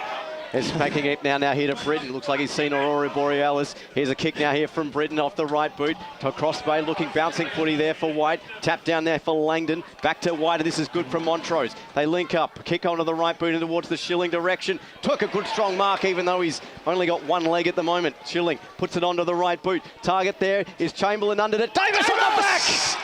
Yes! Good mark there by Davis. Mitch Davis has taken a mark straight in front, and that's going to be 25, and that is terribly undisciplined there from Croydon. And they're going to go back to 7 points the margin, you would think, if Davis can't make a meal of this. And, well, Croydon, oh, well, this is all coming apart at the wrong time for them. Davis steams in, puts it onto the right boot, and the Montrose Football Club extend their lead back out to 7 points, 9-10. 64, 8-9-57, and we're approaching time on here in the fourth quarter. That ball was going straight down to Mount Dandenong Road, that's for sure. Like, they've been paying those all day. Why would you just... It's just silly. Yeah, It's silly footy. Wanturna South margin back to 15 points, 21 minutes gone. Live ladder at the moment, Croydon in 6th. Have you got any mullet? How many is he kicked? 7 goals. 7 goals, yep. Smith? Smith, we got no updates from Smith. I'll message my source out at South Belgrade. Too easy. I like the Steamed Hand reference as well, Steve. Very good. That's all right. At this time of month and this time of year, localised directly at Croydon Football Club. Tim Smith update was 13 still. That was at 4 o'clock. Very good. So Jones now gets the ball down deep. Hands. He's been solid all day. I think he's locked up. Steve. I think he's locked up the workman of the day. It's an Albany expression, apparently. I'm going to roll with that. One of the best Simpsons scenes of all time. Very, very good. So the boundary umpire will throw it in. Hayning and Kogo going at it again. Eventually get the kick to Descent. Descent now finds a beautiful handball. Men's play couldn't reach that. Gets a soccer kick. Anyway, finds the ball early again. If the ball is going to record and get the numbers out early. Kicks it down deep to the Britta direction. Almost marks. Dropped it, played on, get the kick. Deep inside Croydon's 450 now. Gardold been solid all day on Cosentino. Finds it away. Garthwaite to Emberson. Emberson, hot with the footy, gets it off to White. He's been superb this quarter. Shrugs off one. Kicks it down deep to the Kerno direction. A great mark taken there by Croydon. That was Haig there. Kicks it off down deep. Finds Croydon now. Trying to look inside their 450. Finds to the Gardold, Cosentino direction. And it's going to go out of bounds. Oh, no. Yep, it will go out of bounds. Deep inside Croydon's 450. They need the next goal. And it's crucial as we approach time on as we speak with about 22 minutes approaching. Well, Fraser Smith solid across the back in that passage of play. Here's the throw in. Hayning over the top. Trying to take it off the draws. McKenzie can't move the football. Chappell's in there as well. Montrose trying to get a hand out. Jones puts her right up and under now, hugging the boundary line. It's going to go over, though. It's going to be a free kick here to Croydon and a pivotal one. They need to move quickly and they need to get it inside. Quick kick now finds Hotka, being pretty quiet this afternoon by his standards. Options on offer. Constantino calling for it on the lead. He's going to go in short to him here. Is he taking the mark? It's collected. Courage shown there. Picked up by Sparks. Chopped off beautifully there, but it's going to fall here for Croydon. Legged there was Constantino, and he's got a free kick. Yeah, I thought so. Well, that was well below the knee as Riley Constantino showed courage on that initial play. And he's won himself a free kick. This is a crucial kick. As he's going to line up from probably a 25-degree angle, about 35 out. And, well, if they don't get this one, Croydon, well, it's going to be an even further uphill battle as time will be their enemy. As we approach 23 minutes gone, I'd say we're going to be having about a 26, 27-minute quarter. Constantino now. Kicked one already this afternoon in the first quarter. Puts it onto the right boot. It's got the distance but not the accuracy, and it's gotten a little tougher for Croydon. 8-10-58, 9-10-64. Matty Fodia. Fair Park have stayed up. Fair Park have won. Fair Park will play Division 3 football in 2023. Give Sean Stanton the coach of the year. Great escape. Yep. Anyway, Hamsy. Hams now plays on. Kicks it down deep inside. There's players going to fly. Garthwaite was in the middle there, same as Davis, but eventually that was kicked by McKenzie. McKenzie gets down deep. Hands again, picks up the ball.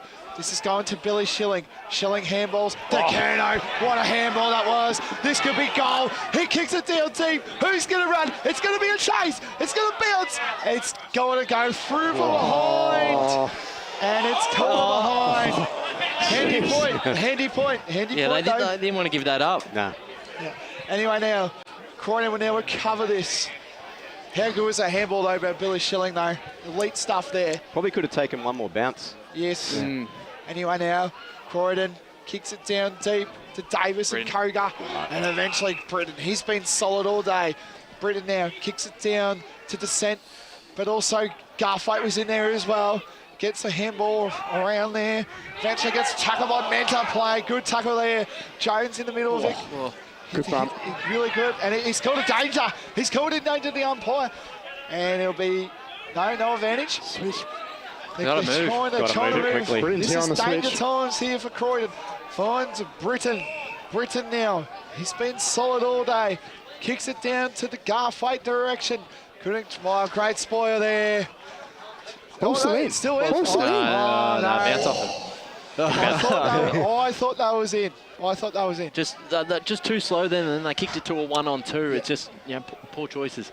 Yep. Umpire now throws it in. Deep inside Croydon's 450. Haining, big double fist there.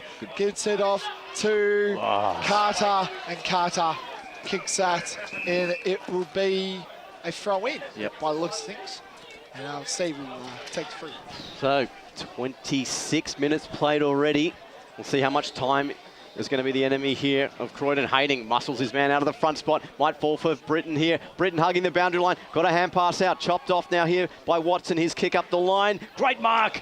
Brilliant mark taken there by Carter. Got to move quickly. Have Croydon. Carter might just elect to put this to the top of the goal square. Does so. Plenty of targets. Clark at the front spot. Spoiled out front. Looking for it now here in Montrose. They've got numbers. White's there. So is Galbraith. Diving in there as well as Koga. And a pivotal ball upcoming for the Quick Blues. update, Steve. So that that Knox result that's 3/4 time. So there's a quarter left. Boronia need to overturn a 3-goal margin to make finals. There's twists and turns are plenty. Plenty of them coming out of this ruck contest as well. Trying to get out there is Tennant, and he's wrapped up again. Montrose happy with this. They'll happy to run the clock down. 9:11:65, playing 8:10:58 as we're ticking over the 26.5-minute mark. Out here at Croydon, tense stuff amongst the Blues supporters down there on the boundary. Here's a hit out over the top. Clark tries to find it. Picked up now here by Davis. His kick is smothered. Goes out towards the wing direction. Emerson's in there as well. Good strong tackle. Picked up now here by Dixon. Hand pass back. Ficarelli sells the dummy. Puts it onto the right boot. Centering pass. Britton's underneath it. Wrestling his back. Great mark over the top. Dropped what he should have taken there. Probably should have heaped. And appeals for holding the ball. Umpire says ball up. And we'll have take number 2. Matty, any updates? From around the grounds, not really anyone's of any importance. Baldwin look like they've kicked away from Vermont. They lead by 26 points. South Croydon lead by 118 over Doncaster. Jeez. Yes, well, we're going to have yet another high tackle. It's going to be a kick now to Montrose, and this is they're going to be happy to just shave seconds off the clock. I know it's not my role today, but I think Montrose are home. I think time's about to run out. As here comes the kick from Garthwaite. His kick is a high up, absolute mongrel of a kick. And a kick over the top. Oh, Fraser Smith, great mark. He's got to move quickly now. One of the best players on the ground for Croydon this afternoon. There's the siren! Montrose are off to the finals. 9:11:65, 8:10:58. They've pulled it out here at Croydon. 2 men down. It doesn't matter. What a game of football between these two. Tied up at halftime. And the blue and red, and a very happy Blake Tennant, obviously.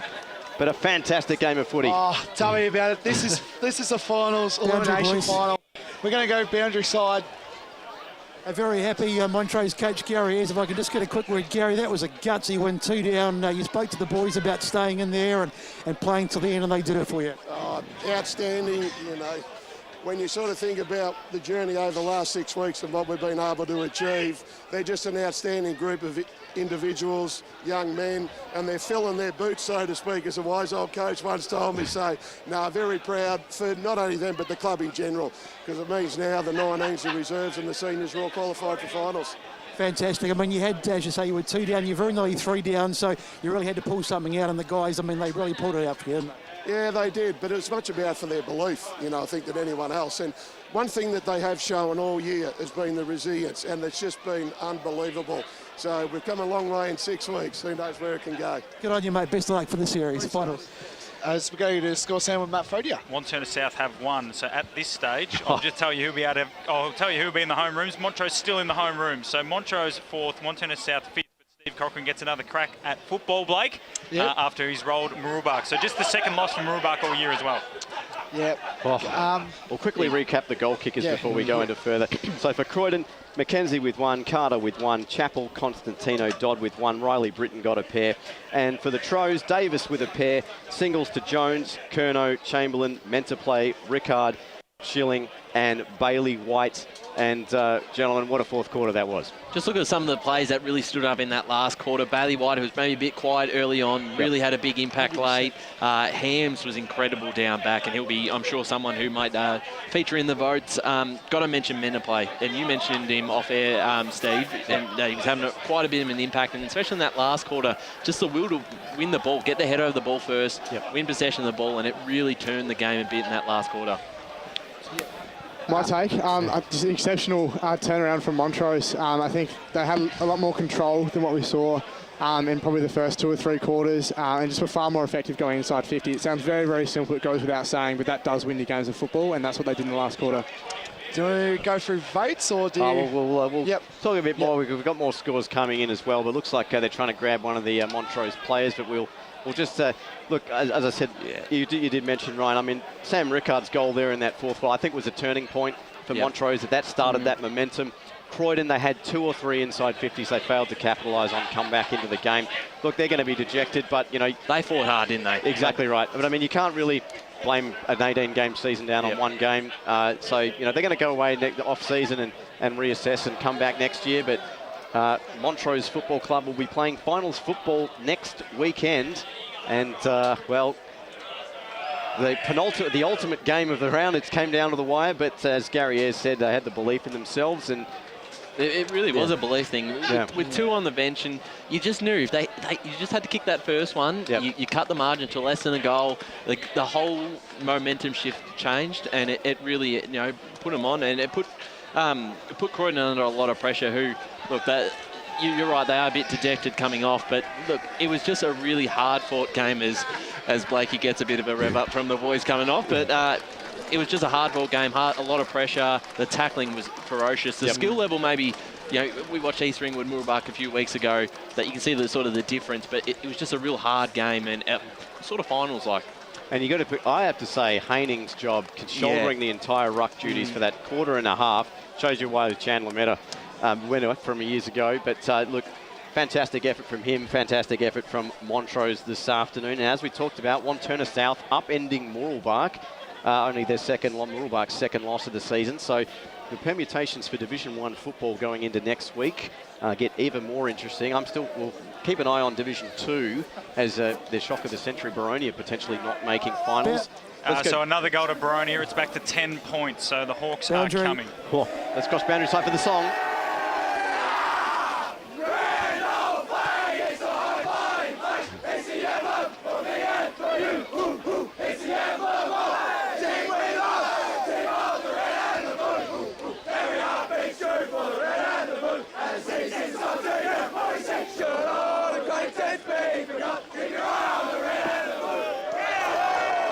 Fantastic stuff. I don't think we really needed to cross to the rooms. Blake could have sung it for us. He's clapping the clipboard. Yeah. So we've got about, let's say, 13 minutes left on the broadcast this afternoon. We might start talking about... first, let's go to the Tobin Brothers goal of the day, I think. Then we might cast our votes on that one. I'm going to go for Montrose, Tim Jones's lone goal in the second quarter and Chappell's goal in the second quarter. I think we're probably the 2 front runners. What are we thinking? Start with you, Will. I like Chappell's. Yeah, had to do a lot for that. I thought Chappell's was pretty good. Okay, well, equivocal decision. There we go. Tobin Brothers goal of the day goes to Mitch Chappell of the Croydon Football Club. That's at least a positive for them this afternoon. Now, we might actually get some stats that matter for that game from Paul Yaconi. So a lot of the stats here were fairly even. The clearances, Montrose led that 18-14. Marks inside 50, Croydon 10-8. Intercept marks, Montrose led that 11-9. Tackles, Croydon led that 28-21. Turnovers, Croydon 9. Montrose 13. Inside 50s, Montrose well on top in that 48-35, and free kicks 20-15 in favour of Croydon. Thanks, Paul. And it looks like Brett Beston standing by with Billy Schilling. Indeed, boys. Billy Schilling is here. Billy, you can't wipe the smile off your face. What a great win. It's been a long time coming. I haven't been near a final in 8 years. It's just bloody exciting, to be honest. Really exciting. Good win, gutsy win by the boys. Gary spoke at three-quarter time about the belief in the side. I mean, you were right in it. It was a tough, tight game all day, but he just seemed to have the belief, and he installed it in the players, didn't he? Yeah. Early days we probably would have rolled over, but the boys now, it's just we've got this will to win. We've got this belief. We've started playing consistent footy, and we've got a good will to win. And what about the 2 guys? When you had 2 guys out of the game, so you were down to 2 on the bench, very nearly down to 1. with Chamberlain, but that must have made it tough in that last quarter too. Yeah, no rotations really did. There was a few of us cramping, but it was just like it makes the win all more sweeter. It's really good, really good.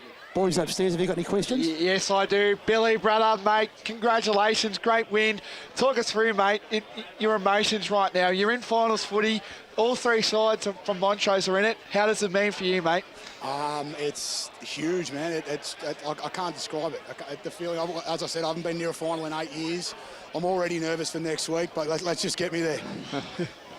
Anyone else? Billy, that's about 6 wins in a row now. You're in incredible form. It's sort of switched up after the halfway mark. Is that sort of gives you real confidence now that you're on a bit of a run? You beat Mitcham a few weeks ago. Gives you a real good chance coming finals time. Absolutely. I think we've got a really settled side now.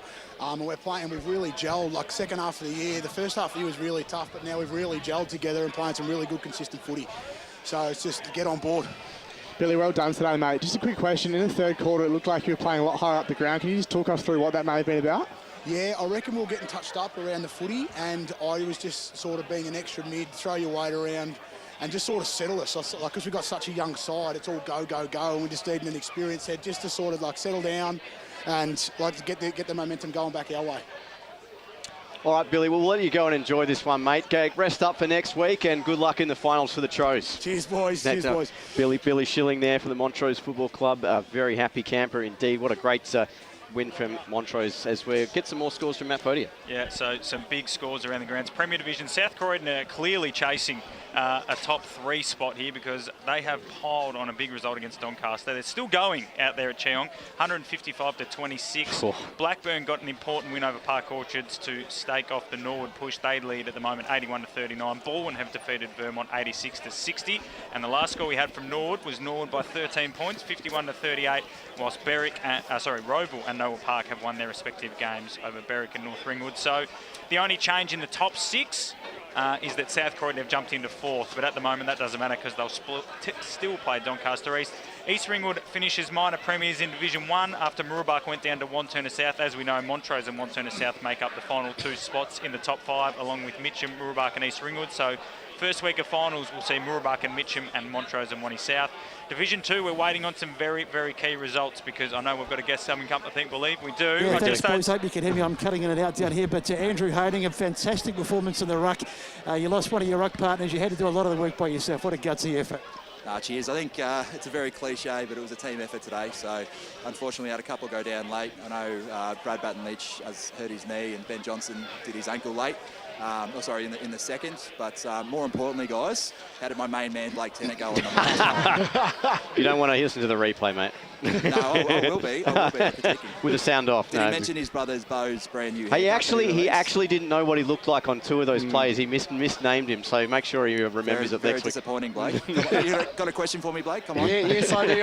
I know you've been talking about this interview all week, that's for sure. But you must be really, you were challenged a lot in that game, and to go up against one of the premier ruckmans in Division 1 against Koga. How did your game go against knowing that you're playing against Koga? I rate Koga highly. Yeah. Unfortunately, I had COVID the last time we played him, so that's the only time I've been able to play Croydon this year. But he's a fantastic, strong bloke, so he's definitely getting the better of me the older I get. So I thought he did really well today. Just talk about the influence of Gary Ayres at the club. He seems to be a cool, calm operator, even at three-quarter time, half-time, hearing him. Always composed, always sort of had the belief that you get over the line. What's that like, having him as just a legend of the AFL game, to have him as the coach of your club? Has he mentioned that he's a 2-time Norm Smith medalist? I don't know if he's ever mentioned that. Yeah, he did in pre-game. No, Gaz has been fantastic for our footy club. It's not only what he's doing for us players, but it's for the whole club. We're definitely getting more supporters down, which more supporters drink more beers, put more money in our tills, which is great. Awesome. I think that's it, boys. Yeah, fantastic. Speaking of beers, Andrew wants one, so we'll let him get away. Thanks to Andrew Haining. Massive effort. Blake, back to me here. Best to cruelly cut me off. So Knox, Baronia coming back, Ryan. It's back to 9 points. They'll win it. I'll lock it in. They're going to win this. 9 points. Here come the Hawks. So they might pinch back their final spot incredibly. Templestowe lead comfortably over Heathmont. And it looks like the Basin have done for Mulgrave 192-53. So the Basin definitely playing finals. We've just got to see whether it's Baronia or Templestowe. Okay, we need to think about our other awards as we've got about 8, 9, 10 minutes left. So let's go Trojan Workhorse of the day first. We'll start with Will, your pick. It's a tough one. I thought Riley Britton was really good for Croydon, but I also thought Riley Hams in the second half really picked it up, took it up a notch. I'm going to go Hams. Yeah, Ryan. I was going to go Hams, but when we get to the votes, he's my 3 votes. So I'm going to give it to Mentor Play. I just thought he was really good, especially in that third and fourth quarter that sort of helped swing the tide. Yeah, Blake, your turn. I could give it a heap to Blake's, but Of course, you could give it to the whole team. Yeah, I thought honourable mention. I'm going honourable mention. I reckon Jack Garthwaite, really solid down back. Yep. But I really thought from Croydon, Fraser Smith. He was really solid all day and competed really well. Okay, Fraser Smith. I'm going to agree with Ryan. I'm going to go Josh Mentorplay for the Trojan Workhorse of the day. That gives him 2 votes. So I think Josh Mentorplay is going to get the chocolates in this one. So congratulations, Trojan Workhorse of the day to Josh Mentorplay of Montrose. Now, the all-important Eastland Player of the Day. 3, 2, 1. Blake, it's all going to be Montrose, isn't it? So no, maybe not. All right, we'll go with you first. I'm going to go 3, Tim Jones. I thought he was really solid all day. 2 votes, I'm going to go Bailey White. I thought his last quarter and knowledge of the ball was really good. And 1 vote to Fraser Smith. Ryan?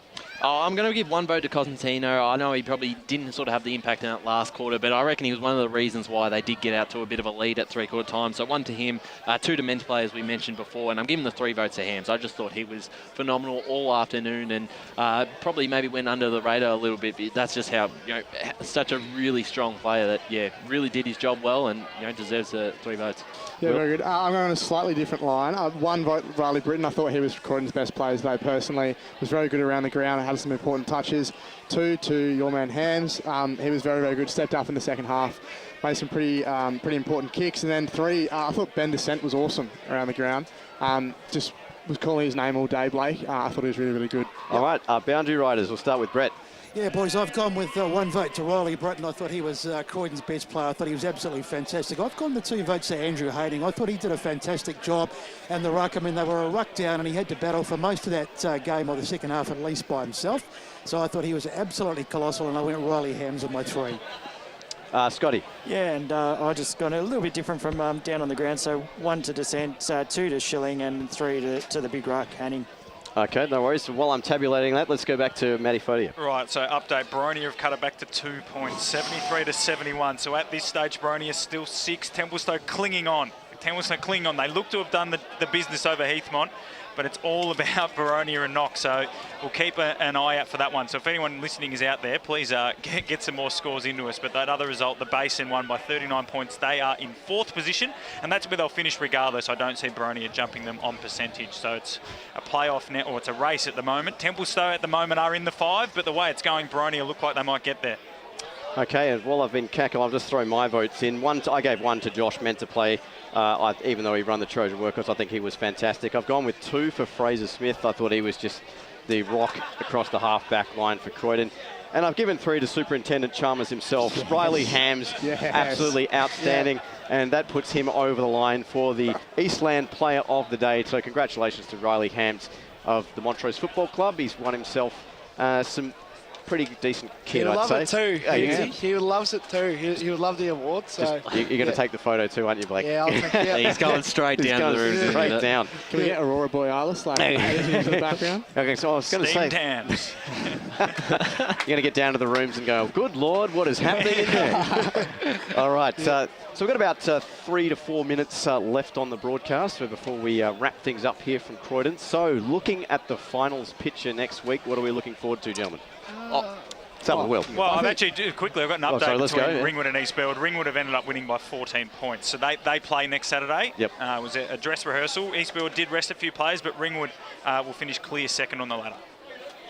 So we were actually, I think our game next week is Ringwood versus Eastfield. Tentatively, yes. Tentatively with an asterisk. So keep an eye out next week for our potentials as the finals get underway next Saturday, 20th and 21st. Kilsyth have made the finals. They've won 92 to 65. So Kilsyth in the finals for the first time since 2015. Another good story. That's great. Great for footy. Yep. So going back to our discussion, finals, Division 2, Division 1, what are we looking for? I reckon Mitch and Mooroolbark. I actually reckon that they'll be intense. I don't think Mooroolbark have been where they were at the start of the year. I don't think they have been where they had. Their last month has just been, pretty average, you would think. So I think that will be that one. And, of course, Montrose want Turner South. I'm pretty sure that is. So that's also going to be an exciting game as well. Back to 1 point at Boronia and Knox, 73-72. Blow the siren, says Anthony McGregor. I actually think it's going to be a really good game, Montrose 1 Turner South. Both have probably deserved that 4th and 5th spot. They've been really good in the second half of the season. Montrose 6 in a row now.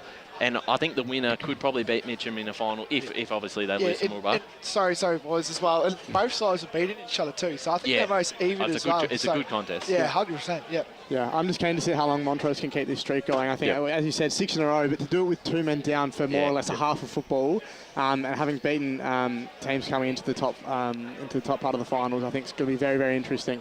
See how far they go. Scotty and Brett.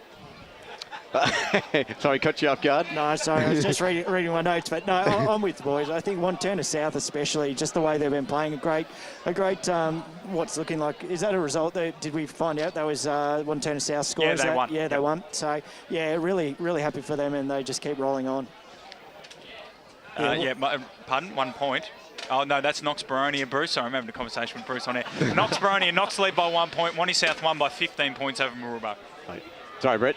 Yeah, I was going to say, I'm just looking forward to the finals overall. I mean, we have a long, hard season, and we do all the games, but we get to the finals, and it's just a completely different edge, and there's some fantastic finals coming up, no doubt. Just some quickly, we'll update the women's results. So obviously the 4 games out at HE Parker today. Rowville and Park Orchards Division 1 first semi. Park Orchards won by a point to go straight through to the grand final. Rowville will play the prelim. In the other games, South Croydon beat Vermont in Premier A, so they remain alive. Vermont are eliminated. Eastern Devils have done the business over Mount Evelyn, so it'll be Mount Evelyn and South Croydon in the prelim next week. It's all tied up at Knox, 73 apiece, and I think that's enough for Boronia to get in. So Knox need to score, and then the other women's result was down in Division 4, where Vermont beat Eastern Devils to go straight through the Division 4 grand final. All right, 2 minutes left. It's time to start wrapping things up here on the broadcast out at Croydon. Absolute ripping game of football. Couldn't have asked for a better game. 9-11-65, Montrose defeating Croydon 8-10-58. I've got another update, sorry, Steve. No? Surrey Park have beaten Sylvan once again, this time by 41 points. Fantastic, and I'm sure we're all on the edge of our seats for that Knox Boronia result. But I'll start with our boundary riders, Scott and Brett. Great game from you this afternoon. 74-73, Knox lead. Sorry, I'm just going to keep jumping in. Go for Thank you, Steve. Really enjoyed it. Fantastic to be down there and amongst it. Yeah, the crowd was great, and that the travelling faithful of Montrose really backed their side for that win. Yep. Paul Coney, great job from you on the Stats Centre. Thank you. Well, fantastic effort from you, and I'm glad someone got the Simpsons reference. Pleasure. Happens every week. Yeah. Ryan? Yeah, a bit edgy. Just waiting for that final score, but thanks for another good game. Blake Tennant, the undisputed star of the show. I'm interested in what the rooms are going to be like when you go down there this afternoon. I don't know.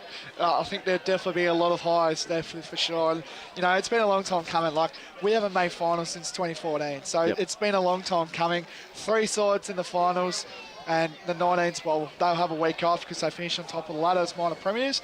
But the reserves and seniors, it's going to be a busy day down there, that's for sure. Knox by a point, 22 minutes gone. So as it stands, Templestowe are in the finals. The Purple Haze. Hopefully the siren blows in the next. What have we got? We've got a minute on air. A minute on air. So if they do get in the front, just cut in over the top of me. But 23 minutes gone in that. 23 minutes gone. So great job from the crew out here this afternoon. Final game of the regular season in Division 1 through to 4. Premier Division will wrap up next week, but it's all about the finals next weekend. They get going August 20 and 21st. We'll be bringing you Asterix Ringwood versus East Burwood, I hear, but keep your eye on the socials for confirmation of that. Also, don't forget to tune in for the Monday Recovery, which will debut about midday on Monday. We'll get all the breakdown of all the action across the Eastern Football Netball League with Maddie and the crew. Make sure you tune in for that. And also the weekend forecast for next Friday. Obviously, lesser games on. I hear Blake's going to be on it. And also the female footy focus as well. Female footy focus. I was getting to that, but you cut me. No, I'm just... More finals tomorrow if you're around Sylvan or North Ringwood. Plenty of women's finals. Some very big games, especially out of Quamby, where the Premier B finals take place. Absolutely. So, to wrap things up here from Croydon, it was the Montrose Footy Club 9-11-65 defeating Croydon 8-10-58, their first finals appearance since 2014 in Division 1, and they will play next week, and we'll be bringing you all the action from the Eastern Football Netball League next week. here on EFNL Game Day. I'm Steve White. Thanks for joining us. We'll see you next time.